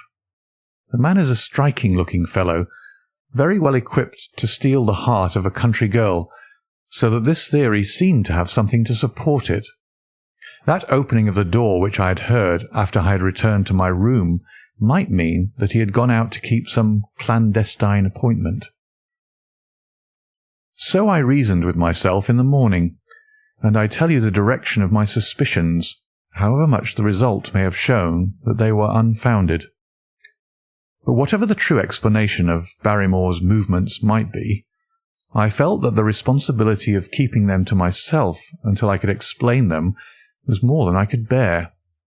I had an interview with the baronet in his study after breakfast, and I told him all that I had seen. He was less surprised than I had expected. "I knew that Barrymore walked about nights, and I had a mind to speak to him about it," said he. "2 or 3 times I've heard his steps in the passage, coming and going just about the hour you name." "Perhaps, then, he pays a visit every night to that particular window," I suggested. "Perhaps he does. If so, we should be able to shadow him and see what it is that he's after. I wonder what your friend Holmes would do if he were here." "I believe that he would do exactly what you now suggest," said I. "He would follow Barrymore and see what he did." "Then we shall do it together." "But surely he would hear us." "The man is rather deaf, and in any case we must take our chance of that. We'll sit up in my room tonight and wait until he passes." Sir Henry rubbed his hands with pleasure, and it was evident that he hailed the adventure as a relief to his somewhat quiet life upon the moor. The baronet has been in communication with the architect who prepared the plans for Sir Charles, and with a contractor from London, so that we may expect great changes to begin here soon. There have been decorators and furnishers up from Plymouth, and it is evident that our friend has large ideas, and means to spare no pains or expense to restore the grandeur of his family. When the house is renovated and refurnished, all that he will need will be a wife to make it complete. Between ourselves, there are pretty clear signs that this will not be wanting if the lady is willing, for I have seldom seen a man more infatuated with a woman than he is with our beautiful neighbour, Miss Stapleton. And yet the course of true love does not run quite as smoothly as one would, under these circumstances, expect. Today, for example, its surface was broken by a very unexpected ripple, which has caused our friend considerable perplexity and annoyance. After the conversation which I have quoted about Barrymore, Sir Henry put on his hat and prepared to go out. As a matter of course, I did the same. "What, are you coming, Watson?" he asked, looking at me in a curious way. "It depends on whether you're going on the moor," said I. Yes, I am." "Well, you know what my instructions are. I am sorry to intrude, but you heard how earnestly Holmes insisted that I should not leave you, and especially that you should not go alone upon the moor." Sir Henry put his hand upon my shoulder with a pleasant smile. "My dear fellow," said he, "Holmes, with all his wisdom, did not foresee some things which have happened since I have been on the moor. You understand me? I am sure that you are the last man in the world who would wish to be a spoil-sport. I must go out alone." It put me in a most awkward position. I was at a loss what to say or what to do, and before I had made up my mind, he picked up his cane and was gone. But when I came to think the matter over, my conscience reproached me bitterly for having on any pretext allowed him to go out of my sight. I imagined what my feelings would be if I had to return to you and to confess that some misfortune had occurred through my disregard for your instructions. I assure you my cheeks flushed at the very thought. It might not even now be too late to overtake him, so I set off at once in the direction of Merripit House. I hurried along the road at the top of my speed without seeing anything of Sir Henry until I came to the point where the moor path branches off. There, fearing that perhaps I had come in the wrong direction after all, I mounted a hill from which I could command a view, the same hill which is cut into the dark quarry. Thence I saw him at once. He was on the moor path about a quarter of a mile off, and a lady was by his side, who could only be Miss Stapleton. It was clear that there was already an understanding between them, and that they had met by appointment. They were walking slowly along in deep conversation, and I saw her making quick little movements of her hands, as if she were very earnest in what she was saying, while he listened intently, and once or twice shook his head in strong dissent. I stood among the rocks watching them, very much puzzled as to what I should do next.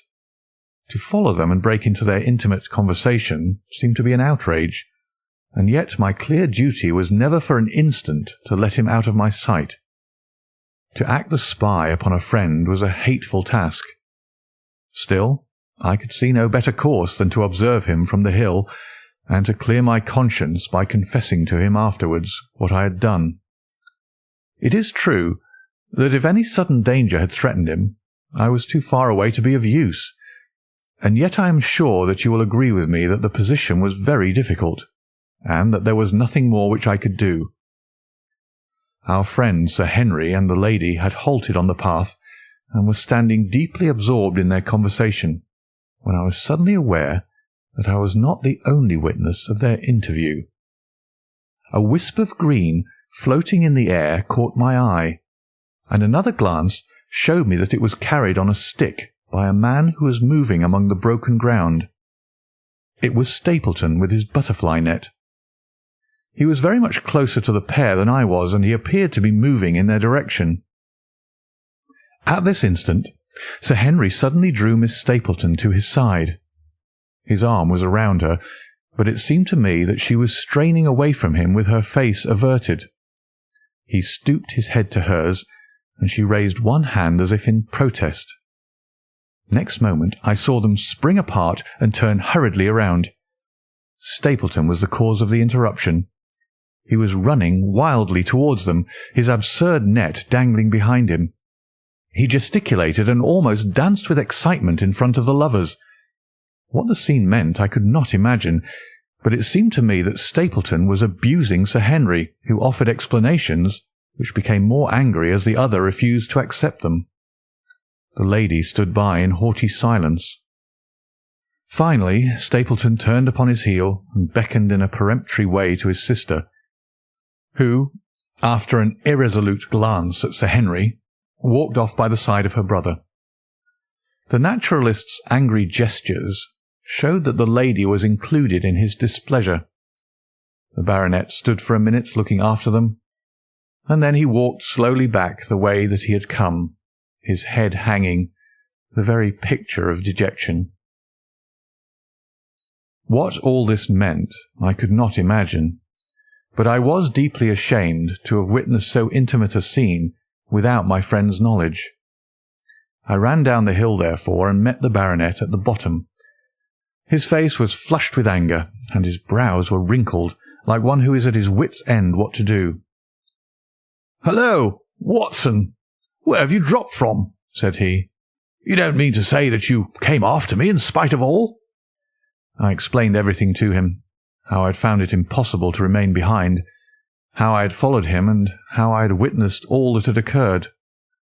For an instant his eyes blazed at me, but my frankness disarmed his anger, and he broke at last into a rather rueful laugh.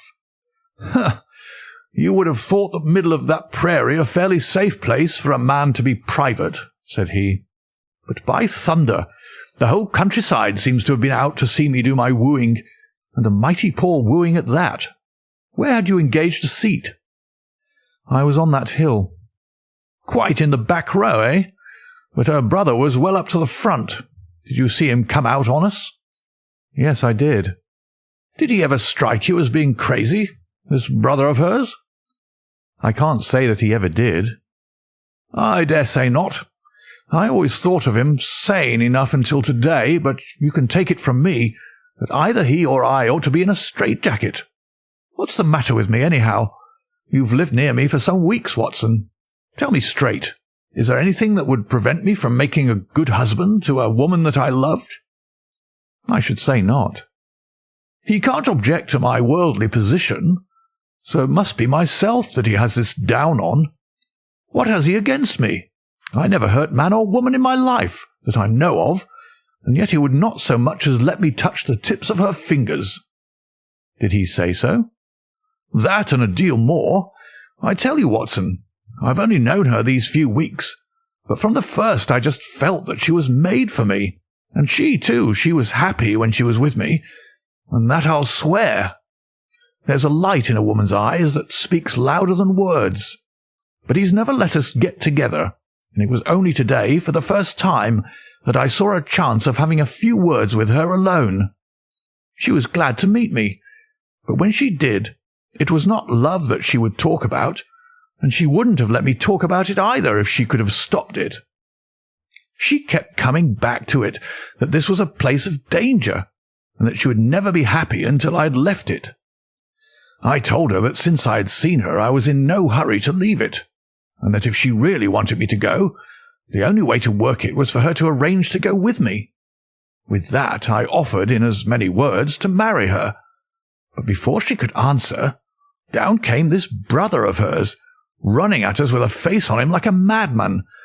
He was just white with rage, and those light eyes of his were blazing with fury. What was I doing with the lady? How dared I offer her attentions which were distasteful to her? Did I think that because I was a baronet I could do what I liked? If he had not been her brother, I should have known better how to answer him. As it was, I told him that my feelings towards his sister were such as I was not ashamed of, and that I hoped that she might honour me by becoming my wife.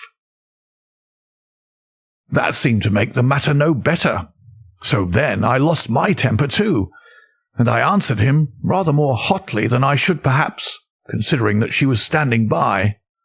So it ended by his going off with her, as you saw, and here am I, as badly puzzled a man as any in this county.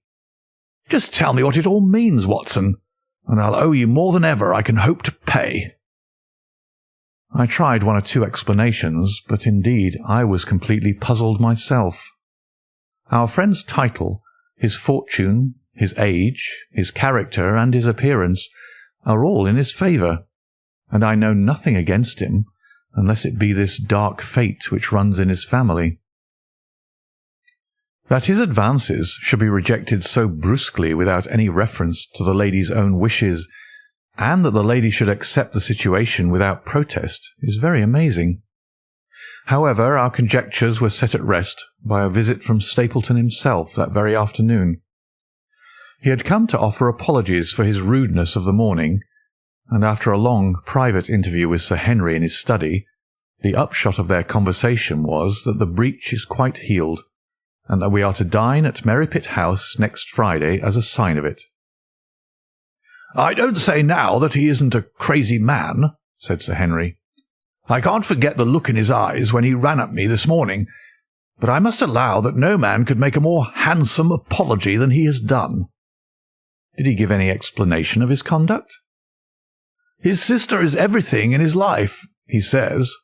That is natural enough, and I am glad that he should understand her value. They have always been together, and according to his account he has been a very lonely man with only her as a companion, so that the thought of losing her was really terrible to him. He had not understood, he said, that I was becoming attached to her, but when he saw with his own eyes that it was really so, and that she might be taken away from him, it gave him such a shock that for a time he was not responsible for what he said or did. He was very sorry for all that had passed, and he recognized how foolish and how selfish it was that he should imagine that he could hold a beautiful woman like his sister to himself for her whole life. If she had to leave him, he had rather it was to a neighbour like myself than to anyone else. But in any case it was a blow to him, and it would take him some time before he could prepare himself to meet it. He would withdraw all opposition upon his part, if I would promise for 3 months to let the matter rest, and to be content with cultivating the lady's friendship during that time without claiming her love. This I promised, and so the matter rests." So there is one of our small mysteries cleared up. It is something to have touched bottom anywhere in this bog in which we are floundering. We know now why Stapleton looked with disfavour upon his sister's suitor, even when that suitor was so eligible a one as Sir Henry. And now I pass on to another thread which I have extricated out of the tangled skein, the mystery of the sobs in the night, of the tear-stained face of Mrs. Barrymore, of the secret journey of the butler to the western lattice window. Congratulate me, my dear Holmes, and tell me that I have not disappointed you as an agent, that you do not regret the confidence which you showed in me when you sent me down. All these things have by one night's work been thoroughly cleared. I have said by one night's work, but in truth it was by 2 nights' work, for on the first we drew entirely blank. I sat up with Sir Henry in his rooms until nearly 3 o'clock in the morning, but no sound of any sort did we hear except the chiming clock upon the stairs. It was a most melancholy vigil, and ended by each of us falling asleep in our chairs. Fortunately we were not discouraged, and we determined to try again. The next night we lowered the lamp and sat smoking cigarettes without making the least sound. It was incredible how slowly the hours crawled by, and yet we were helped through it by the same sort of patient interest which the hunter must feel as he watches the trap into which he hopes the game may wander. 1 struck, and 2, and we had almost for the second time given it up in despair, when in an instant we both sat bolt upright in our chairs, with all our weary senses keenly on the alert once more. We had heard the creak of a step in the passage.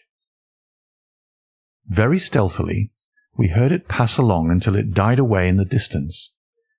Then the baronet gently opened his door, and we set out in pursuit. Already our man had gone round the gallery, and the corridor was all in darkness. Softly we stole along until we had come into the other wing. We were just in time to catch a glimpse of the tall, black-bearded figure, his shoulders rounded as he tiptoed down the passage. Then he passed through the same door as before, and the light of the candle framed it in the darkness, and shot one single yellow beam across the gloom of the corridor. We shuffled cautiously towards it, trying every plank before we dared to put our whole weight upon it. We had taken the precaution of leaving our boots behind us, but even so the old boards snapped and creaked beneath our tread. Sometimes it seemed impossible that he should fail to hear our approach. However, the man is fortunately rather deaf, and he was entirely preoccupied in that which he was doing. When at last we reached the door and peeped through, we found him crouching at the window, candle in hand, his white, intent face pressed against a pane, exactly as I had seen him 2 nights before.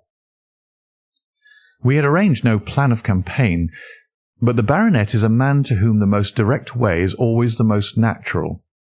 He walked into the room, and as he did so, Barrymore sprang up from the window with a sharp hiss of his breath, and stood livid and trembling before us. His dark eyes, glaring out of the white mask of his face, were full of horror and astonishment as he gazed from Sir Henry to me. "What are you doing here, Barrymore?" "Nothing, sir." His agitation was so great that he could hardly speak, and the shadows sprang up and down from the shaking of his candle. "It was the window, sir. I go round at night to see that they're fastened." "On the 2nd floor?" "Yes, sir. All the windows." "Look here, Barrymore," said Sir Henry sternly.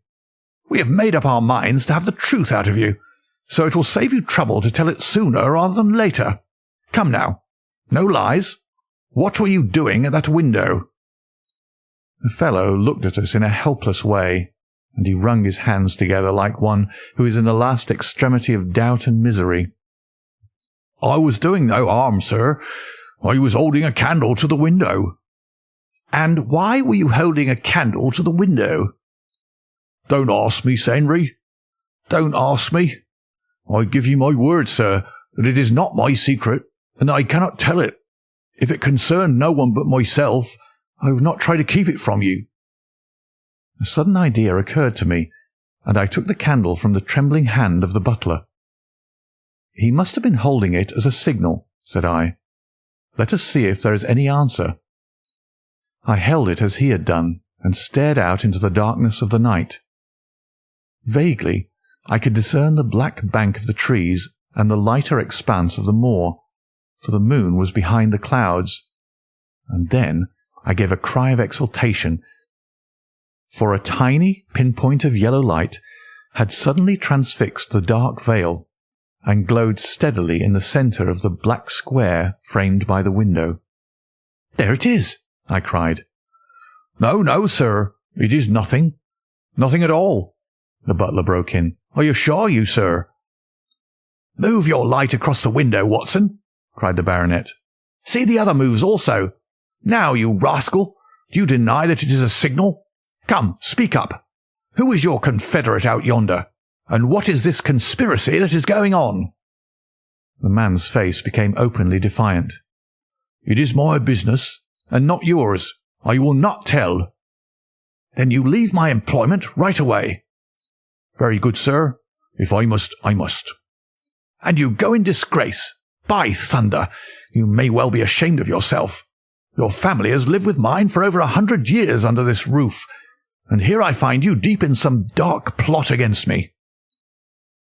"No, no, sir, not against you." It was a woman's voice, and Mrs. Barrymore, paler and more horror-struck than her husband, was standing at the door. Her bulky figure in a shawl and skirt might have been comic were it not for the intensity of feeling upon her face. "We have to go, Eliza. This is the end of it. You can pack our things," said the butler. "Oh, John, John, have I brought you to this? It is my doing, Sir Henry, all mine. He has done nothing except for my sake, and because I asked him." "Speak out, then. What does it mean?" "My unhappy brother is starving on the moor. We cannot let him perish at our very gates.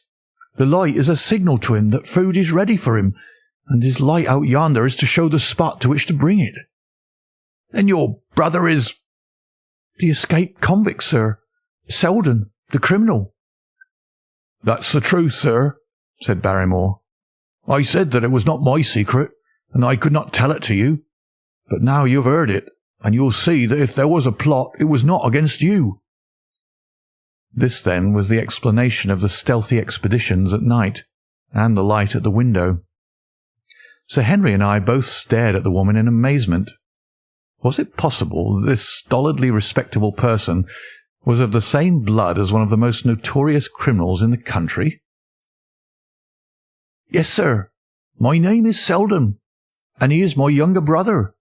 We humoured him too much when he was a lad, and gave him his own way in everything, until he came to think that the world was made for his pleasure, and that he could do what he liked in it. Then, as he grew older, he met wicked companions, and the devil entered into him until he broke my mother's heart and dragged her name in the dirt. From crime to crime he sank lower and lower, until it is only the mercy of God which has snatched him from the scaffold. But to me, sir, he was always a little curly-headed boy that I had nursed and played with as an elder sister would. That was why he broke prison, sir. He knew that I was here, and that we could not refuse to help him. When he dragged himself here one night, weary and starving, with the warders hard at his heels, what could we do? We took him in and fed him and cared for him. Then you returned, sir, and my brother thought he would be safer on the moor than anywhere else until the hue and cry was over, so he lay in hiding there. But every second night we made sure if he was still there by putting a light in the window, and if there was an answer, my husband took out some bread and meat to him. Every day we hoped that he was gone, but as long as he was there, we couldn't desert him. That is the old truth, as I am an honest Christian woman, and you'll see that if there is a blame in the matter, it doesn't lie with my husband, but with me, for whose sake he's done all that he has." The woman's words came with an intense earnestness, which carried conviction with them. "Is this true, Barrymore?" "Yes, Sir Henry, every word of it." "Well, I cannot blame you for standing by your own wife. Forget what I've said. Go to your room, you two, and we shall talk further about this matter in the morning." When they were gone, we looked out of the window again. Sir Henry had flung it open, and the cold night wind beat in upon our faces. Far away in the black distance, there still glowed that one tiny point of yellow light. "I wonder he dares," said Sir Henry. "It may be so placed as to be only visible from here." "Very likely. How far do you think it is?" "Out by the cleft tor, I think." "Not more than a mile or two off." "Hardly that." "Well, it cannot be far if Barrymore had to carry out the food to it, and he's waiting, this villain, beside that candle. By thunder, Watson, I'm going out to take that man." The same thought had crossed my own mind. It was not as if the Barrymores had taken us into their confidence. Their secret had been forced from them. The man was a danger to the community, an unmitigated scoundrel for whom there was neither pity nor excuse. We were only doing our duty in taking this chance of putting him back where he could do no harm. With this brutal and violent nature, others would have to pay the price if we held our hands. Any night, for example, our neighbours the Stapletons might be attacked by him, and it may have been the thought of this which made Sir Henry so keen upon the adventure. "I'll come," said I. "Then get your revolver and put on your boots. The sooner we start, the better, as the fellow may put out this light and be off." In 5 minutes we were outside the door, starting upon our expedition. We hurried through the dark shrubbery, amid the dull moaning of the autumn wind and the rustle of the falling leaves. The night air was heavy with the smell of damp and decay. Now and again the moon peeped out for an instant, but clouds were driving over the face of the sky, and just as we came out on the moor, a thin rain began to fall. The light still burned steadily in front. "Are you armed?" I asked. "I have a hunting crop." "We must close in on him rapidly, for he is said to be a desperate fellow. We shall take him by surprise and have him at our mercy before he can resist." "I say, Watson," said the baronet, "what would Holmes say to this? How about that hour of darkness in which the power of evil is exalted?" As if in answer to his words, there rose suddenly out of the vast gloom of the moor that strange cry which I had already heard upon the borders of the great Grimpen Mire. It came with the wind through the silence of the night, a long, deep mutter, then a rising howl, and then the sad moan in which it died away. Again and again it sounded, the whole air throbbing with it, strident, wild, and menacing. The baronet caught my sleeve, and his face glimmered white through the darkness. "My God, what's that, Watson?" "I don't know. It's a sound they have on the moor. I heard it once before." It died away, and an absolute silence closed in upon us. We stood straining our ears, but nothing came. "Watson," said the baronet, "it was the cry of a hound." My blood ran cold in my veins, for there was a break in his voice which told of the sudden horror which had seized him. "What do they call this sound?" he asked. "Who?" "The folk on the countryside." "Oh, they are ignorant people. Why should you mind what they call it?" "Tell me, Watson, what do they say of it?" I hesitated, but could not escape the question. "They say it is the cry of the Hound of the Baskervilles." He groaned and was silent for a few moments. "A hound it was," he said at last, "but it seemed to come from miles away, over yonder, I think." It was hard to say whence it came. "It rose and fell with the wind. Isn't that the direction of the great Grimpen Mire?" "Yes, it is." "Well, it was up there. Come now, Watson, didn't you think yourself that it was the cry of a hound? I am not a child. You need not fear to speak the truth." "Stapleton was with me when I heard it last. He said that it might be the calling of a strange bird." No, it was a hound. My God! Can there be some truth in all these stories? Is it possible that I am really in danger from so dark a cause? You don't believe it, do you, Watson?" No.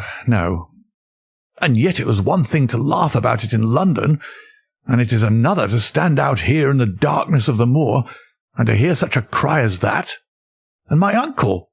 There was the footprint of the hound beside him as he lay. It all fits together.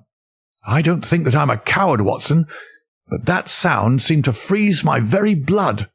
Feel my hand." It was as cold as a block of marble. "You'll be all right tomorrow." "I don't think I'll get that cry out of my head. What do you advise that we do now?" "Shall we turn back?" "No, by thunder!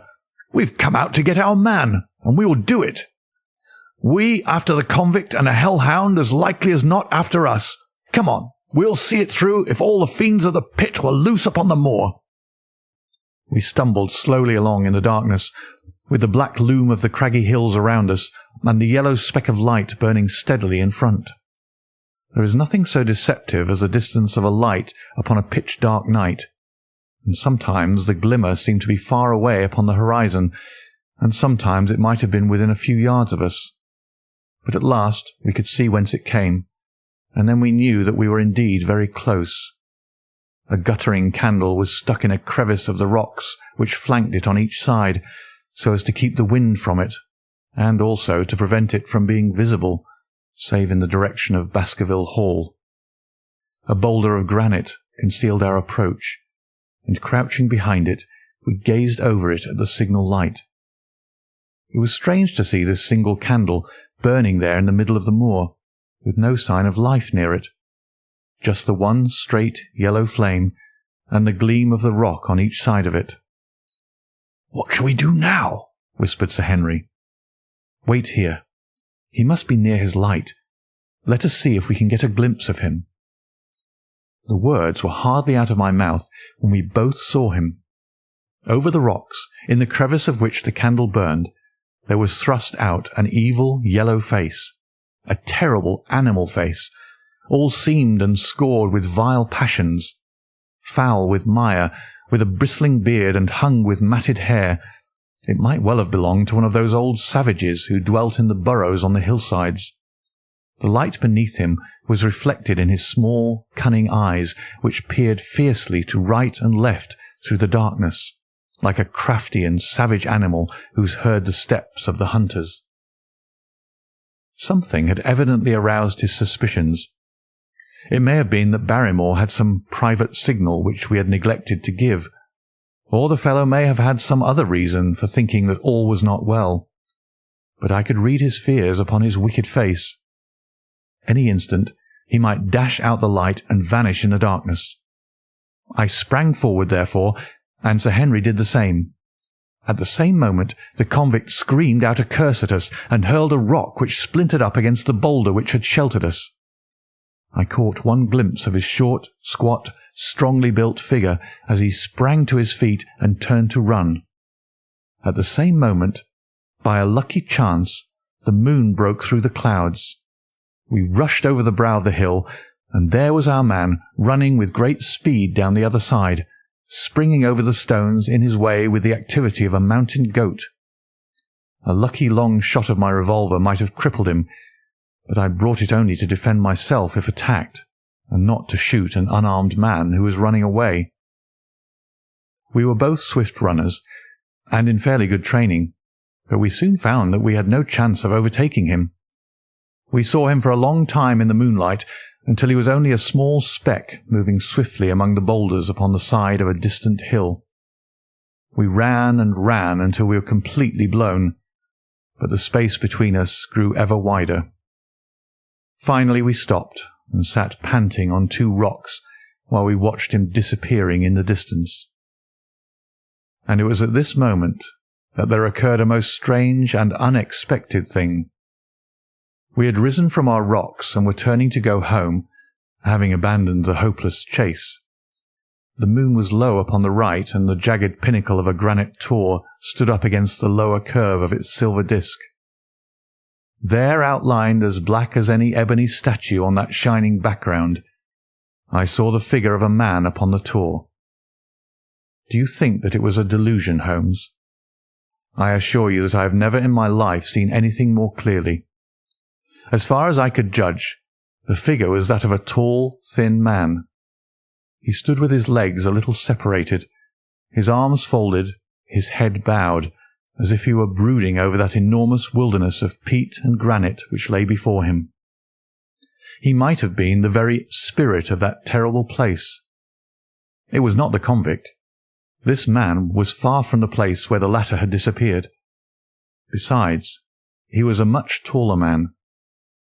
With a cry of surprise I pointed him out to the baronet, but in the instant during which I had turned to grasp his arm, the man was gone. There was the sharp pinnacle of granite still cutting the lower edge of the moon, but its peak bore no trace of that silent and motionless figure. I wished to go in that direction and to search the tor, but it was some distance away. The baronet's nerves were still quivering from that cry, which recalled the dark story of his family, and he was not in the mood for fresh adventures. He had not seen this lonely man upon the tor, and could not feel the thrill which his strange presence and his commanding attitude had given to me. "A warder, no doubt," said he. "The Moor has been thick with them since this fellow escaped." Well, perhaps his explanation may be the right one, but I should like to have some further proof of it. Today we mean to communicate to the Princetown people where they should look for their missing man, but it is hard lines that we have not actually had the triumph of bringing him back as our own prisoner.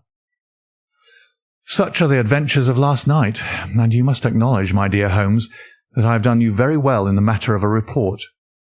Much of what I tell you is no doubt quite irrelevant, but still I feel that it is best that I should let you have all the facts, and leave you to select for yourself those which will be of most service to you in helping you to your conclusions.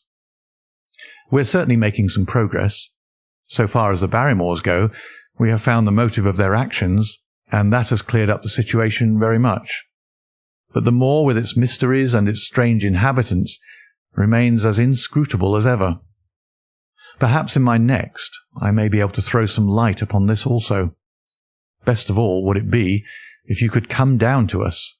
In any case, you will hear from me again in the course of the next few days. Chapter 10. Extract from the Diary of Dr. Watson. So far, I have been able to quote from the reports which I have forwarded during those early days to Sherlock Holmes. Now, however, I have arrived at a point in my narrative where I am compelled to abandon this method, and to trust once more to my recollections, aided by the diary which I kept at the time. A few extracts from the latter will carry me on to those scenes which are indelibly fixed in every detail upon my memory. I proceed, then, from the morning which followed our abortive chase of the convict and our other strange experiences upon the moor. October 16th. A dull and foggy day with a drizzle of rain. The house is banked in with rolling clouds, which rise now and then to show the dreary curves of the moor, with thin silver veins upon the sides of the hills, and the distant boulders gleaming where the light strikes upon their wet faces. It is melancholy outside and in.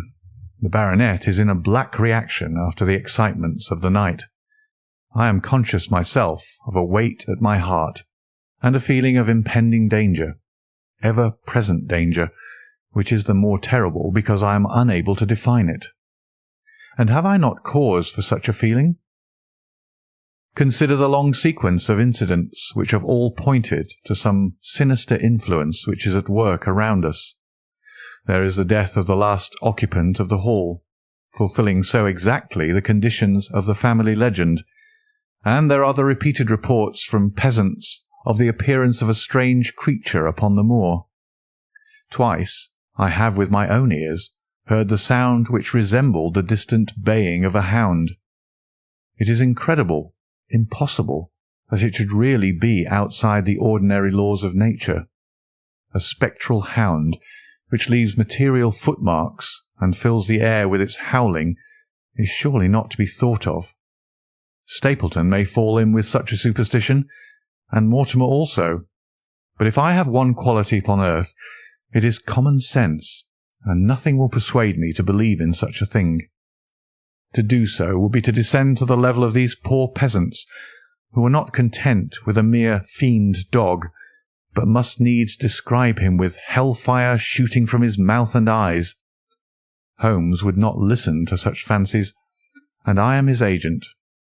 But facts are facts, and I have twice heard this crying upon the moor. Suppose that there were really some huge hound loose upon it. That would go far to explain everything.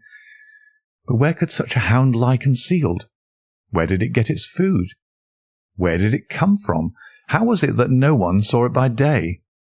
It must be confessed that the natural explanation offers almost as many difficulties as the other, and always, apart from the hound, there is the fact of the human agency in London, the man in the cab, and the letter which warned Sir Henry against the Moor.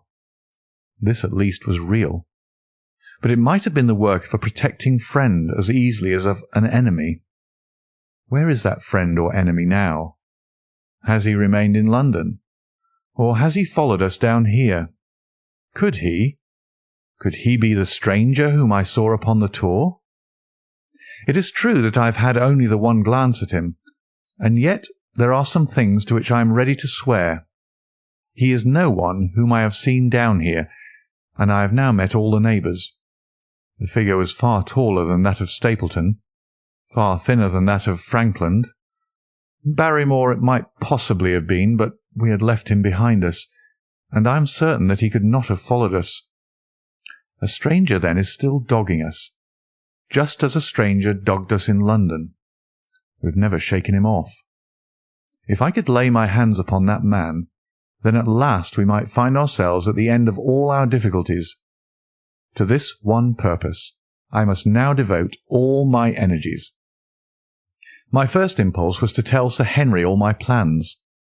My second, and wisest one, is to play my own game and speak as little as possible to anyone. He is silent and distrait. His nerves have been strangely shaken by that sound upon the moor. I will say nothing to add to his anxieties, but I will take my own steps to attain my own end. We had a small scene this morning after breakfast. Barrymore asked leave to speak with Sir Henry, and they were closeted in his study some little time. Sitting in the billiard-room, I more than once heard the sound of voices raised, and I had a pretty good idea what the point was which was under discussion. After a time, the baronet opened his door and called for me. "Barrymore considers that he has a grievance," he said. He thinks that it was unfair on our part to hunt his brother-in-law down when he, of his own free will, had told us the secret." The butler was standing very pale, but very collected before us. "I may have spoken too warmly, sir," said he, "and if I have, I am sure that I beg your pardon. At the same time, I was very much surprised when I heard you two gentlemen come back this morning and learned that you had been chasing Selden. The poor fellow has enough to fight against without my putting more upon his track." "If you told us of your own free will, well, it would have been a different thing," said the baronet. "You only told us, or rather your wife only told us, when it was forced from you, and you could not help yourself." "I didn't think you would have taken advantage of it, Sir Henry. Indeed, I didn't." "The man is a public danger. There are lonely houses scattered over the moor, and he is a fellow who would stick at nothing. You would only want to get a glimpse of his face to see that. Look at Mr. Stapleton's house, for example, with no one but himself to defend it. There's no safety for anyone until he's under lock and key." "He'll break into no house, sir. I give you my solemn word upon it. But he will never trouble anyone in this country again. I assure you, Sir Henry, that in a very few days the necessary arrangements will have been made, and he will be on his way to South America. For God's sake, sir, I beg of you not to let the police know that he's still on the moor. They've given up the chase there, and he can lie quiet until the ship is ready for him. You can't tell on him without getting my wife and me into trouble. I beg you, sir, to say nothing to the police." "What do you say, Watson?" I shrugged my shoulders. If he was safely out of the country, it would relieve the taxpayer of a burden. "But how about the chance of his holding someone up before he goes?" "He would not do anything so mad, sir. We have provided him with all that he can want. To commit a crime would be to show where he was hiding." "That is true," said Sir Henry. "Well, Barrymore?" "God bless you, sir, and thank you for my heart. It would have killed my poor wife had he been taken again." "I guess we are aiding and abetting a felony, Watson. But after what we've heard, I don't feel as if I could give the man up. So there's an end to it. All right, Barrymore, you can go." With a few broken words of gratitude, the man turned, but he hesitated and then came back. "You've been so kind to us, sir, that I should like to do the best I can for you in return. I know something, Sir Henry, and perhaps I should have said it before, but it was long after the inquest that I found it out. I'd never breathed a word about it yet to mortal man. It's about poor Sir Charles's death." The baronet and I were both upon our feet. "Do you know how he died?" "No, sir, I don't know that." "What then?" "I know why he was at the gate at the hour. It was to meet a woman." "To meet a woman? He?" "Yes, sir." "And the woman's name?" "I can't give you the name, sir, but I can give you the initials. Her initials were L.L." "How do you know this, Barrymore?" "Well, Sir Henry, your uncle had a letter that morning. He had usually a great many letters, but he was a public man and well known for his kind heart, so that everyone who was in trouble was glad to turn to him. But that morning, as it chanced, there was only this one letter, so I took the more notice of it. It was from Coombe Tracy, and it was addressed in a woman's hand." "Well?" "Well, sir, I thought no more of the matter, and never would have done that had it not been for my wife. Only a few weeks ago she was cleaning out Sir Charles's study. It had never been touched since his death, and she found the ashes of a burned letter in the back of the grate. The greater part of it was charred to pieces, but one little slip, the end of a page, hung together, and the writing could still be read, though it was grey on a black background. It seemed to us to be a postscript at the end of the letter, and it said, 'Please, please, as you are a gentleman, burn this letter, and be at the gate by 10 o'clock. Beneath it were signed the initials L.L. "Have you got that slip?" "No, sir. It crumbled all to bits after we moved it." Had Sir Charles received any other letters in the same writing? Well, sir, I took no particular notice of his letters. I should not have noticed this one, only it happened to come alone. And you have no idea who L.L. is? No, sir, no more than you have. But I expect if we could lay our hands upon that lady, we should know more about Sir Charles's death. I cannot understand, Barrymore, how you came to conceal this important information. Well, sir, it was immediately after that our own trouble came to us. And then again, sir, we were both of us very fond of Sir Charles, as we well might be considering all he has done for us. To rake this up couldn't help our poor master, and it's well to go carefully when there's a lady in the case, even the best of us. You thought it might injure his reputation? Well, sir, I thought no good could come of it. But now you've been kind to us, and I feel as if it would be treating you unfairly not to tell you all that I know about the matter. Very good, Barrymore. You can go. When the butler had left us, Sir Henry turned to me. Well, Watson, what do you think of this new light? It seems to leave the darkness rather blacker than before. So I think. But if we can only trace L.L., it should clear up the whole business. We've gained that much. We know that there's someone who has the facts if we can only find her. What do you think we should do? Let Holmes know all about it at once. It'll give him the clue for which he's been seeking. I am much mistaken if it does not bring him down. I went at once to my room and drew up my report of the morning's conversation for Holmes. It was evident to me that he'd been very busy of late, for the notes which I had from Baker Street were few and short, with no comments upon the information which I had supplied, and hardly any reference to my mission. No doubt his blackmailing case is absorbing all his faculties. And yet this new factor must surely arrest his attention and renew his interest. I wish that he were here. October 17th.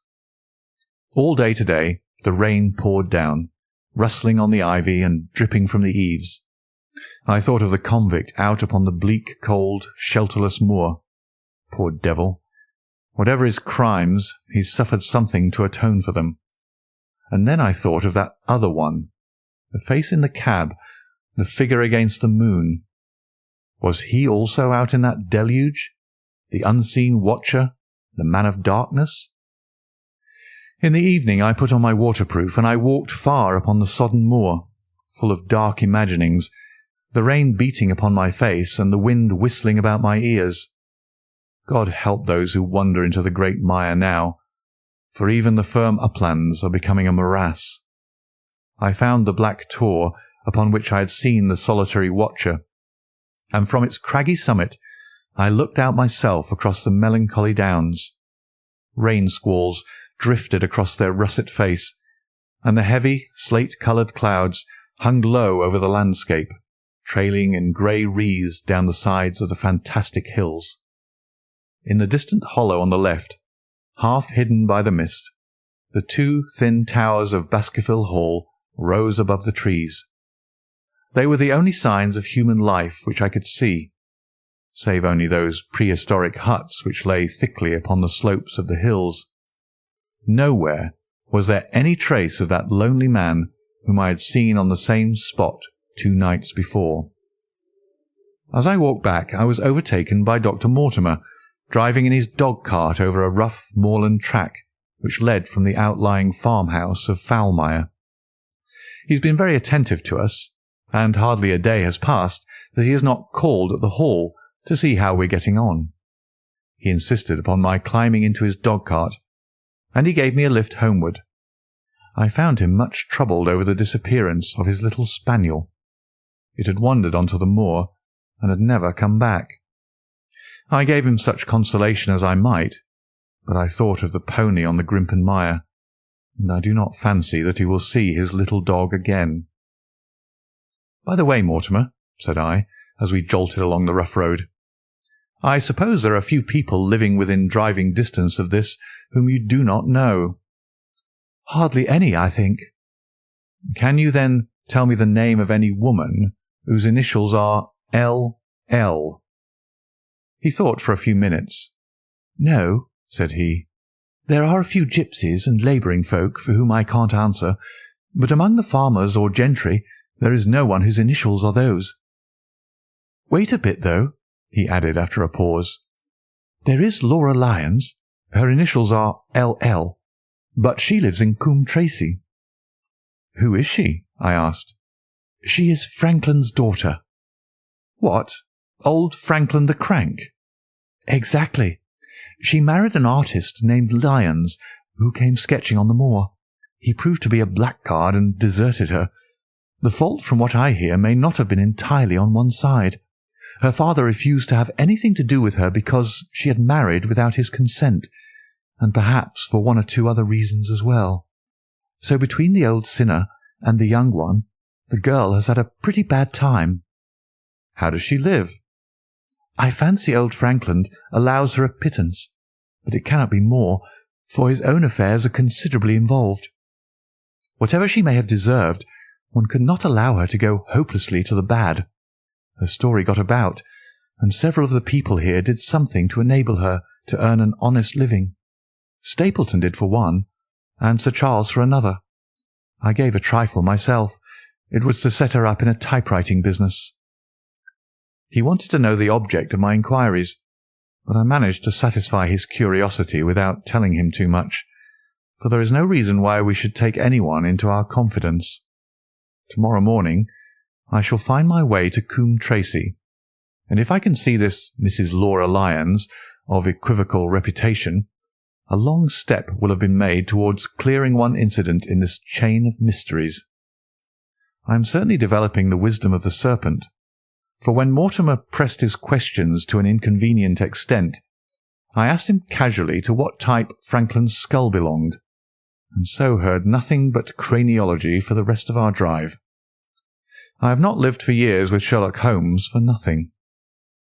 I have only one other incident to record upon this tempestuous and melancholy day. This was my conversation with Barrymore, just now, which gives me one more strong card which I can play in due time. Mortimer had stayed to dinner, and he and the baronet played écarté afterwards. The butler brought me my coffee into the library, and I took the chance to ask him a few questions. "Well," said I, "has this precious relation of yours departed, or is he still lurking out yonder?" "I don't know, sir. I hope to heaven that he's gone, for he's brought nothing but trouble here. I've not heard of him since I left our food for him last, and that was 3 days ago." "Did you see him then?"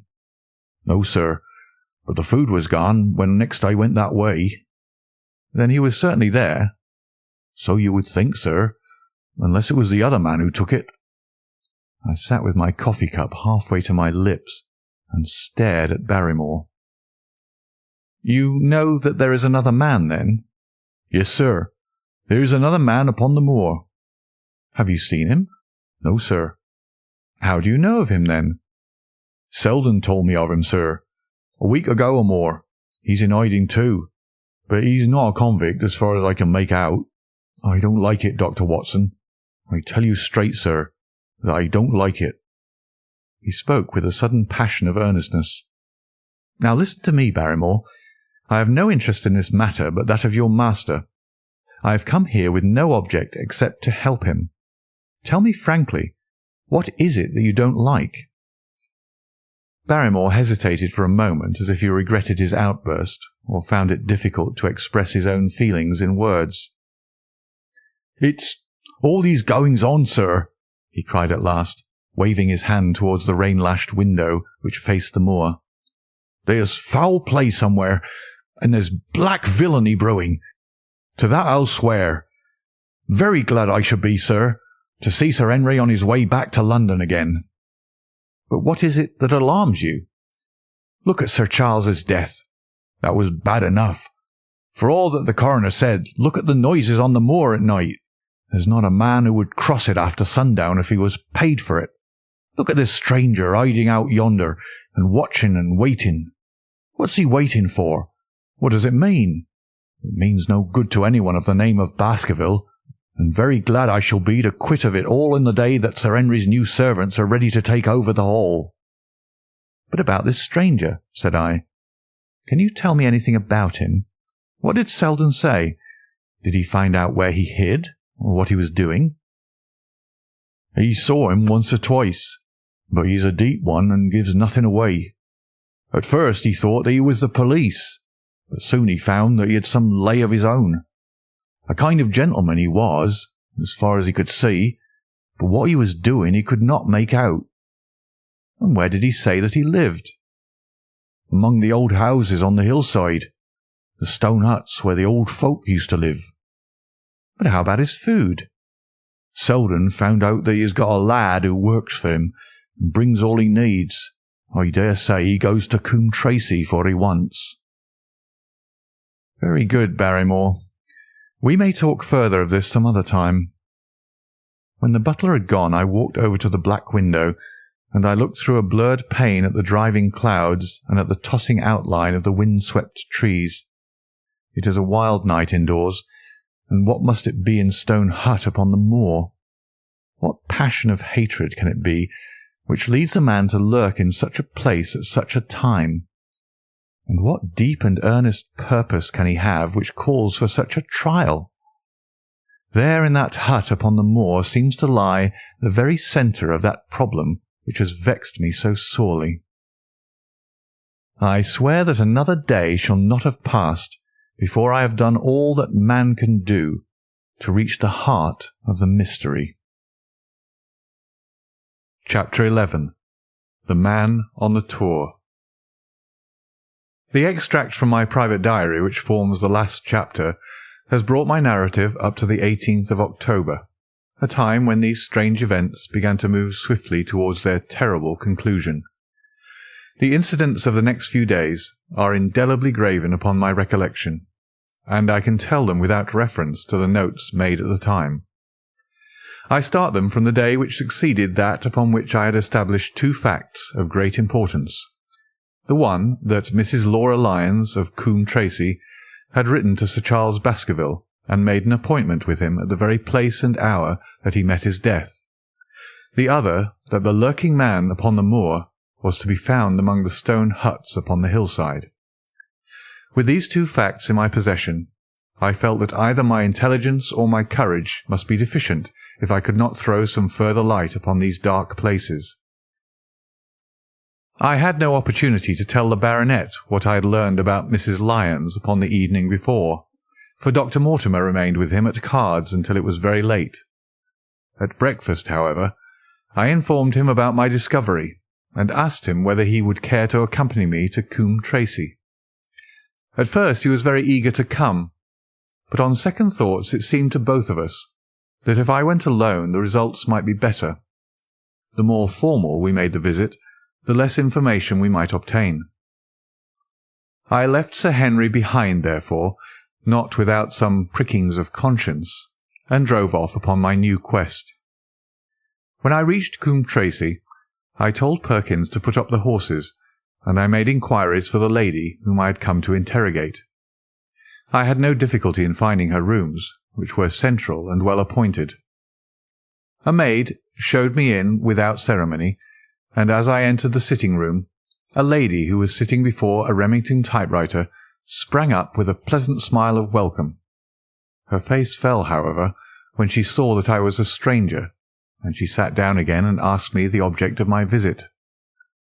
The first impression left by Mrs. Lyons was one of extreme beauty.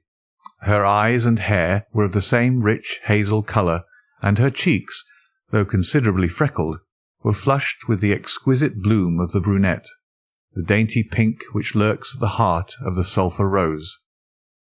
Admiration was, I repeat, the first impression, but the second was criticism.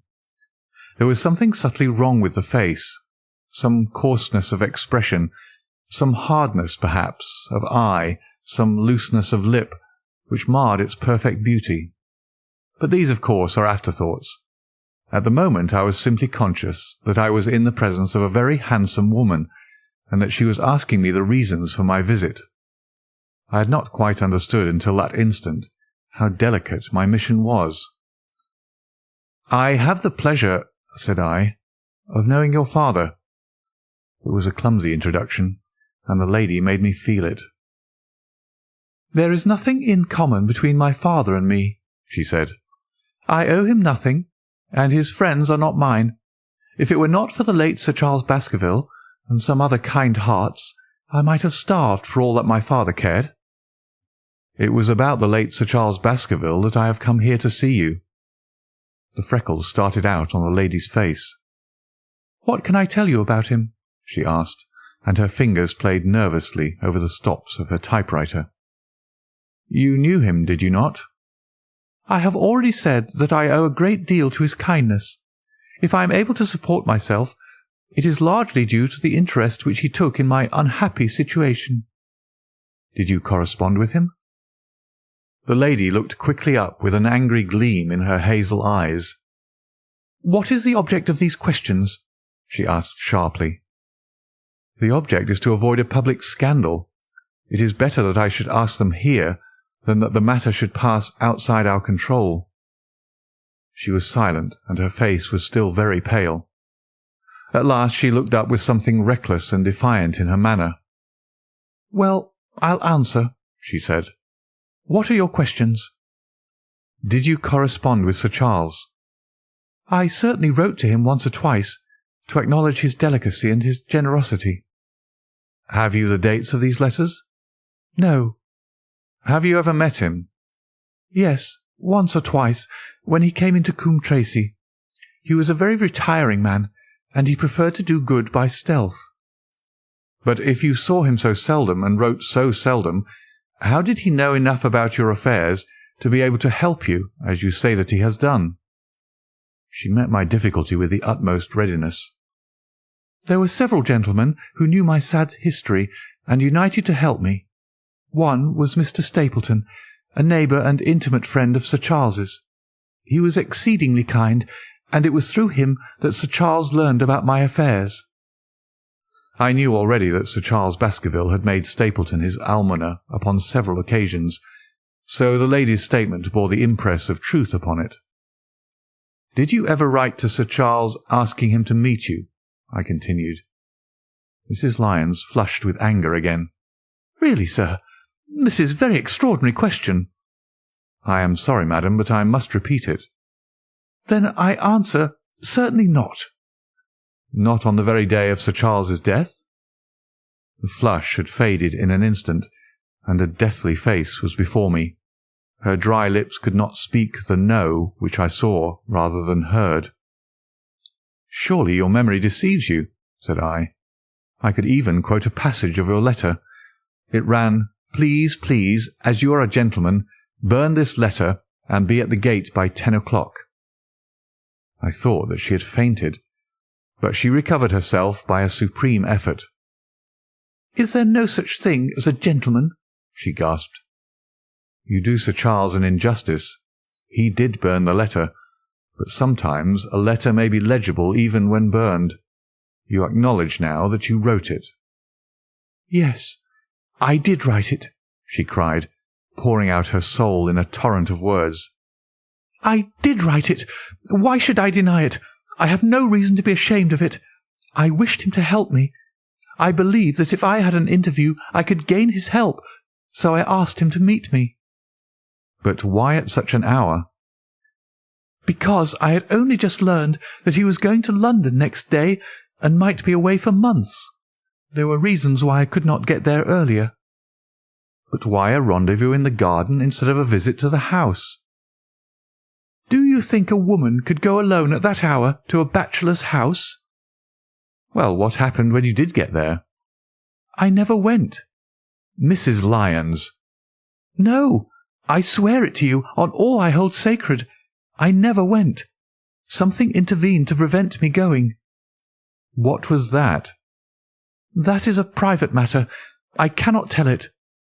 "You acknowledge, then, that you made an appointment with Sir Charles at the very hour and place at which he met his death, but you deny that you kept the appointment?"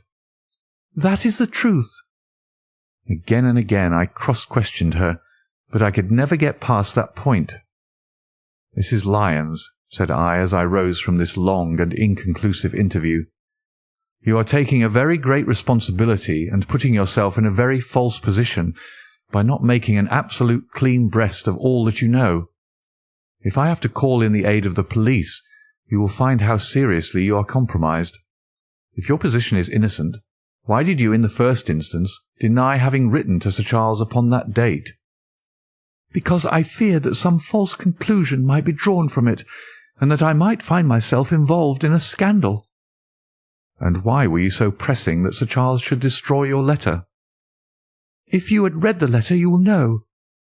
"I did not say that I had read all the letter." "You quoted some of it." "I quoted the postscript. The letter had, as I said, been burned, and it was not all legible. I ask you once again, why it was that you were so pressing that Sir Charles should destroy this letter which he received on the day of his death?" "The matter is a very private one." "The more reason why you should avoid a public investigation." "I will tell you then. If you have heard anything of my unhappy history, you will know that I made a rash marriage, and had reason to regret it." "I have heard so much."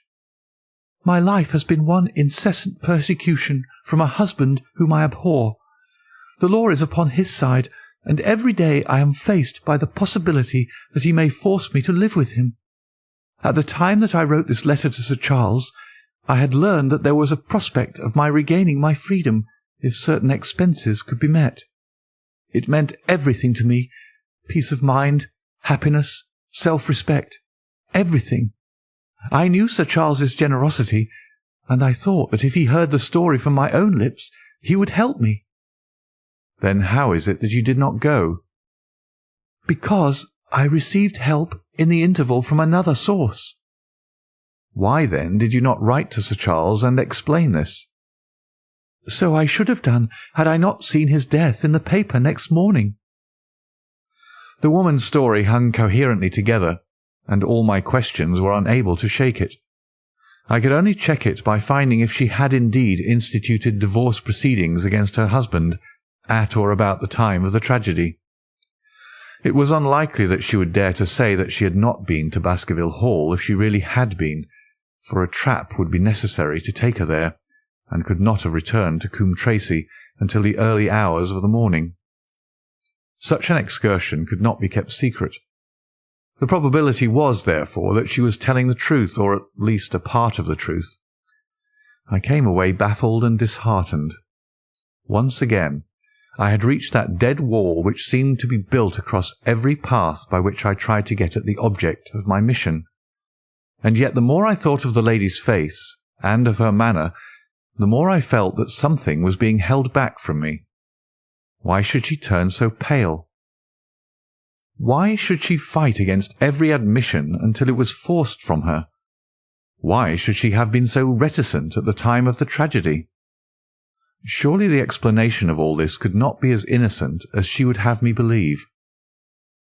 For the moment, I could proceed no farther in that direction, but must turn back to that other clue which was to be sought for among the stone huts upon the moor. And that was a most vague direction. I realized it as I drove back and noted how hill after hill showed traces of the ancient people. Barrymore's only indication had been that the stranger lived in one of those abandoned huts, and many hundreds of them are scattered throughout the length and breadth of the moor. But I had my own experience for a guide, since it had shown me the man himself standing upon the summit of the Black Tor. That, then, should be the centre of my search. From there I should explore every hut upon the moor until I lighted upon the right one. If this man were inside it, I should find out from his own lips, at the point of my revolver, if necessary, who he was and why he had dogged us so long. He might slip away from us in the crowd of Regent Street, but it would puzzle him to do so upon the lonely moor. On the other hand, if I should find the hut and its tenant should not be within it, I must remain there, however long the vigil, until he returned. Holmes had missed him in London. It would indeed be a triumph for me if I could run him to earth where my master had failed. Luck had been against us again and again in this inquiry, But now at last it came to my aid, and the messenger of good fortune was none other than Mr. Frankland, who was standing grey-whiskered and red-faced outside the gate of his garden, which opened onto the high-road along which I travelled. "Good day, Dr. Watson," cried he with unwonted good humour. "You must really give your horses a rest, and come in to have a glass of wine and to congratulate me." My feelings towards him were very far from being friendly after what I had heard of his treatment of his daughter, but I was anxious to send Perkins and the wagonette home, and the opportunity was a good one. I alighted and sent a message to Sir Henry that I should walk over in time for dinner. Then I followed Frankland into his dining-room. "It is a great day for me, sir.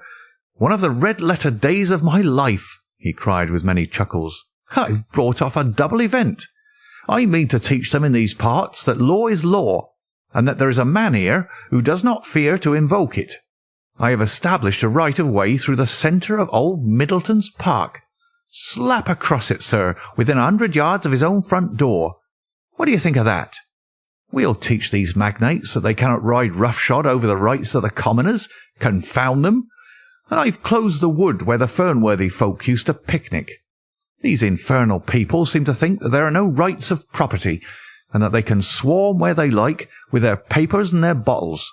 Both cases decided, Dr. Watson, and both in my favour. I haven't had such a day since I'd Sir John Morland for trespass because he shot in his own warren." "How on earth did you do that?" "Look it up in the book, sir. It'll repay reading. Frankland versus Morland, Court of Queen's Bench.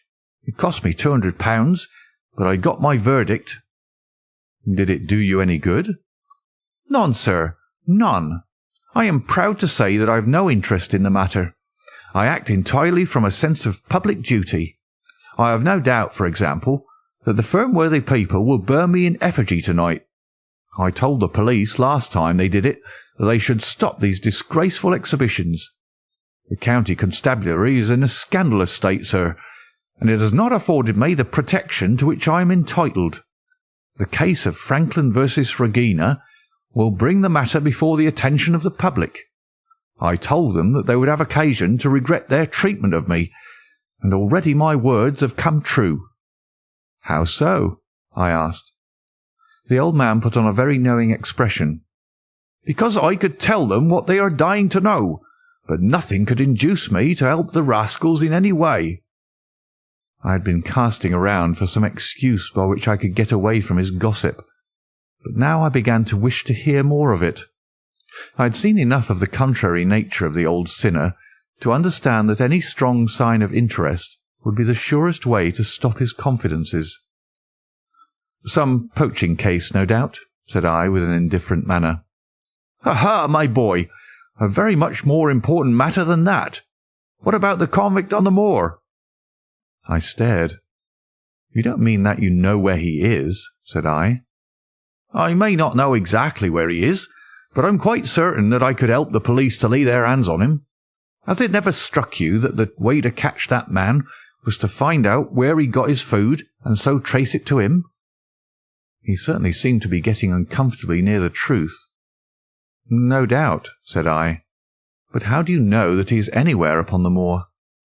"I know it because I've seen with my own eyes the messenger who takes him his food." My heart sank for Barrymore. It was a serious thing to be in the power of this spiteful old busybody, but his next remark took a weight from my mind. "You'll be surprised to hear that his food is taken to him by a child. I see him every day through my telescope upon the roof. He passes along the same path at the same hour, and to whom should he be going except to the convict?"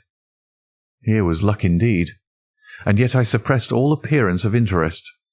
A child! Barrymore had said that our unknown was supplied by a boy. It was on his track, and not upon the convict's, that Frankland had stumbled. If I could get his knowledge, it might save me a long and weary hunt.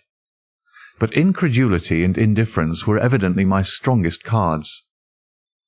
I should say that it was much more likely that it was the son of one of the moorland shepherds taking out his father's dinner.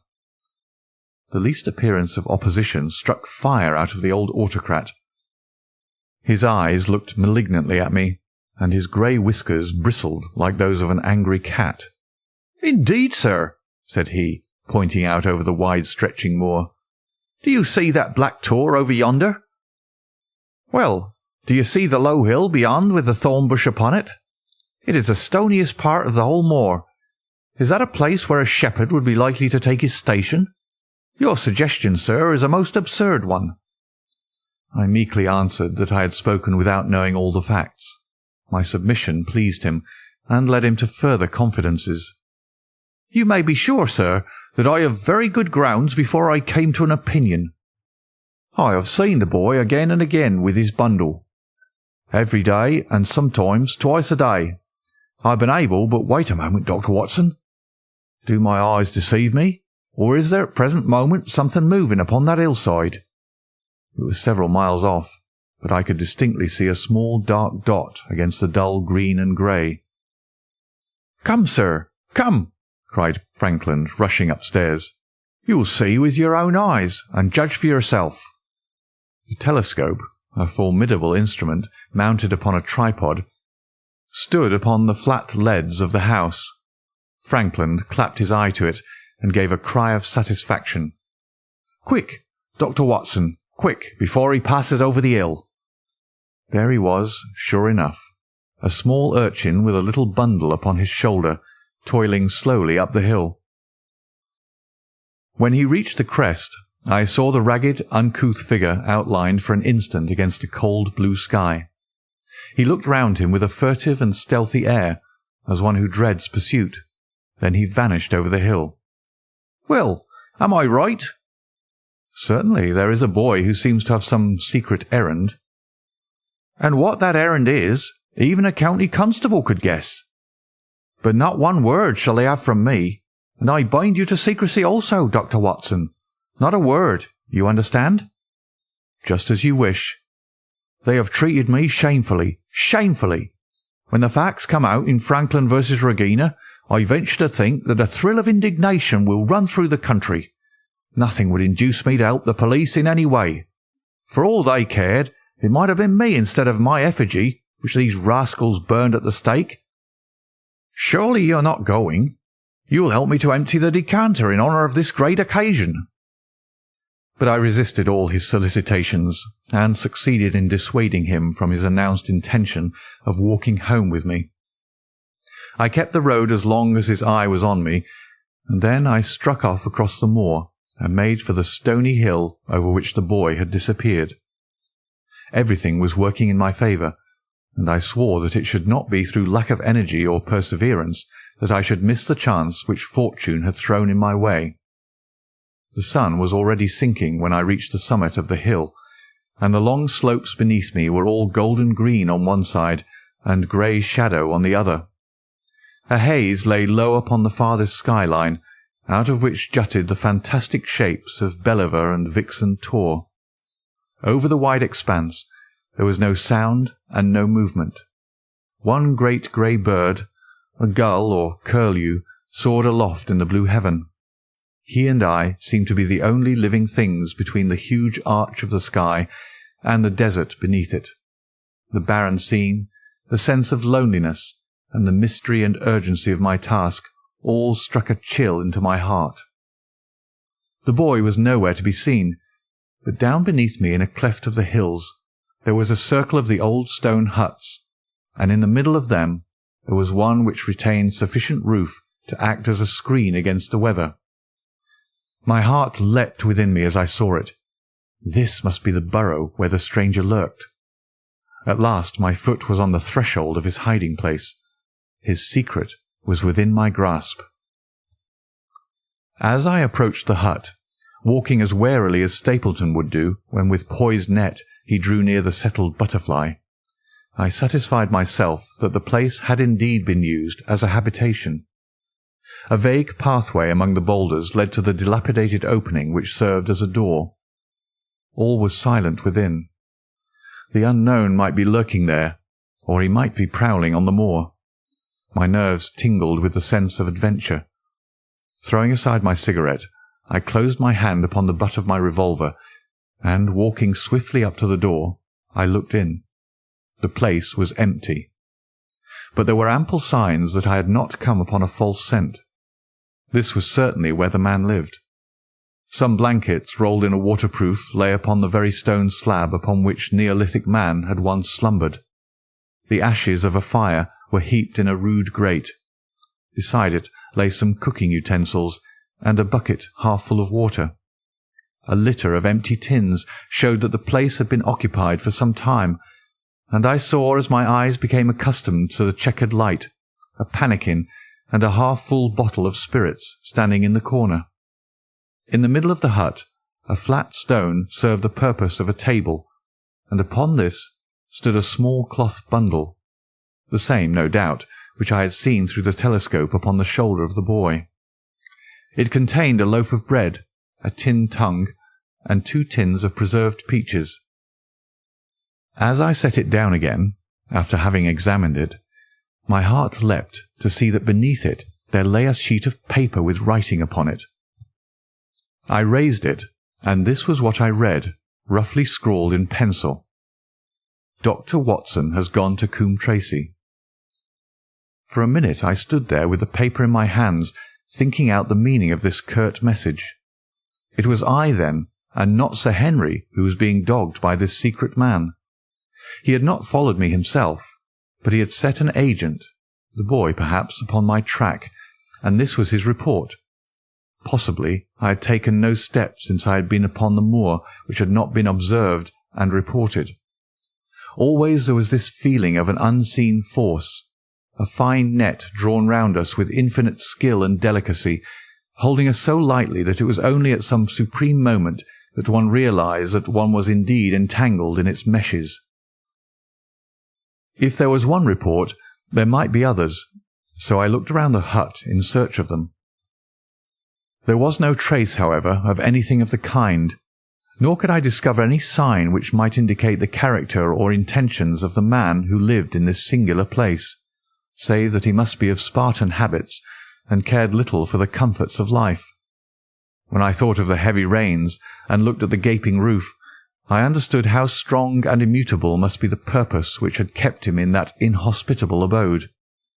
Was he our malignant enemy, or was he by chance our guardian angel? I swore that I would not leave the hut until I knew. Outside the sun was sinking low, and the west was blazing with scarlet and gold. Its reflection was shot back in ruddy patches by the distant pools which lay amid the great Grimpen mire. There were the 2 towers of Baskerville Hall, and there a distant blur of smoke which marked the village of Grimpen. Between the two, behind the hill, was the house of the Stapletons. All was sweet and mellow and peaceful in the golden evening light, and yet, as I looked at them, my soul shared none of the peace of nature, but quivered at the vagueness and the terror of that interview which every instant was bringing nearer. With tingling nerves, but a fixed purpose, I sat in a dark recess of the hut, and waited with sombre patience for the coming of its tenant. And then at last I heard him. Far away came the sharp clink of a boot striking upon a stone, then another, and yet another, coming nearer and nearer.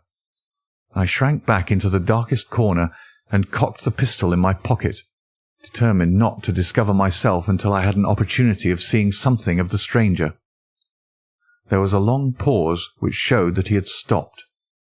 Then once more the footsteps approached, and a shadow fell across the opening of the hut. "It is a lovely evening, my dear Watson," said a well-known voice. "I really think that you will be more comfortable outside than in." Chapter 12. Death on the Moor. For a moment or two I sat breathless, hardly able to believe my ears. Then my senses and my voice came back to me, while a crushing weight of responsibility seemed in an instant to be lifted from my soul. That cold, incisive, ironical voice could belong to but one man in all the world. "Holmes!" I cried. "Holmes!" "Come out," said he, "and please be careful with the revolver." I stooped under the rude lintel, and there he sat upon a stone outside, his grey eyes dancing with amusement as they fell upon my astonished features. He was thin and worn, but clear and alert, his keen face bronzed by the sun and roughened by the wind. In his tweed suit and cloth cap, he looked like any other tourist upon the moor, and he had contrived, with that cat-like love of personal cleanliness which was one of his characteristics, that his chin should be as smooth and his linen as perfect as if he were in Baker Street. "I never was more glad to see anyone in my life," said I, as I wrung him by the hand. "Or more astonished, eh?" "Well, I must confess to it." "The surprise was not all on one side, I assure you. I had no idea that you had found my occasional retreat, still less that you were inside it, until I was within 20 paces of the door." "My footprint, I presume?" "No, Watson. I fear that I could not undertake to recognize your footprint amid all the footprints of the world. If you seriously desire to deceive me, you must change your tobacconist, for when I see the stub of a cigarette marked Bradley, Oxford Street, I know that my friend Watson is in the neighbourhood. You will see it there beside the path. You threw it down, no doubt, at that supreme moment when you charged into the empty hut." "Exactly." "I thought as much, and knowing your admirable tenacity, I was convinced that you were sitting in ambush, a weapon within reach, waiting for the tenant to return. So you actually thought that I was the criminal?" "I did not know who you were, but I was determined to find out." "Excellent, Watson. And how did you localize me?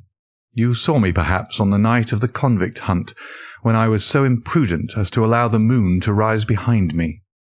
"Yes, I saw you then." "And have no doubt searched all the huts until you came to this one?" "No, your boy has been observed, and that gave me a guide where to look." "The old gentleman with the telescope, no doubt." "I could not make it out when first I saw the light flashing upon the lens." He rose and peeped into the hut. "Ha! I see that Cartwright has brought up some supplies. What's this paper? So you've been to Coombe Tracey, have you?" "Yes." "To see Mrs. Laura Lyons?" "Exactly." "Well done. Our researches have evidently been running on parallel lines, and when we unite our results I expect we shall have a fairly full knowledge of the case." "Well, I'm glad from my heart that you are here, for indeed the responsibility and the mystery were both becoming too much for my nerves. But how in the name of wonder did you come here, and what have you been doing? I thought that you were in Baker Street, working out that case of blackmailing." "That was what I wished you to think." "Then you use me and yet do not trust me?" I cried with some bitterness. "I think that I've deserved better at your hands, Holmes." "My dear fellow, you have been invaluable to me in this as in many other cases, and I beg that you will forgive me if I have seemed to play a trick upon you. In truth, it was partly for your own sake that I did it, and it was my appreciation of the danger which you ran which led me to come down and examine the matter for myself. Had I been with Sir Henry and you, it is confident that my point of view would have been the same as yours, and my presence would have warned our very formidable opponents to be on their guard. As it is, I have been able to get about as I could not possibly have done had I been living in the Hall, and I remain an unknown factor in the business, ready to throw in all my weight at a critical moment." "But why keep me in the dark?" "For you to know could not have helped us, and might possibly have led to my discovery.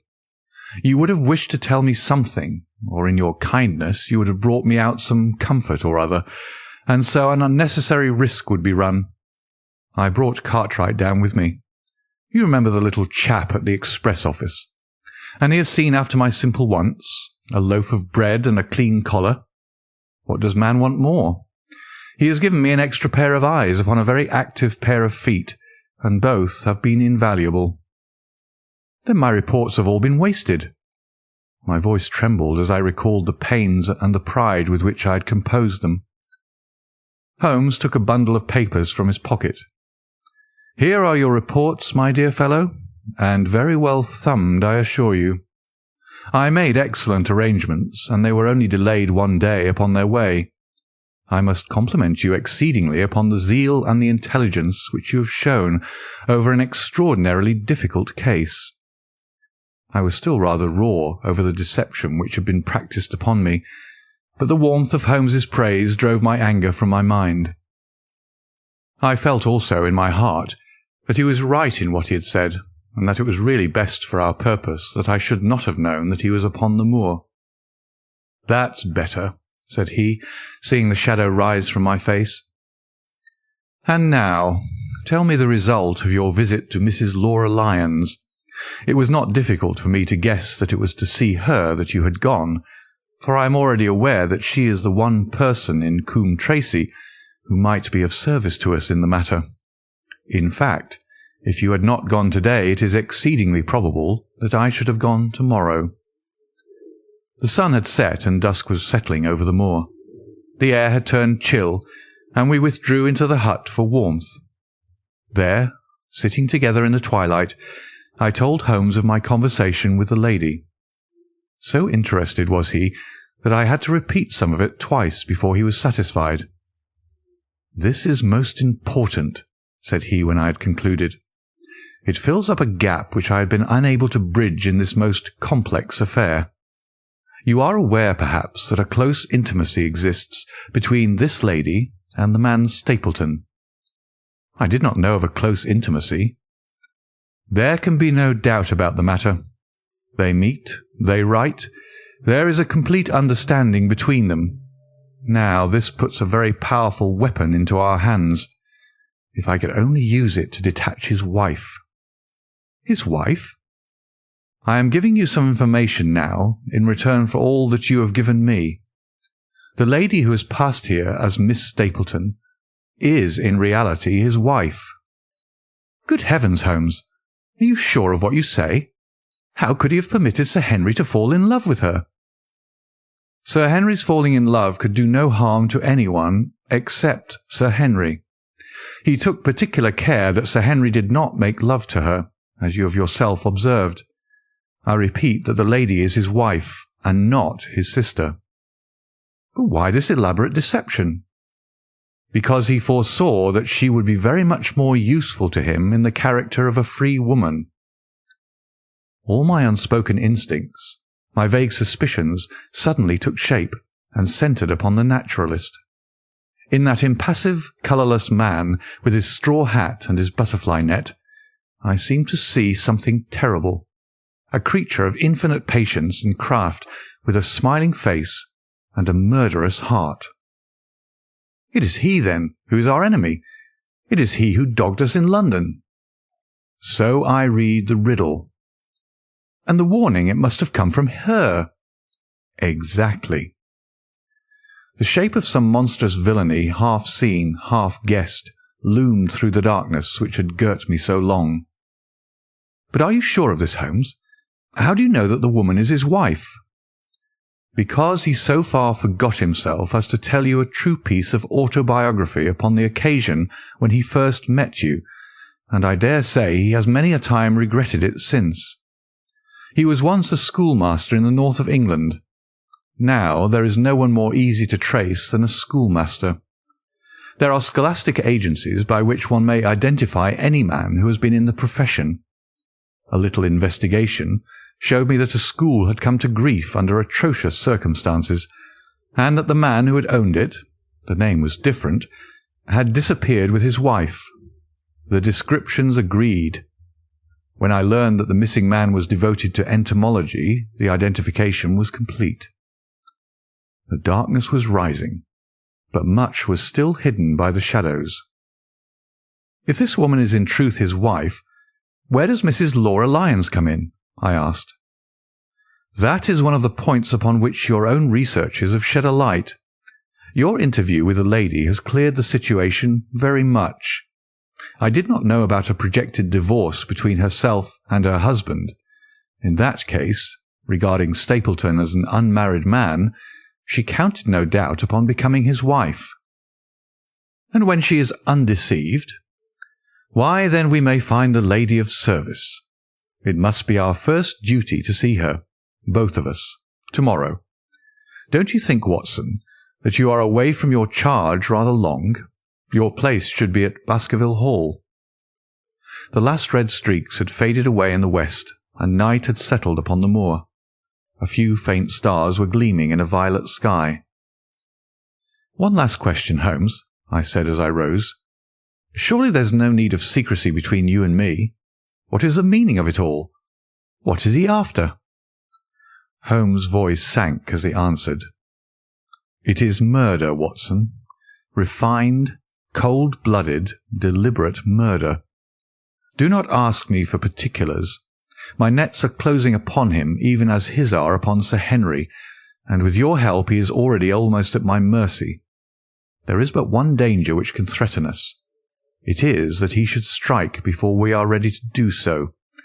Another day, 2 at the most, and I have my case complete. But until then, guard your charge as closely as ever a fond mother watched her ailing child. Your mission today has justified itself, and yet I could almost wish that you had not left his side. Hark!" A terrible scream, a prolonged yell of horror and anguish, burst out of the silence of the moor. That frightful cry turned the blood to ice in my veins. "Oh, my God!"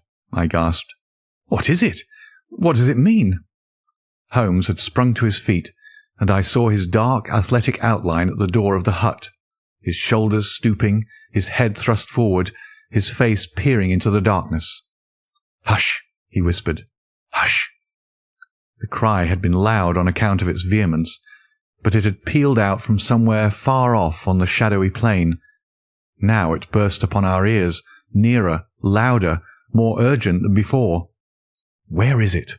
Holmes whispered, and I knew from the thrill of his voice that he, the man of iron, was shaken to the soul. "Where is it, Watson?"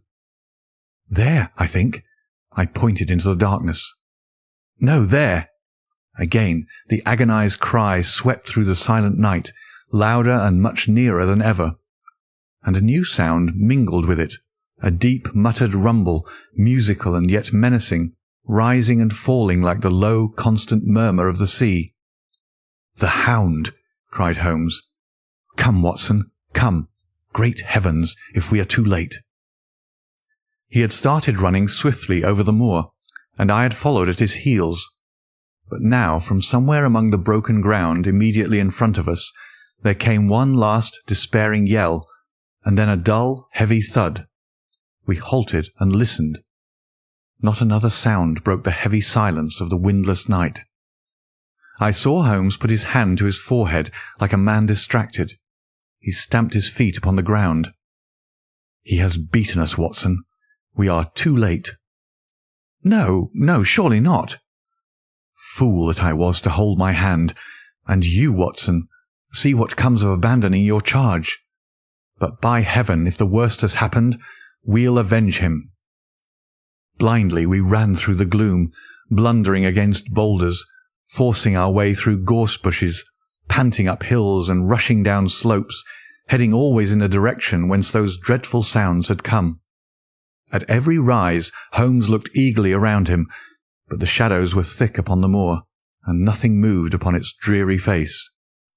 "Can you see anything?" "Nothing." "But hark! What is that?"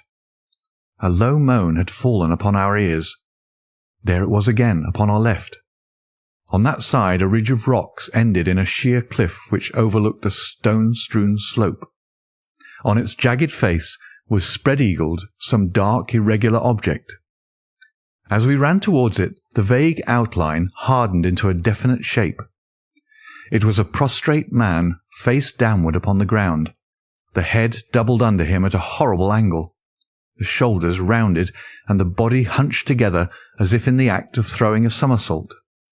So grotesque was the attitude that I could not for the instant realize that that moan had been the passing of his soul. Not a whisper, not a rustle rose now from the dark figure over which we stooped. Holmes laid his hand upon him and held it up again with an exclamation of horror. The gleam of the match which he struck shone upon his clotted fingers and upon the ghastly pool which widened slowly from the crushed skull of the victim. And it shone upon something else which turned our hearts sick and faint within us. The body of Sir Henry Baskerville. There was no chance of either of us forgetting that peculiar ruddy tweed suit, the very one which he had worn on the first morning that we had seen him in Baker Street. We caught the one clear glimpse of it, and then the match flickered and went out, even as the hope had gone out of our souls. Holmes groaned, and his face glimmered white through the darkness. "The brute! The brute!" I cried with clenched hands. "Oh, Holmes, I shall never forgive myself for having left him to his fate." "I am more to blame than you, Watson. In order to have my case well rounded and complete, I have thrown away the life of my client. It is the greatest blow which has befallen me in my career. But how could I know? How could I know that he would risk his life alone upon the moor in the face of all my warnings? That we should have heard the screams, my God, those screams, and yet have been unable to save him. Where is this brute of a hound which drove him to his death? It may be lurking among those rocks at this instant. And Stapleton, where is he? He shall answer for this deed." "He shall. I will see to that. Uncle and nephew have been murdered, the one frightened to death by the very sight of a beast which he thought to be supernatural, the other driven to his end in this wild flight to escape from it. But now we have to prove the connection between the man and the beast. Save from what we heard, we cannot even swear to the existence of the latter, since Sir Henry has evidently died from the fall.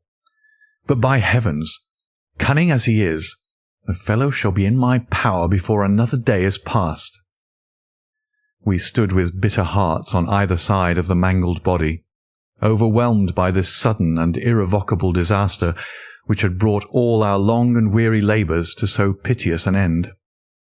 Then, as the moon rose, we climbed to the top of the rocks over which our poor friend had fallen, and from the summit we gazed out over the shadowy moor, half silver and half gloom.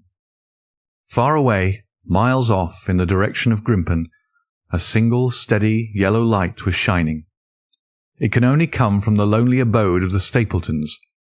With a bitter curse, I shook my fist at it as I gazed.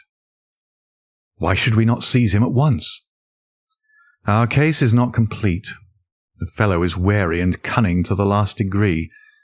It is not what we know, but what we can prove. If we make one false move, the villain may escape us yet. What can we do? There will be plenty for us to do tomorrow. Tonight we can only perform the last offices to our poor friend. Together we made our way down the precipitous slope, and approached the body, black and clear against the silvered stones. The agony of those contorted limbs struck me with a spasm of pain and blurred my eyes with tears. "We must send for help, Holmes. We cannot carry him all the way to the hall. Good heavens, are you mad?" He had uttered a cry and bent over the body.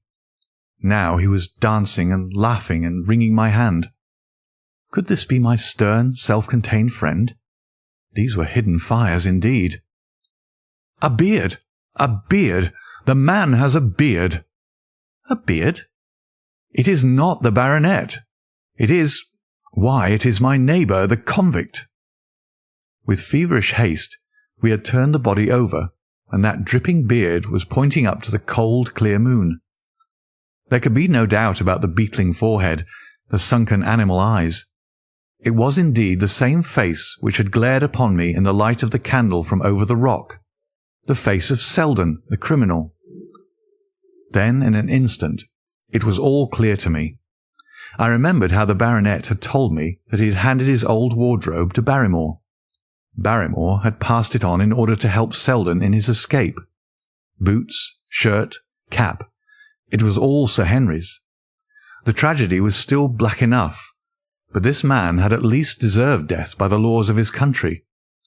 I told Holmes how the matter stood, my heart bubbling over with thankfulness and joy. "Then the clothes have been the poor devil's death," said he. "It is clear enough that the hound has been laid on from some article of Sir Henry's, the boot which was abstracted in the hotel in all probability. and so ran this man down. There is one very singular thing, however. How came Selden, in the darkness, to know that the hound was on his trail? He heard him. To hear a hound upon the moor would not work a hard man like this convict into such a paroxysm of terror that he would risk recapture by screaming wildly for help. By his cries he must have run a long way after he knew the animal was on his track. How did he know?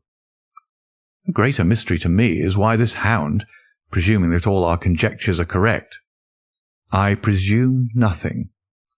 Well then, why this hound should be loose tonight? I suppose that it does not always run loose upon the moor. Stapleton would not let it go unless he had reason to think that Sir Henry would be there. My difficulty is the more formidable of the two, for I think that we shall very shortly get an explanation of yours, while mine may remain forever a mystery. The question now is, what shall we do with this poor wretch's body? We cannot leave it here to the foxes and the ravens. I suggest we put it in one of the huts until we can communicate with the police. Exactly. I have no doubt that you and I could carry it so far. Hello, Watson, what's this? It's the man himself, by all that's wonderful and audacious. Not a word to show your suspicions. Not a word, or my plans crumble to the ground. A figure was approaching us over the moor, and I saw the dull red glow of a cigar. The moon shone upon him, and I could distinguish the dapper shape and jaunty walk of the naturalist. He stopped when he saw us, and then came on again. "Why, Dr. Watson, that's not you, is it? You are the last man that I should have expected to see out on the moor at this time of night. But dear me, what's this? Somebody hurt? Don't tell me that it is our friend Sir Henry." He hurried past me and stooped over the dead man. I heard a sharp intake of his breath, and the cigar fell from his fingers. Who's this?" he stammered. "It is Selden, the man who escaped from Princetown." Stapleton turned a ghastly face upon us, but by a supreme effort he had overcome his amazement and his disappointment. He looked sharply from Holmes to me. "Dear me, what a very shocking affair! How did he die?" "He appears to have broken his neck by falling over these rocks.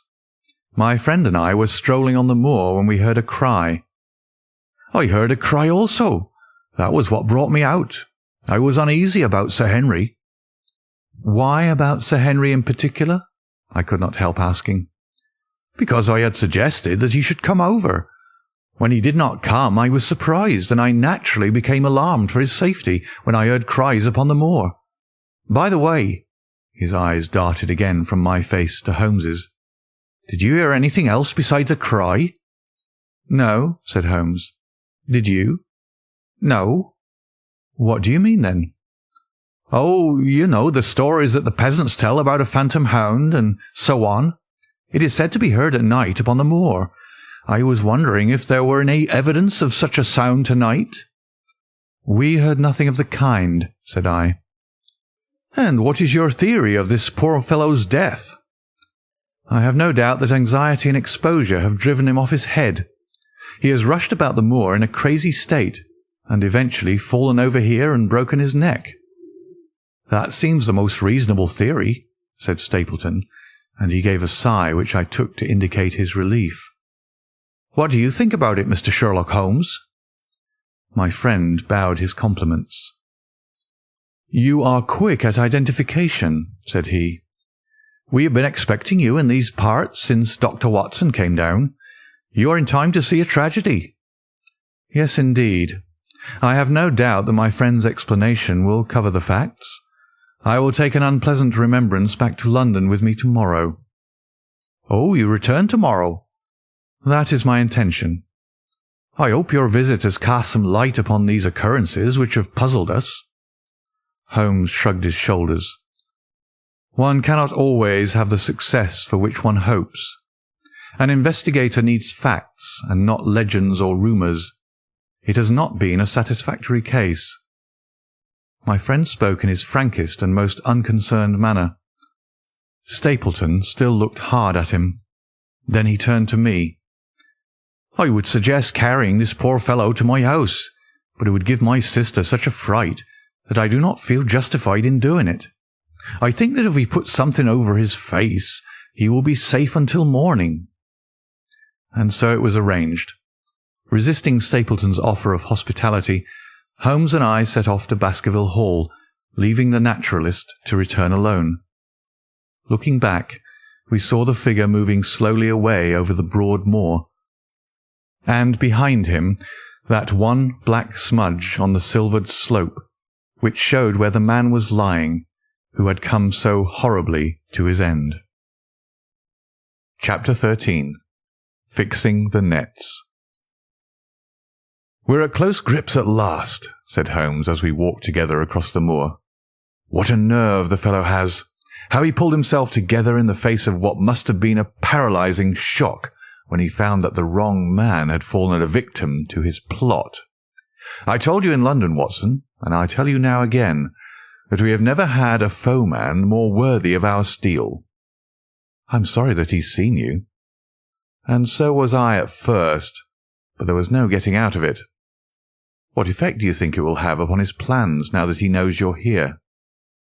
"It may cause him to be more cautious, or it may drive him to desperate measures at once. Like most clever criminals, he may be too confident in his own cleverness and imagine that he has completely deceived us." "Why should we not arrest him at once?" "My dear Watson, you were born to be a man of action. Your instinct is always to do something energetic. But supposing, for argument's sake, that we had him arrested tonight, what on earth the better off should we be for that? We could prove nothing against him. There's the devilish cunning of it.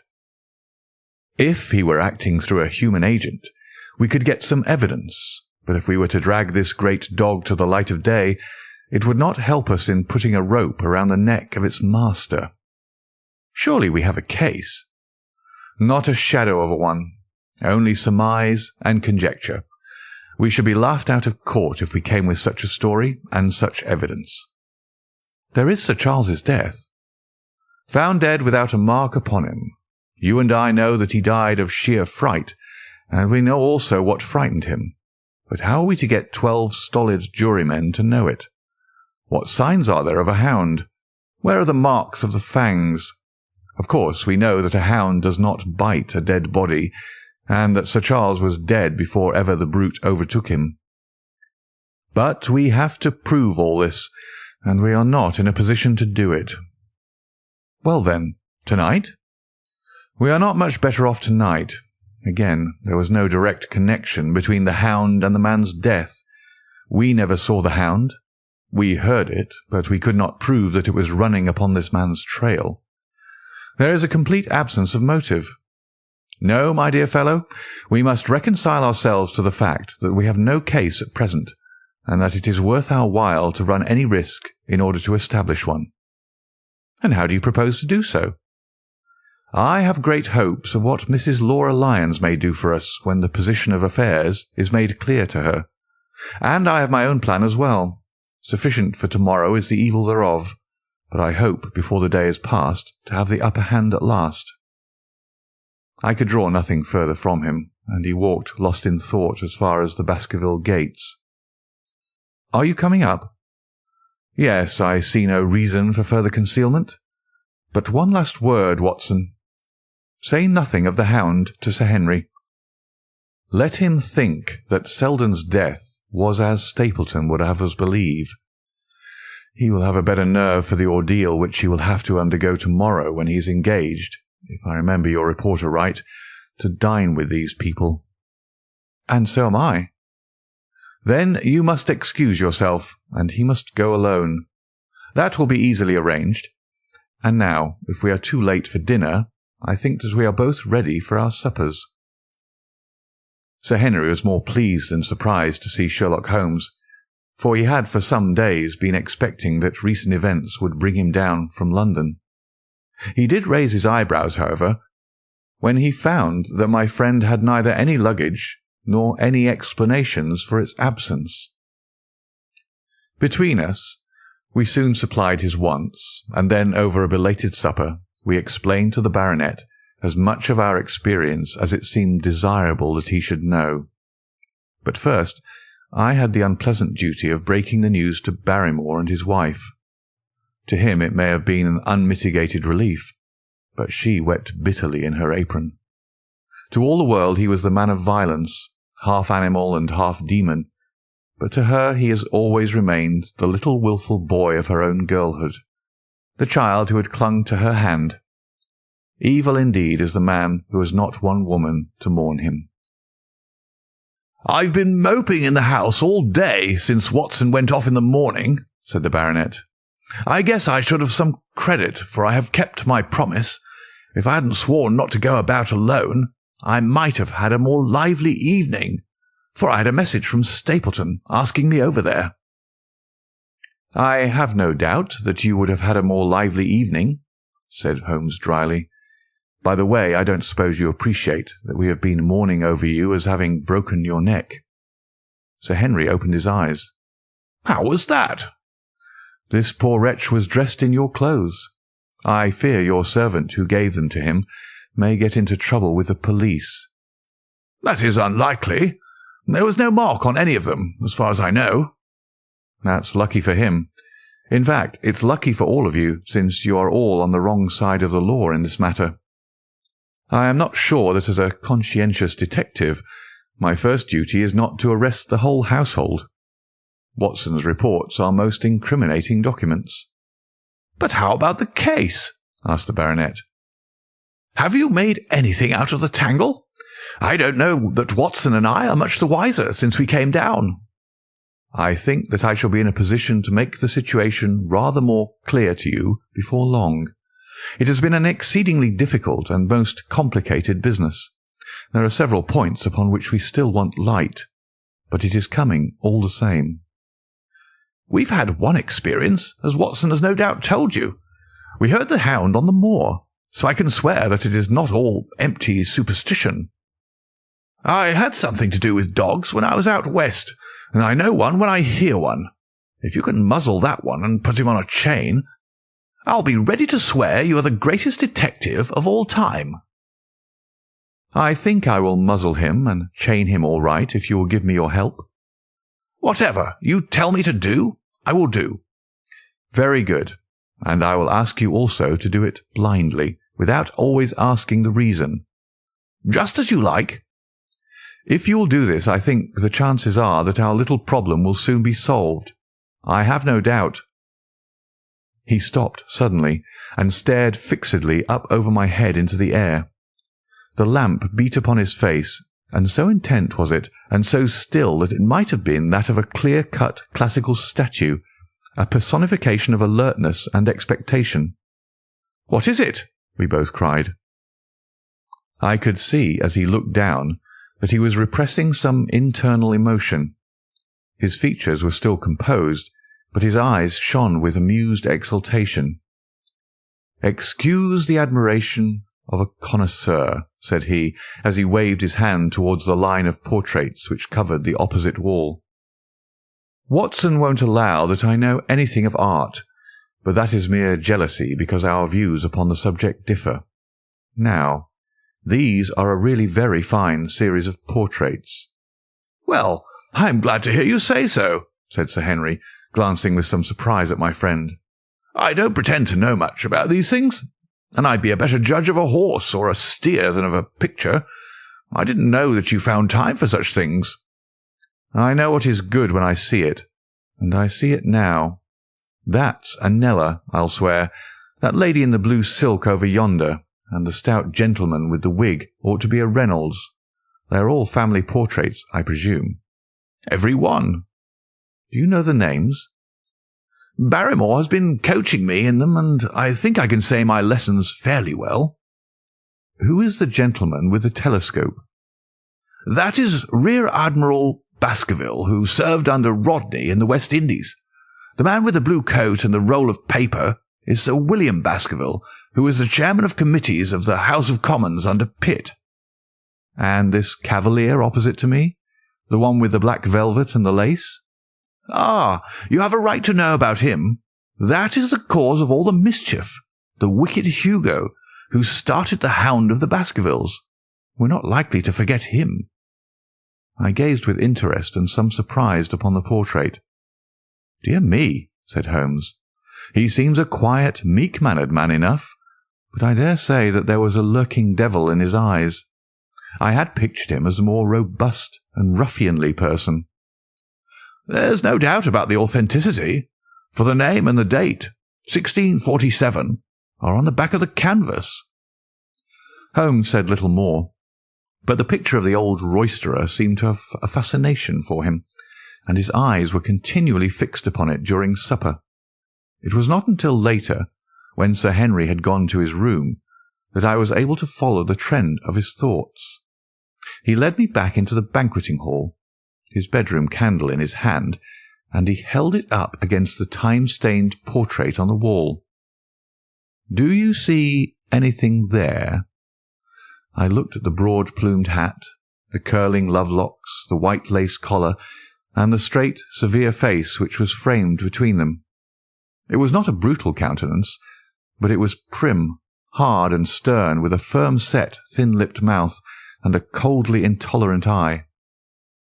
"Is it like anyone you know?" "There is something of Sir Henry about the jaw." "Just a suggestion, perhaps. But wait an instant."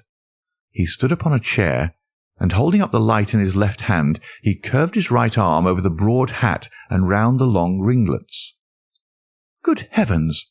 I cried in amazement. The face of Stapleton had sprung out of the canvas. "Ha! You see it now. My eyes have been trained to examine faces and not their trimmings. It is the first quality of a criminal investigator that he should see through a disguise. But this is marvellous. It might be his portrait." "Yes, it is an interesting instance of a throwback, which appears to be both physical and spiritual. A study of family portraits is enough to convert a man to the doctrine of reincarnation. The fellow is a Baskerville, that is evident." "With designs upon the succession?" "Exactly. This chance of the picture has supplied us with one of our most obvious missing links. We have him, Watson. We have him, and I dare swear that before tomorrow night he will be fluttering in our net as helpless as one of his own butterflies. A pin, a cork, and a card, and we add him to the Baker Street collection." He burst into one of his rare fits of laughter as he turned away from the picture. I've not heard him laugh often, and it has always boded ill to somebody. I was up betimes in the morning, but Holmes was afoot earlier still, for I saw him as I dressed, coming up the drive. "Yes, we should have a full day today," he remarked, and he rubbed his hands with the joy of action. "The nets are all in place, and the drag is about to begin. We'll know before the day is out whether we have caught our big, lean-jawed pike, or whether he has got through the meshes. Have you been on the moor already?" "I have sent a report from Grimpen to Princetown as to the death of Selden. I think I can promise that none of you will be troubled in the matter, and I have also communicated with my faithful Cartwright, who would certainly have pined away at the door of my hut as a dog does at his master's grave, if I had not set his mind at rest about my safety." "What is the next move?" "To see Sir Henry. Ah, here he is." "Good morning, Holmes," said the baronet. "You look like a general who's planning a battle with his chief of the staff." "That is the exact situation. Watson was asking for orders." "And so do I." "Very good. You are engaged, as I understand, to dine with our friends the Stapletons tonight." "I hope that you'll come also. They're very hospitable people, and I am sure that they would be very glad to see you." "I fear that Watson and I must go to London." "To London?" "Yes, I think that we should be more useful there at the present juncture." The baronet's face perceptibly lengthened. "I hoped that you were going to see me through this business. The hall and the moor are not very pleasant places when one is alone." "My dear fellow, you must trust me implicitly, and do exactly what I tell you. You can tell your friends that we should have been happy to come with you, but that urgent business required us to be in town. We hope very soon to return to Devonshire. Will you remember to give them that message?" "If you insist upon it." "There is no alternative, I assure you." I saw by the baronet's clouded brow that he was deeply hurt by what he regarded as our desertion. "When do you desire to go?" he asked coldly. "Immediately after breakfast. We will drive into Coombe Tracey, but Watson will leave his things as a pledge that he will come back to you. Watson, you will send a note to Stapleton to tell him that you regret that you cannot come." "I have a good mind to go to London with you," said the baronet. "Why should I stay here alone?" "Because it is your post of duty. Because you gave me your word that you would do as you were told, and I tell you to stay." "All right, then, I'll stay." "One more direction. I wish you to drive to Merripit House. Send back your trap, however, and let them know that you intend to walk home." "To walk across the moor?" "Yes." "But that is the very thing which you have so often cautioned me not to do." "This time you may do it with safety. If I had not every confidence in your nerve and courage, I would not suggest it. But it is essential that you should do it." "Then I will do it." "And as you value your life, do not go across the moor in any direction save along the straight path which leads from Merripit House to the Grimpen Road, and is your natural way home." "I will do just what you say." "Very good. I shall be glad to get away as soon after breakfast as possible, so as to reach London in the afternoon." I was much astounded by this programme, though I remembered that Holmes had said to Stapleton on the night before that his visit would terminate next day. It had not crossed my mind, however, that he would wish me to go with him, nor could I understand how we could both be absent at a moment which he himself declared to be critical. There was nothing for it, however, but implicit obedience, so we bade good-bye to our rueful friend, and a couple of hours afterwards we were at the station of Coombe Tracey, and had dispatched the trap upon its return journey. A small boy was waiting upon the platform. "Any orders, sir?" "You will take this train to town, Cartwright. The moment you arrive, you will send a wire to Sir Henry Baskerville in my name, to say that if he finds the pocket-book which I have dropped, he is to send it by registered post to Baker Street." "Yes, sir." "And ask at the station office if there is a message for me." The boy returned with a telegram which Holmes handed to me. It ran, "Wire received, coming down with unsigned warrant. Arrive 5:40, Lestrade." "That is in answer to mine of this morning. He is the best of the professionals, I think, and we may need his assistance. Now, Watson, I think that we cannot employ our time better than by calling upon your acquaintance, Mrs. Laura Lyons." His plan of campaign was beginning to be evident. He would use the baronet in order to convince the Stapletons that we were really gone, while we should actually return at the instant when we were likely to be needed. That telegram from London, if mentioned by Sir Henry to the Stapletons, must remove the last suspicions from their minds. Already I seem to see our nets drawing closer around that lean-jawed pike. Mrs. Laura Lyons was in her office, and Sherlock Holmes opened his interview with a frankness and directness which considerably amazed her. "I am investigating the circumstances which attended the death of the late Sir Charles Baskerville," said he. "My friend here, Dr. Watson, has informed me of what you have communicated, and also of what you have withheld in connection with that matter." "What have I withheld?" she asked defiantly. "You have confessed that you asked Sir Charles to be at the gate at 10 o'clock.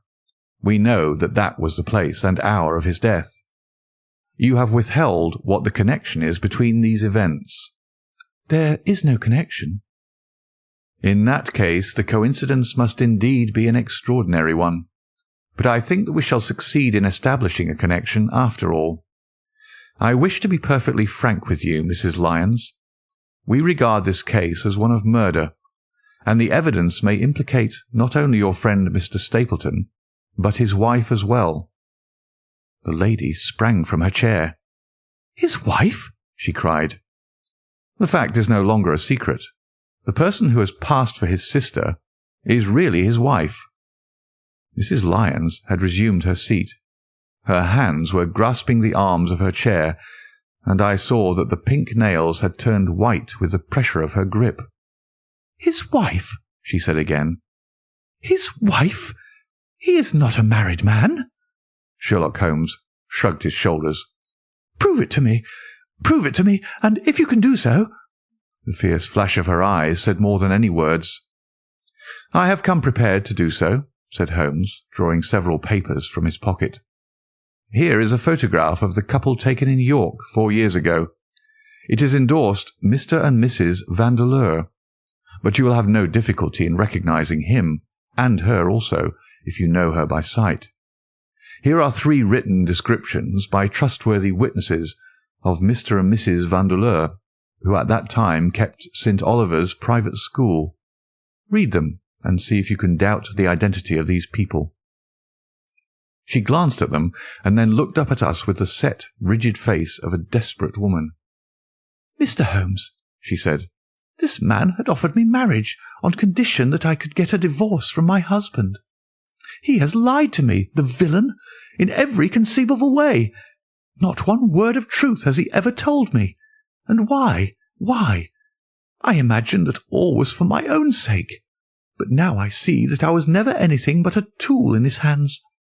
Why should I preserve faith with him who never kept any with me? Why should I try to shield him from the consequences of his own wicked acts? Ask me what you like, and there is nothing which I shall hold back. One thing I swear to you, and that is that when I wrote the letter I never dreamed of any harm to the old gentleman, who had been my kindest friend." "I entirely believe you, madam," said Sherlock Holmes. "The recital of these events must be very painful to you, and perhaps it will make it easier if I tell you what occurred, and you can check me if I make any material mistake. The sending of this letter was suggested to you by Stapleton?" "He dictated it." "I presume that the reason he gave was that you would receive help from Sir Charles for the legal expenses connected with your divorce." "Exactly." "And then after you had sent the letter, he dissuaded you from keeping the appointment?" "He told me that it would hurt his self-respect that any other man should find the money for such an object, and that though he was a poor man himself, he would devote his last penny to removing the obstacles which divided us." "He appears to be a very consistent character. And then you heard nothing until you read the reports of the death in the paper?" "No." "And he made you swear to say nothing about your appointment with Sir Charles?" "He did. He said that the death was a very mysterious one, and that I should certainly be suspected if the facts came out. He frightened me into remaining silent." "Quite so. But you had your suspicions." She hesitated and looked down. "I knew him," she said. "But if he had kept faith with me, I should always have done so with him." "I think that on the whole you have had a fortunate escape," said Sherlock Holmes. "You have had him in your power, and he knew it, and yet you are alive. You have been walking for some months very near to the edge of a precipice. We must wish you good morning now, Mrs. Lyons, and it is probable that you will very shortly hear from us again. Our case becomes rounded off, and difficulty after difficulty thins away in front of us," said Holmes, as we stood waiting for the arrival of the express from town. "I shall soon be in the position of being able to put into a single connected narrative one of the most singular and sensational crimes of modern times. Students of criminology will remember the analogous incidents in Godno, in Little Russia, in the year 66. And, of course, there are the Anderson murders in North Carolina. But this case possesses some features which are entirely its own. Even now we have no clear case against this very wily man, but I shall be very much surprised if it is not clear enough before we go to bed this night." The London express came roaring to the station, and a small, wiry bulldog of a man had sprung from a first-class carriage. We all 3 shook hands, and I saw at once from the reverential way in which Lestrade gazed at my companion that he had learned a good deal since the days when they had first worked together. I could well remember the scorn which the theories of the reasoner used then to excite in the practical man. "Anything good?" he asked. "The biggest thing for years," said Holmes. "We have 2 hours before we need think of starting. I think we might employ it in getting some dinner, and then, Lestrade, we will take the London fog out of your throat by giving you a breath of the pure night air of Dartmoor. Never been there? Ah, well, I don't suppose you will forget your first visit." Chapter 14. The Hound of the Baskervilles. One of Sherlock Holmes's defects, if indeed one may call it a defect, was that he was exceedingly loath to communicate his full plans to any other person until the instant of their fulfilment. Partly it came, no doubt, from his own masterful nature, which loved to dominate and surprise those who were around him. Partly also from his professional caution, which urged him never to take any chances. The result, however, was very trying for those who were acting as his agents and assistants. I had often suffered under it, but never more so than during that long drive in the darkness. The great ordeal was in front of us. At last we were about to make our final effort, and yet Holmes had said nothing, and I could only surmise what his course of action would be. My nerves thrilled with anticipation when at last the cold wind upon our faces and the dark void spaces on either side of the narrow road told me that we were back upon the moor once again. Every stride of the horses and every turn of the wheels was taking us nearer to our supreme adventure. Our conversation was hampered by the presence of the driver of the hired wagonette, so that we were forced to talk on trivial matters when our nerves were tense with emotion and anticipation. It was a relief to me, after that unnatural restraint, when we were at last past Franklin's house, and knew that we were drawing near to the hall and to the scene of action. We did not drive up to the door, but got down near the gate of the avenue. The wagonette was paid off and ordered to return to Coombe Tracey forthwith, while we started to walk to Merripit House. "Are you armed, Lestrade?" The little detective smiled. "As long as I have my trousers, I have a hip pocket, and as long as I have my hip pocket, I have something in it." "Good. My friend and I are also ready for emergencies." "You're mighty close about this affair, Mr. Holmes. What's the game now?" "A waiting game." "My word, it does not seem a very cheerful place," said the detective with a shiver, glancing round him at the gloomy slopes of the hill and at the huge lake of fog which lay over the Grimpen Mire. "I see the lights of a house ahead of us." "That is Merripit House and the end of our journey. I must request you to walk on tiptoe and not talk above a whisper." We moved cautiously along the track as if we were bound for the house, but Holmes halted us when we were about 200 yards from it. "This will do," said he. "These rocks upon the right make an admirable screen." "We're to wait here?" "Yes, we shall make our little ambush here. Get into this hollow, Lestrade. You have been inside the house, have you not, Watson? Can you tell the position of the rooms? What are those latticed windows at this end?" "I think they are the kitchen windows." "And the one beyond, which shines so brightly?" That is certainly the dining room." "The blinds are up. You know the lie of the land best.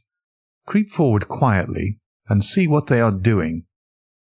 But for heaven's sake, don't let them know that they are watched." I tiptoed down the path and stooped behind the low wall which surrounded the stunted orchard. Creeping in its shadow, I reached a point whence I could look straight through the uncurtained window. There were only 2 men in the room, Sir Henry and Stapleton. They sat with their profiles toward me on either side of the round table. Both of them were smoking cigars, and coffee and wine were in front of them. Stapleton was talking with animation, but the baronet looked pale and distrait. Perhaps the thought of that lonely walk across the ill-omened moor was weighing heavily upon his mind. As I watched them, Stapleton rose and left the room, while Sir Henry filled his glass again and leaned back in his chair, puffing at his cigar. I heard the creak of a door and the crisp sound of boots upon the gravel. The steps passed along the path on the other side of the wall under which I crouched. Looking over, I saw the naturalist pause at the door of an outhouse in the corner of the orchard. A key turned in a lock, and as he passed in there was a curious scuffling noise from within. He was only a minute or so inside, and then I heard the key turn once more, and he passed me and re-entered the house. I saw him rejoin his guest, and I crept quietly back to where my companions were waiting to tell them what I had seen. "You say, Watson, that the lady is not there?" Holmes asked when I had finished my report. "No." "Where can she be, since there is no light in any other room except the kitchen?" "I cannot think where she is." I have said that over the great Grimpen Mire there hung a dense white fog.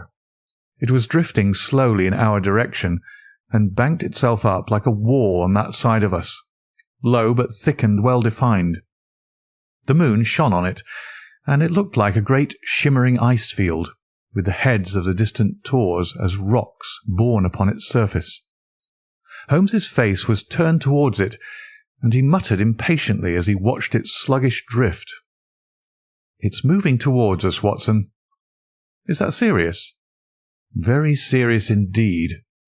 The one thing upon earth which could have disarranged my plans. He can't be very long now. It is already 10 o'clock. Our success, and even his life, may depend upon his coming out before the fog is over the path." The night was clear and fine above us. The stars shone cold and bright, while a half-moon bathed the whole scene in a soft, uncertain light. Before us lay the dark bulk of the house, its serrated roof and bristling chimneys hard outlined against the silver-spangled sky. Broad bars of golden light from the lower windows stretched across the orchard and the moor. One of them was suddenly shut off. The servants had left the kitchen. There only remained the lamp in the dining-room, where the two men, the murderous host and the unconscious guest, still chatted over their cigars. Every minute that white woolly plain which covered one half of the moor was drifting closer and closer to the house. Already the first thin wisps of it were curling across the golden square of the lighted window. The farther wall of the orchard was already invisible, and the trees were standing out of a swirl of a white vapour. As we watched it, the fog wreaths came crawling round both corners of the house, and rolled slowly into one dense bank, on which the upper floor and the roof floated like a strange ship upon a shadowy sea. Holmes struck his hand passionately upon the rock in front of us, and stamped his feet in his impatience. "If he isn't out in a quarter of an hour, the path will be covered. In half an hour we won't be able to see our hands in front of us." "Shall we move further back upon high ground?" "Yes, I think it would be as well." So, as the fog bank flowed onward, we fell back before it until we were half a mile from the house, and still that dense white sea, with the moon silvering its upper edge, swept slowly and inexorably on. "We are going too far," said Holmes. "We dare not take the chance of his being overtaken before he can reach us. At all costs we must hold our ground where we are." He dropped on his knees and clapped his ear to the ground. "Thank God! I think that I hear him coming." A sound of quick steps broke the silence of the moor. Crouching among the stones, we stared intently at the silver-tipped bank in front of us. The steps grew louder, and through the fog as through a curtain there stepped the man whom we were awaiting. He looked around him in surprise as he emerged into the clear starlit night. Then he came swiftly along the path, passed close to where we lay, and went on up the long slope behind us. As he walked, he glanced continually over either shoulder, like a man who is ill at ease. "Hist!" cried Holmes, and I heard the sharp click of a cocking pistol. "Look out! It's coming!" There was a thin, crisp, continuous patter from somewhere in the heart of that crawling bank. The cloud was within 50 yards of where we lay, and we glared at it, all three uncertain what horror was about to break from the heart of it. I was at Holmes's elbow, and I glanced for an instant at his face. It was pale and exultant, his eyes shining brightly in the moonlight. But suddenly they started forward in a rigid, fixed stare, and his lips parted in amazement. At the same instant the Strad gave a yell of terror and threw himself face downward upon the ground. I sprang to my feet, my inert hand grasping my pistol, my mind paralysed by the dreadful shape which had sprung out upon us from the shadows of the fog. A hound it was, an enormous, coal-black hound, but not such a hound as mortal eyes have ever seen. Fire burst from its open mouth.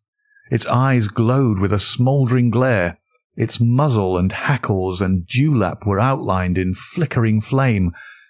Never in the delirious dream of a disordered brain could anything more savage, more appalling, more hellish be conceived than that dark form and savage face which broke upon us out of the wall of fog. With long bounds, the huge black creature was leaping down the track, following hard upon the footsteps of our friend. So paralysed were we by the apparition that we allowed him to pass before we had recovered our nerve. Then Holmes and I both fired together, and the creature gave a hideous howl which showed that one at least had hit him. He did not pause, however, but bounded onward. Far away on the path we saw Sir Henry looking back, his face white in the moonlight, his hands raised in horror, glaring helplessly at the frightful thing which was hunting him down. But that cry of pain from the hound had blown all our fears to the winds. If he was vulnerable, he was mortal, and if we could wound him, we could kill him. Never have I seen a man run as Holmes ran that night. I am reckoned fleet of foot, but he outpaced me as much as I outpaced the little professional. In front of us, as we flew up the track, we heard scream after scream from Sir Henry and the deep roar of the hound. I was in time to see the beast spring upon its victim, hurl him to the ground, and worry at his throat.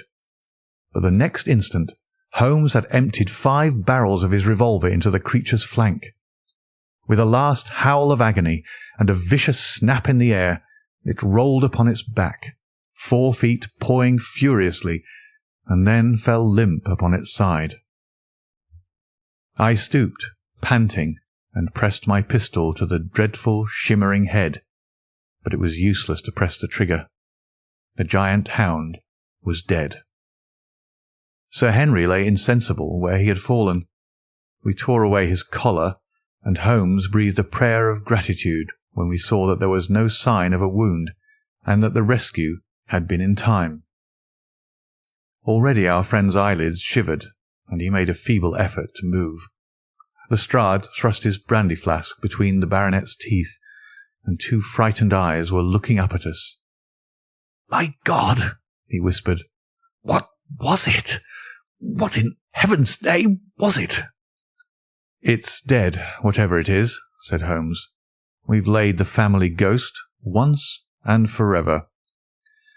In mere size and strength it was a terrible creature which was lying stretched before us. It was not a pure bloodhound, and it was not a pure mastiff, but it appeared to be a combination of the two, gaunt, savage, and as large as a small lioness. Even now, in the stillness of death, the huge jaws seemed to be dripping with a bluish flame, and the small, deep-set, cruel eyes were ringed with fire. I placed my hand upon the glowing muzzle, and as I held them up, my own fingers smouldered and gleamed in the darkness. "Phosphorus," I said.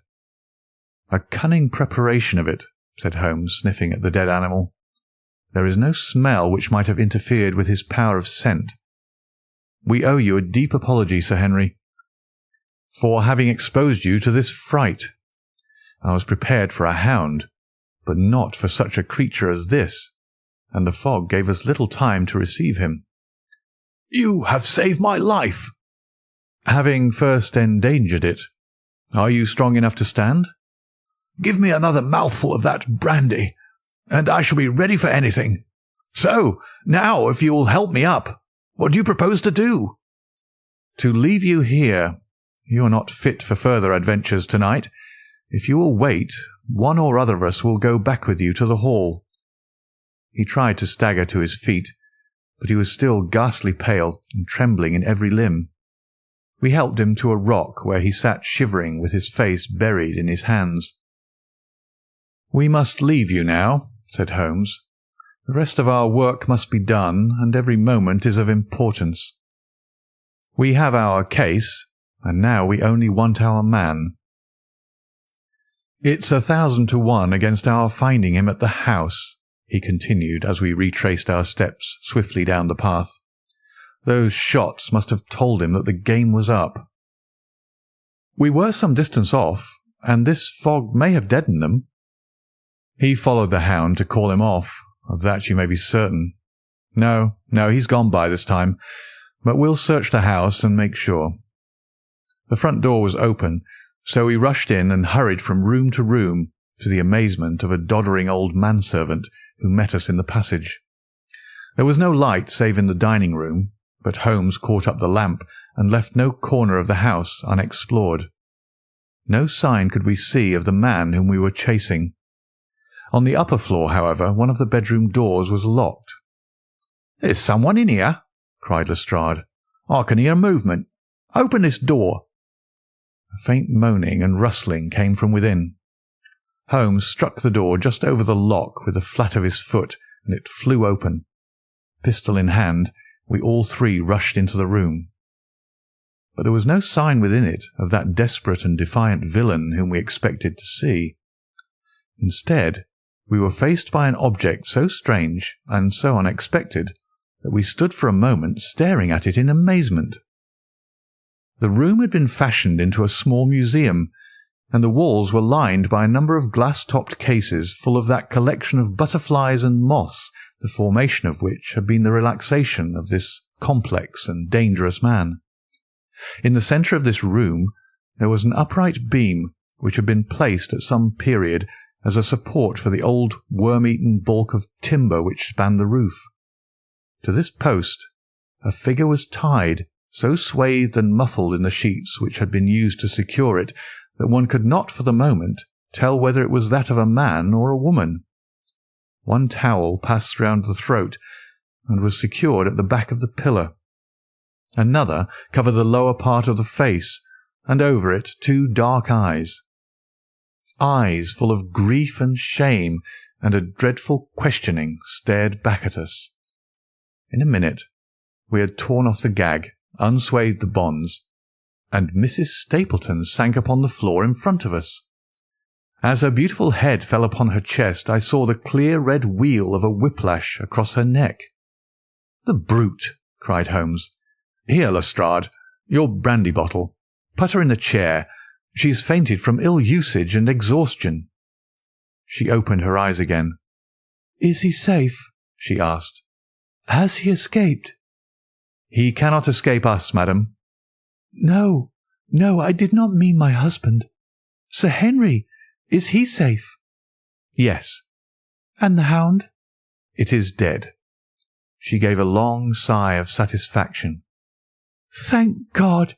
Thank God! Oh, this villain! See how he has treated me!" She shot her arms out from her sleeves, and we saw with horror that they were all mottled with bruises. "But this is nothing, nothing. It is my mind and soul that he has tortured and defiled. I could endure it all. Ill usage, solitude, a life of deception, everything, as long as I could still cling to the hope that I had his love. But now I know that in this also I have been his dupe and his tool." She broke into a passionate sobbing as she spoke. "You bear him no good will, madam," said Holmes. "Tell us, then, where we shall find him. If you have ever aided him in evil, help us now and so atone." "There is but one place where he can have fled," she answered. "There is an old tin mine on an island in the heart of the mire. It was there that he kept his hound, and there also he had made preparations so that he might have a refuge. That is where he would fly." The fog bank lay like white wool against the window. Holmes held a lamp towards it. "See," said he, "no one could find his way into the Grimpen Mire tonight." She laughed and clapped her hands. Her eyes and teeth gleamed with fierce merriment. "He may find his way in, but never out," she cried. "How can he see the guiding wands tonight? We planted them together, he and I, to mark the pathway through the mire. Oh, if I could only have plucked them out today, then indeed you would have had him at your mercy." It was evident to us that all pursuit was in vain until the fog had lifted. Meanwhile we left Lestrade in possession of the house, while Holmes and I went back with the baronet to Baskerville Hall. The story of the Stapletons could no longer be withheld from him, but he took the blow bravely when he learned the truth about the woman whom he had loved. But the shock of the night's adventures had shattered his nerves, and before morning he lay delirious in a high fever under the care of Dr. Mortimer. The two of them were destined to travel together round the world before Sir Henry had become once more the hale, hearty man that he had been before he became master of that ill-omened estate. And now I come rapidly to the conclusion of this singular narrative, in which I have tried to make the reader share those dark fears and vague surmises which cloud our lives so long and ended in so tragic a manner. On the morning after the death of the Hound, the fog had lifted, and we were guided by Mrs. Stapleton to the point where they had found a pathway through the bog. It helped us to realize the horror of this woman's life when we saw the eagerness and joy with which she laid us on her husband's track. We left her standing upon the thin peninsula of firm, peaty soil which tapered out into the widespread bog. From the end of it, a small wand planted here and there showed where the path zigzagged from tuft to tuft of rushes among those green-scummed pits and foul quagmires which barred the way to the stranger. Rank reeds and lush, slimy water plants sent an odour of decay and a heavy miasmatic vapour onto our faces, while a false step plunged us more than once thigh-deep into the dark, quivering mire which shook for yards in soft undulations around our feet.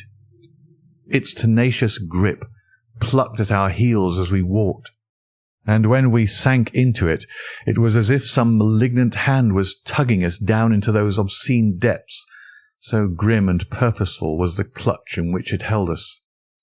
Once only we saw a trace that someone had passed that perilous way before us.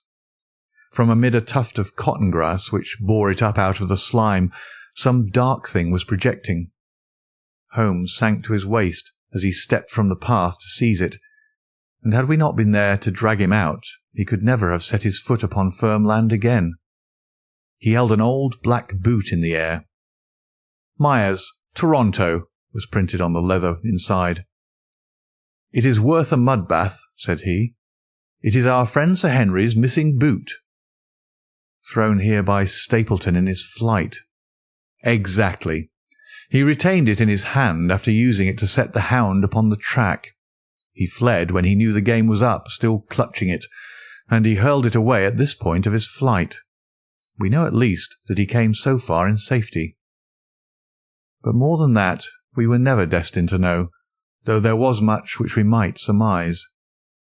There was no chance of finding footsteps in the mire, for the rising mud oozed swiftly in upon them, but as we at last reached firmer ground beyond the morass, we all looked eagerly for them.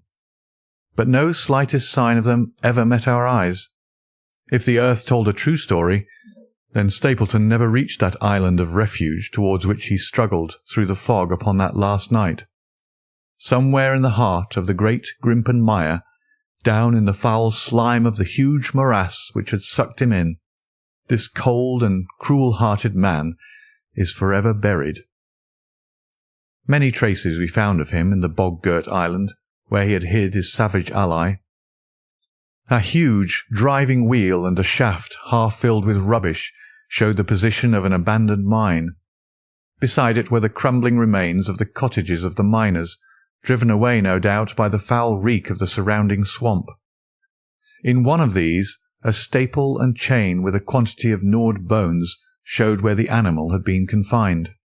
A skeleton with a tangle of brown hair adhering to it lay among the debris. "A dog," said Holmes. "By Jove, a curly-haired spaniel. Poor Mortimer will never see his pet again. Well, I do not know that this place contains any secret which we would not already fathomed. He could hide his hound, but he could not hush its voice, and hence came those cries which even in daylight were not pleasant to hear. On an emergency he could keep the hound in the outhouse at Merripit, but it was always a risk, and it was only on the supreme day, which he regarded as the end of all his efforts, that he dared do it. This paste in the tin is no doubt the luminous mixture with which the creature was daubed. It was suggested, of course, by the story of the family hell-hound and by the desire to frighten old Sir Charles to death.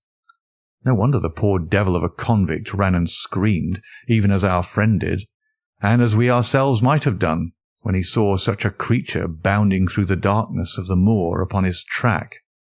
It was a cunning device, for apart from the chance of driving your victim to his death, what peasant would venture to inquire too closely into such a creature should he get a sight of it, as many have done upon the moor? I said it in London, Watson, and I say it again now, that never yet have we helped to hunt down a more dangerous man than he who is lying yonder. He swept his long arm towards the huge, mottled expanse of green splotched bog, which stretched away until it merged into the russet slopes of the moor. Chapter 15. A Retrospection. It was the end of November, and Holmes and I sat upon a raw and foggy night on either side of a blazing fire in our sitting-room in Baker Street.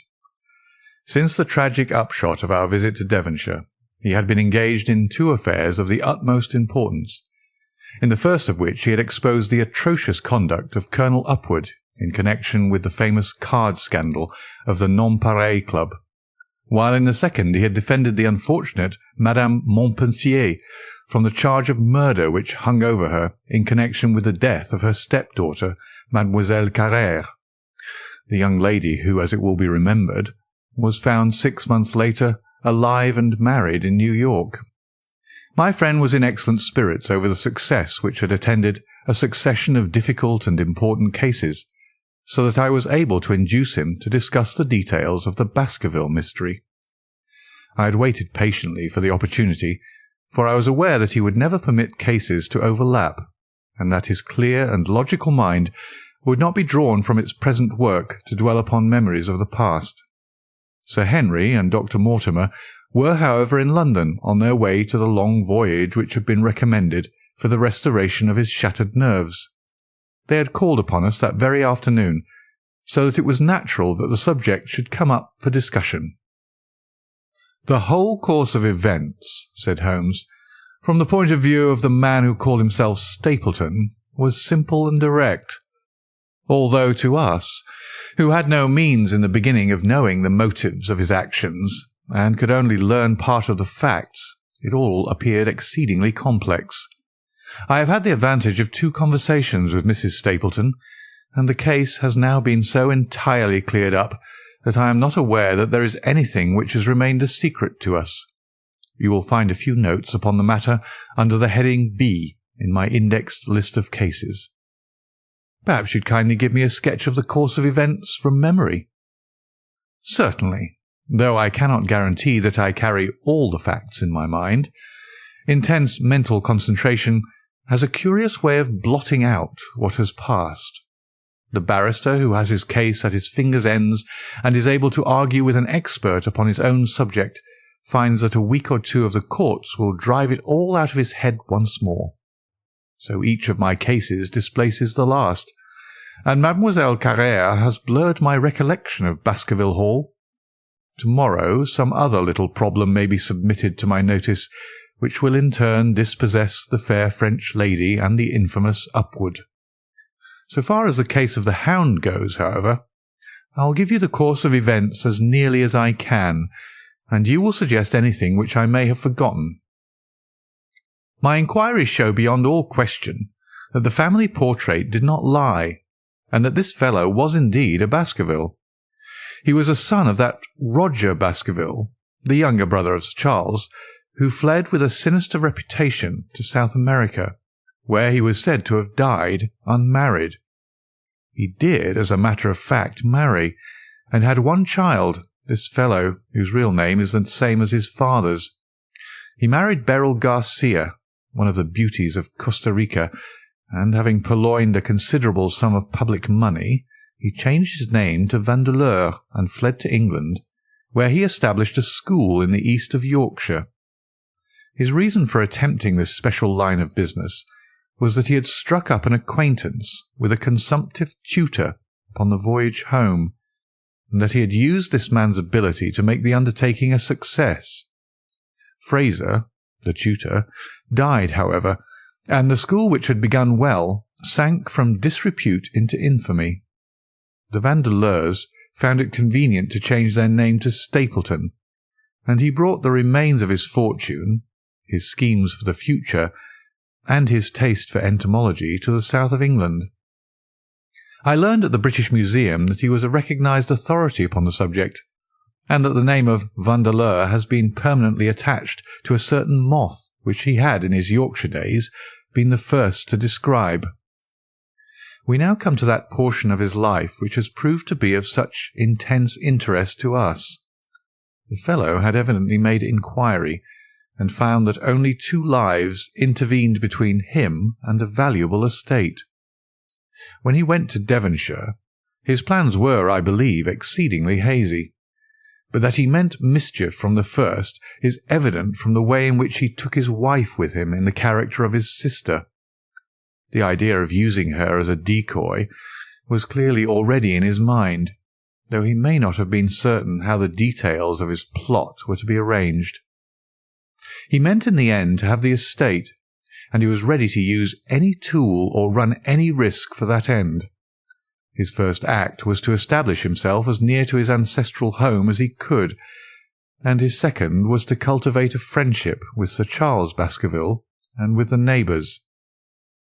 The baronet himself told him about the family hound, and so prepared the way for his own death.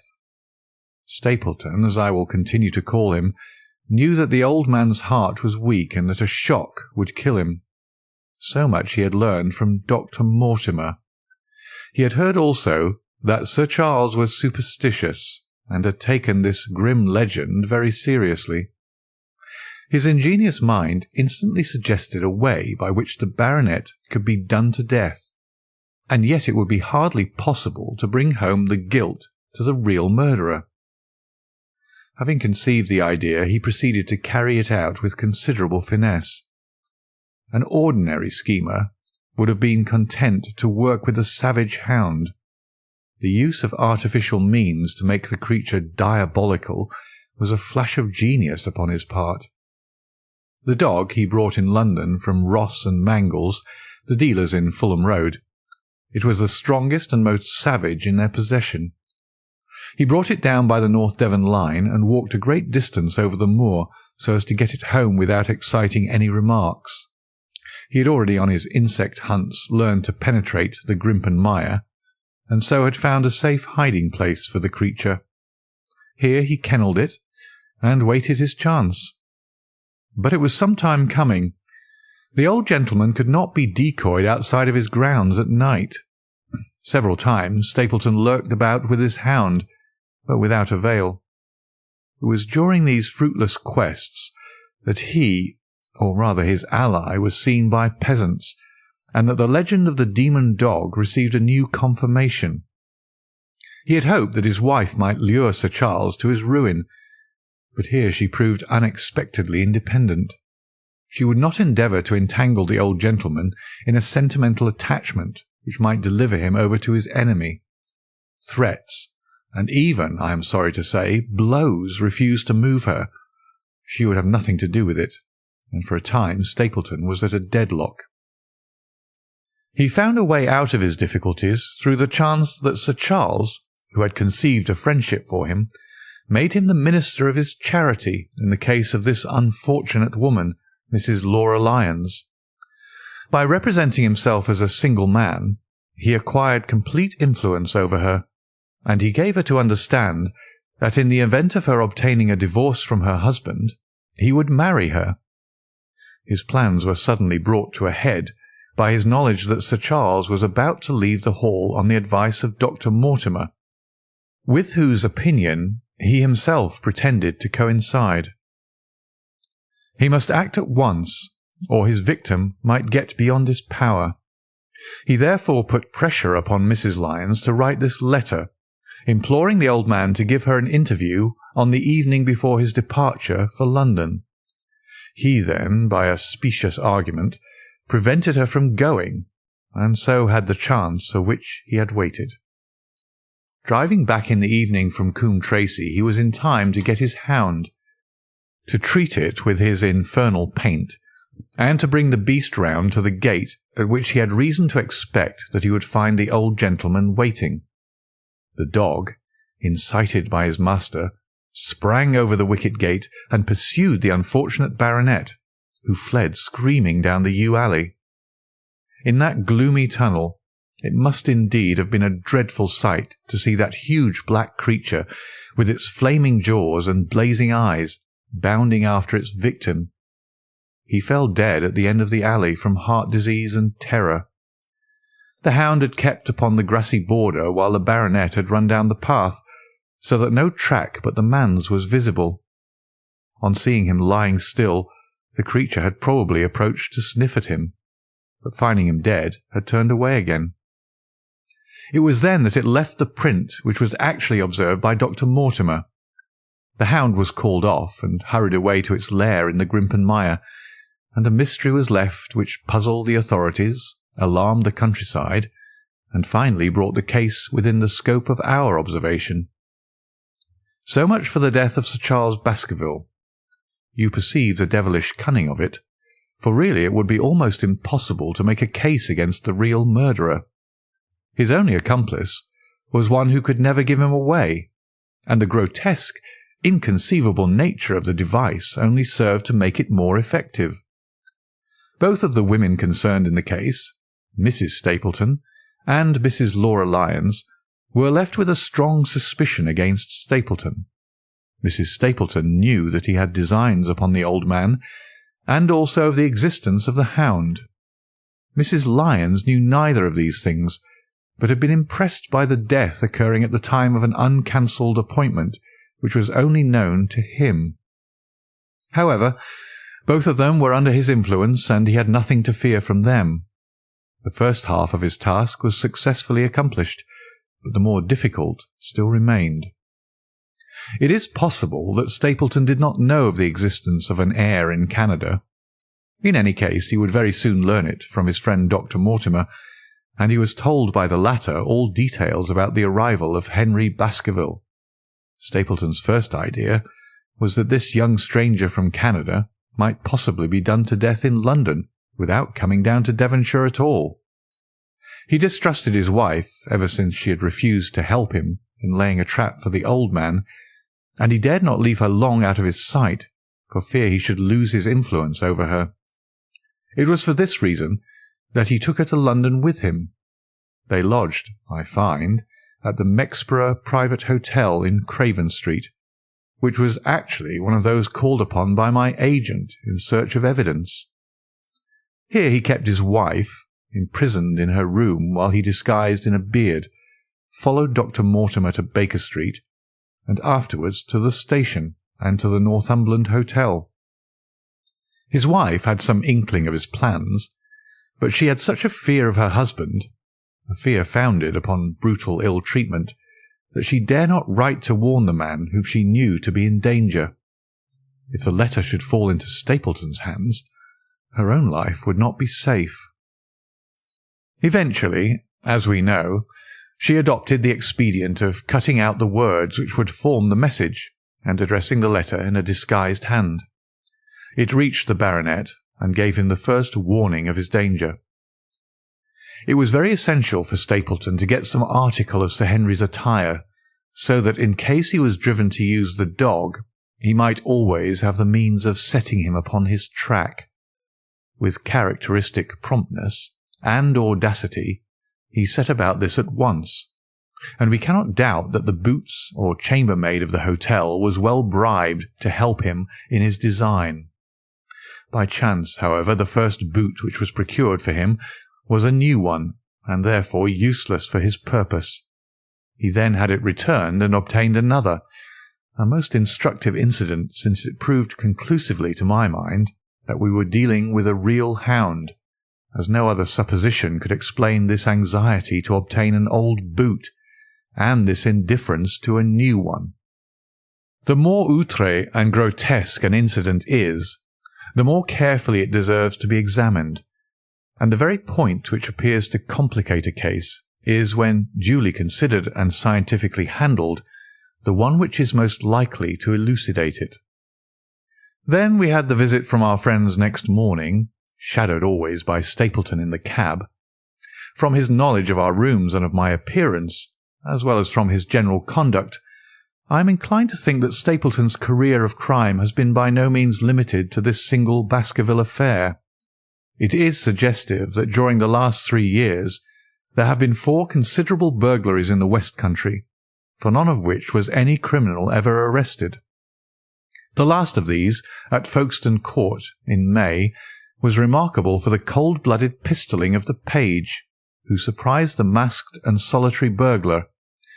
I cannot doubt that Stapleton recruited his waning resources in this fashion, and that for years he had been a desperate and dangerous man.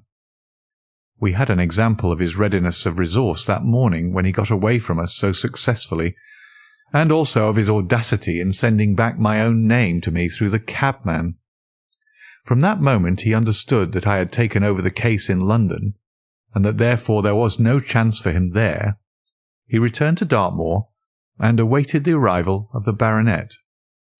"One moment," said I. "You have no doubt described the sequence of events correctly, but there's one point which you have left unexplained. What became of the hound when its master was in London?" "I have given some attention to this matter, and it is undoubtedly of importance. There can be no question that Stapleton had a confidant, though it is unlikely that he ever placed himself in his power by sharing all his plans with him. There was an old manservant at Merripit House whose name was Anthony. His connection with the Stapletons can be traced for several years, as far back as the schoolmastering days, so that he must have been aware that his master and mistress were really husband and wife. This man has disappeared, and has escaped from the country. It is suggestive that Anthony is not a common name in England, while Antonio is so in all Spanish or Spanish-American countries. The man, like Mrs. Stapleton herself, spoke good English, but with a curious lisping accent. I have myself seen this old man cross the Grimpen Mire by the path which Stapleton had marked out. It is very probable, therefore, that in the absence of his master it was he who cared for the hound, though he may never have known the purpose for which the beast was used. The Stapletons then went down to Devonshire, whither they were soon followed by Sir Henry and you. One word now as to how I stood myself at that time. It may possibly recur to your memory that when I examined the paper upon which the printed words were fastened, I made a close inspection for the watermark. In doing so I held it within a few inches of my eyes, and was conscious of a faint smell of the scent known as white jessamine. There are 75 perfumes, which is very necessary that a criminal expert should be able to distinguish from each other, and cases have more than once within my own experience depended upon their prompt recognition.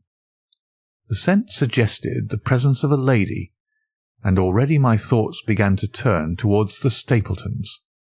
Thus I had made certain of the hound, and had guessed at the criminal before ever we went to the West Country. It was my game to watch Stapleton. It was evident, however, that I could not do this if I were with you, since he would be keenly on his guard. I deceived everybody, therefore, yourself included, and I came down secretly when I was supposed to be in London. My hardships were not so great as you imagined, though such trifling details must never interfere with the investigation of a case. I stayed for the most part at Coombe Tracey, and only used the hut upon the moor when it was necessary to be near the scene of action.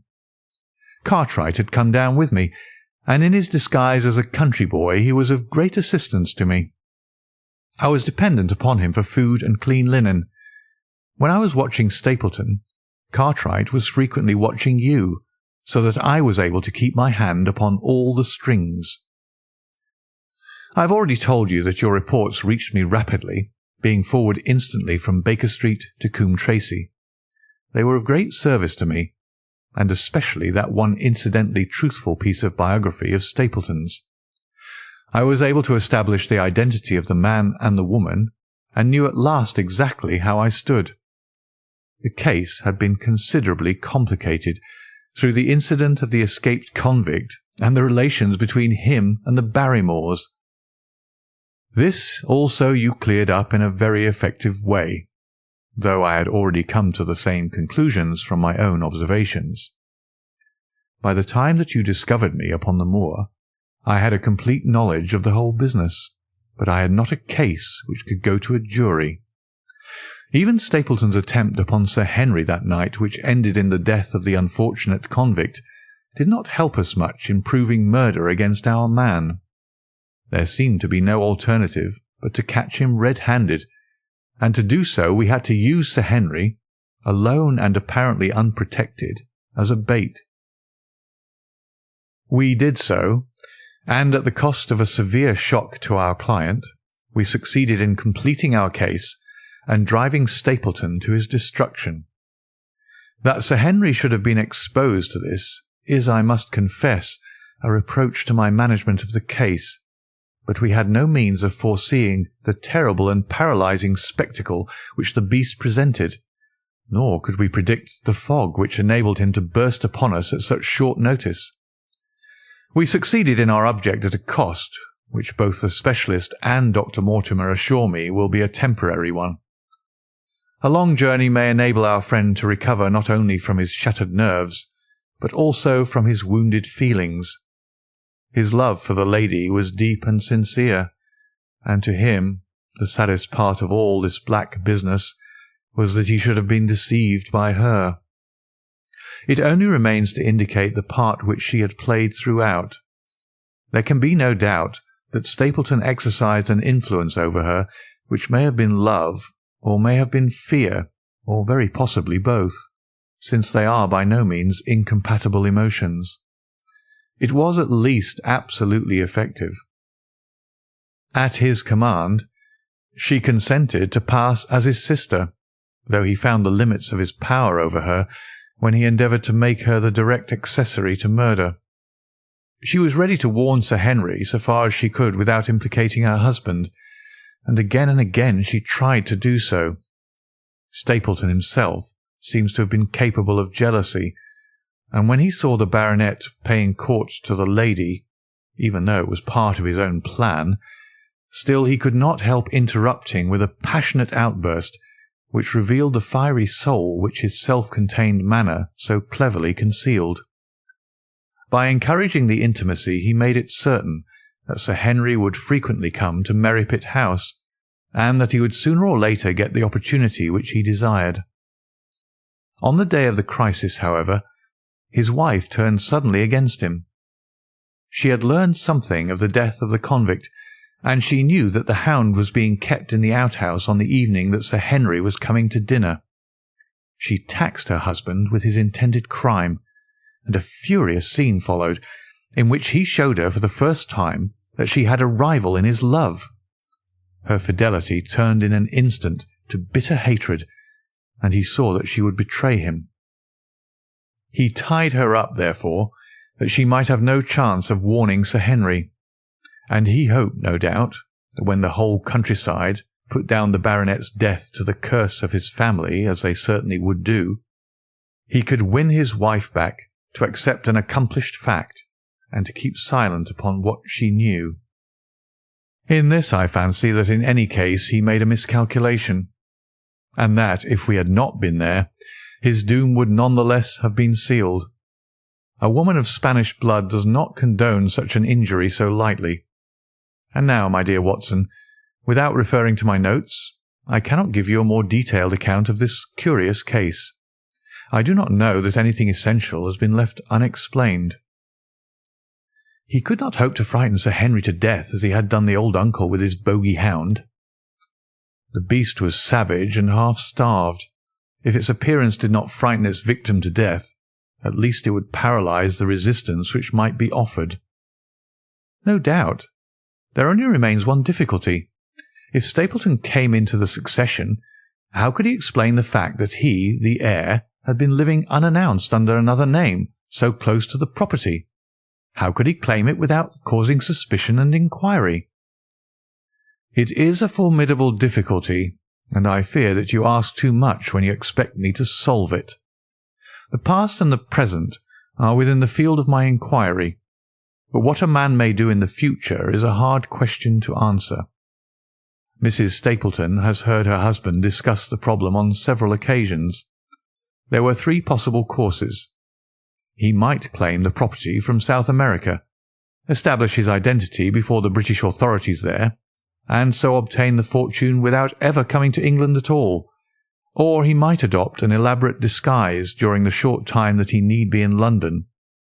Or again, he might furnish an accomplice with the proofs and papers, putting him in as heir, and retaining a claim upon some proportion of his income. We cannot doubt from what we know of him that he would have found some way out of the difficulty.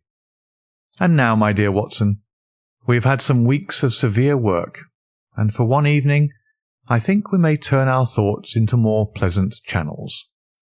I have a box for Les Huguenots. Have you heard the De Retskys? Might I trouble you then to be ready in half an hour, and we can stop at Marcini's for a little dinner on the way. End of Chapter 15, and the end of The Hound of the Baskervilles by Sir Arthur Conan Doyle. Read by David Clark, bgdavid.wordpress.com and bgcoffee.net. Thank you so much for listening.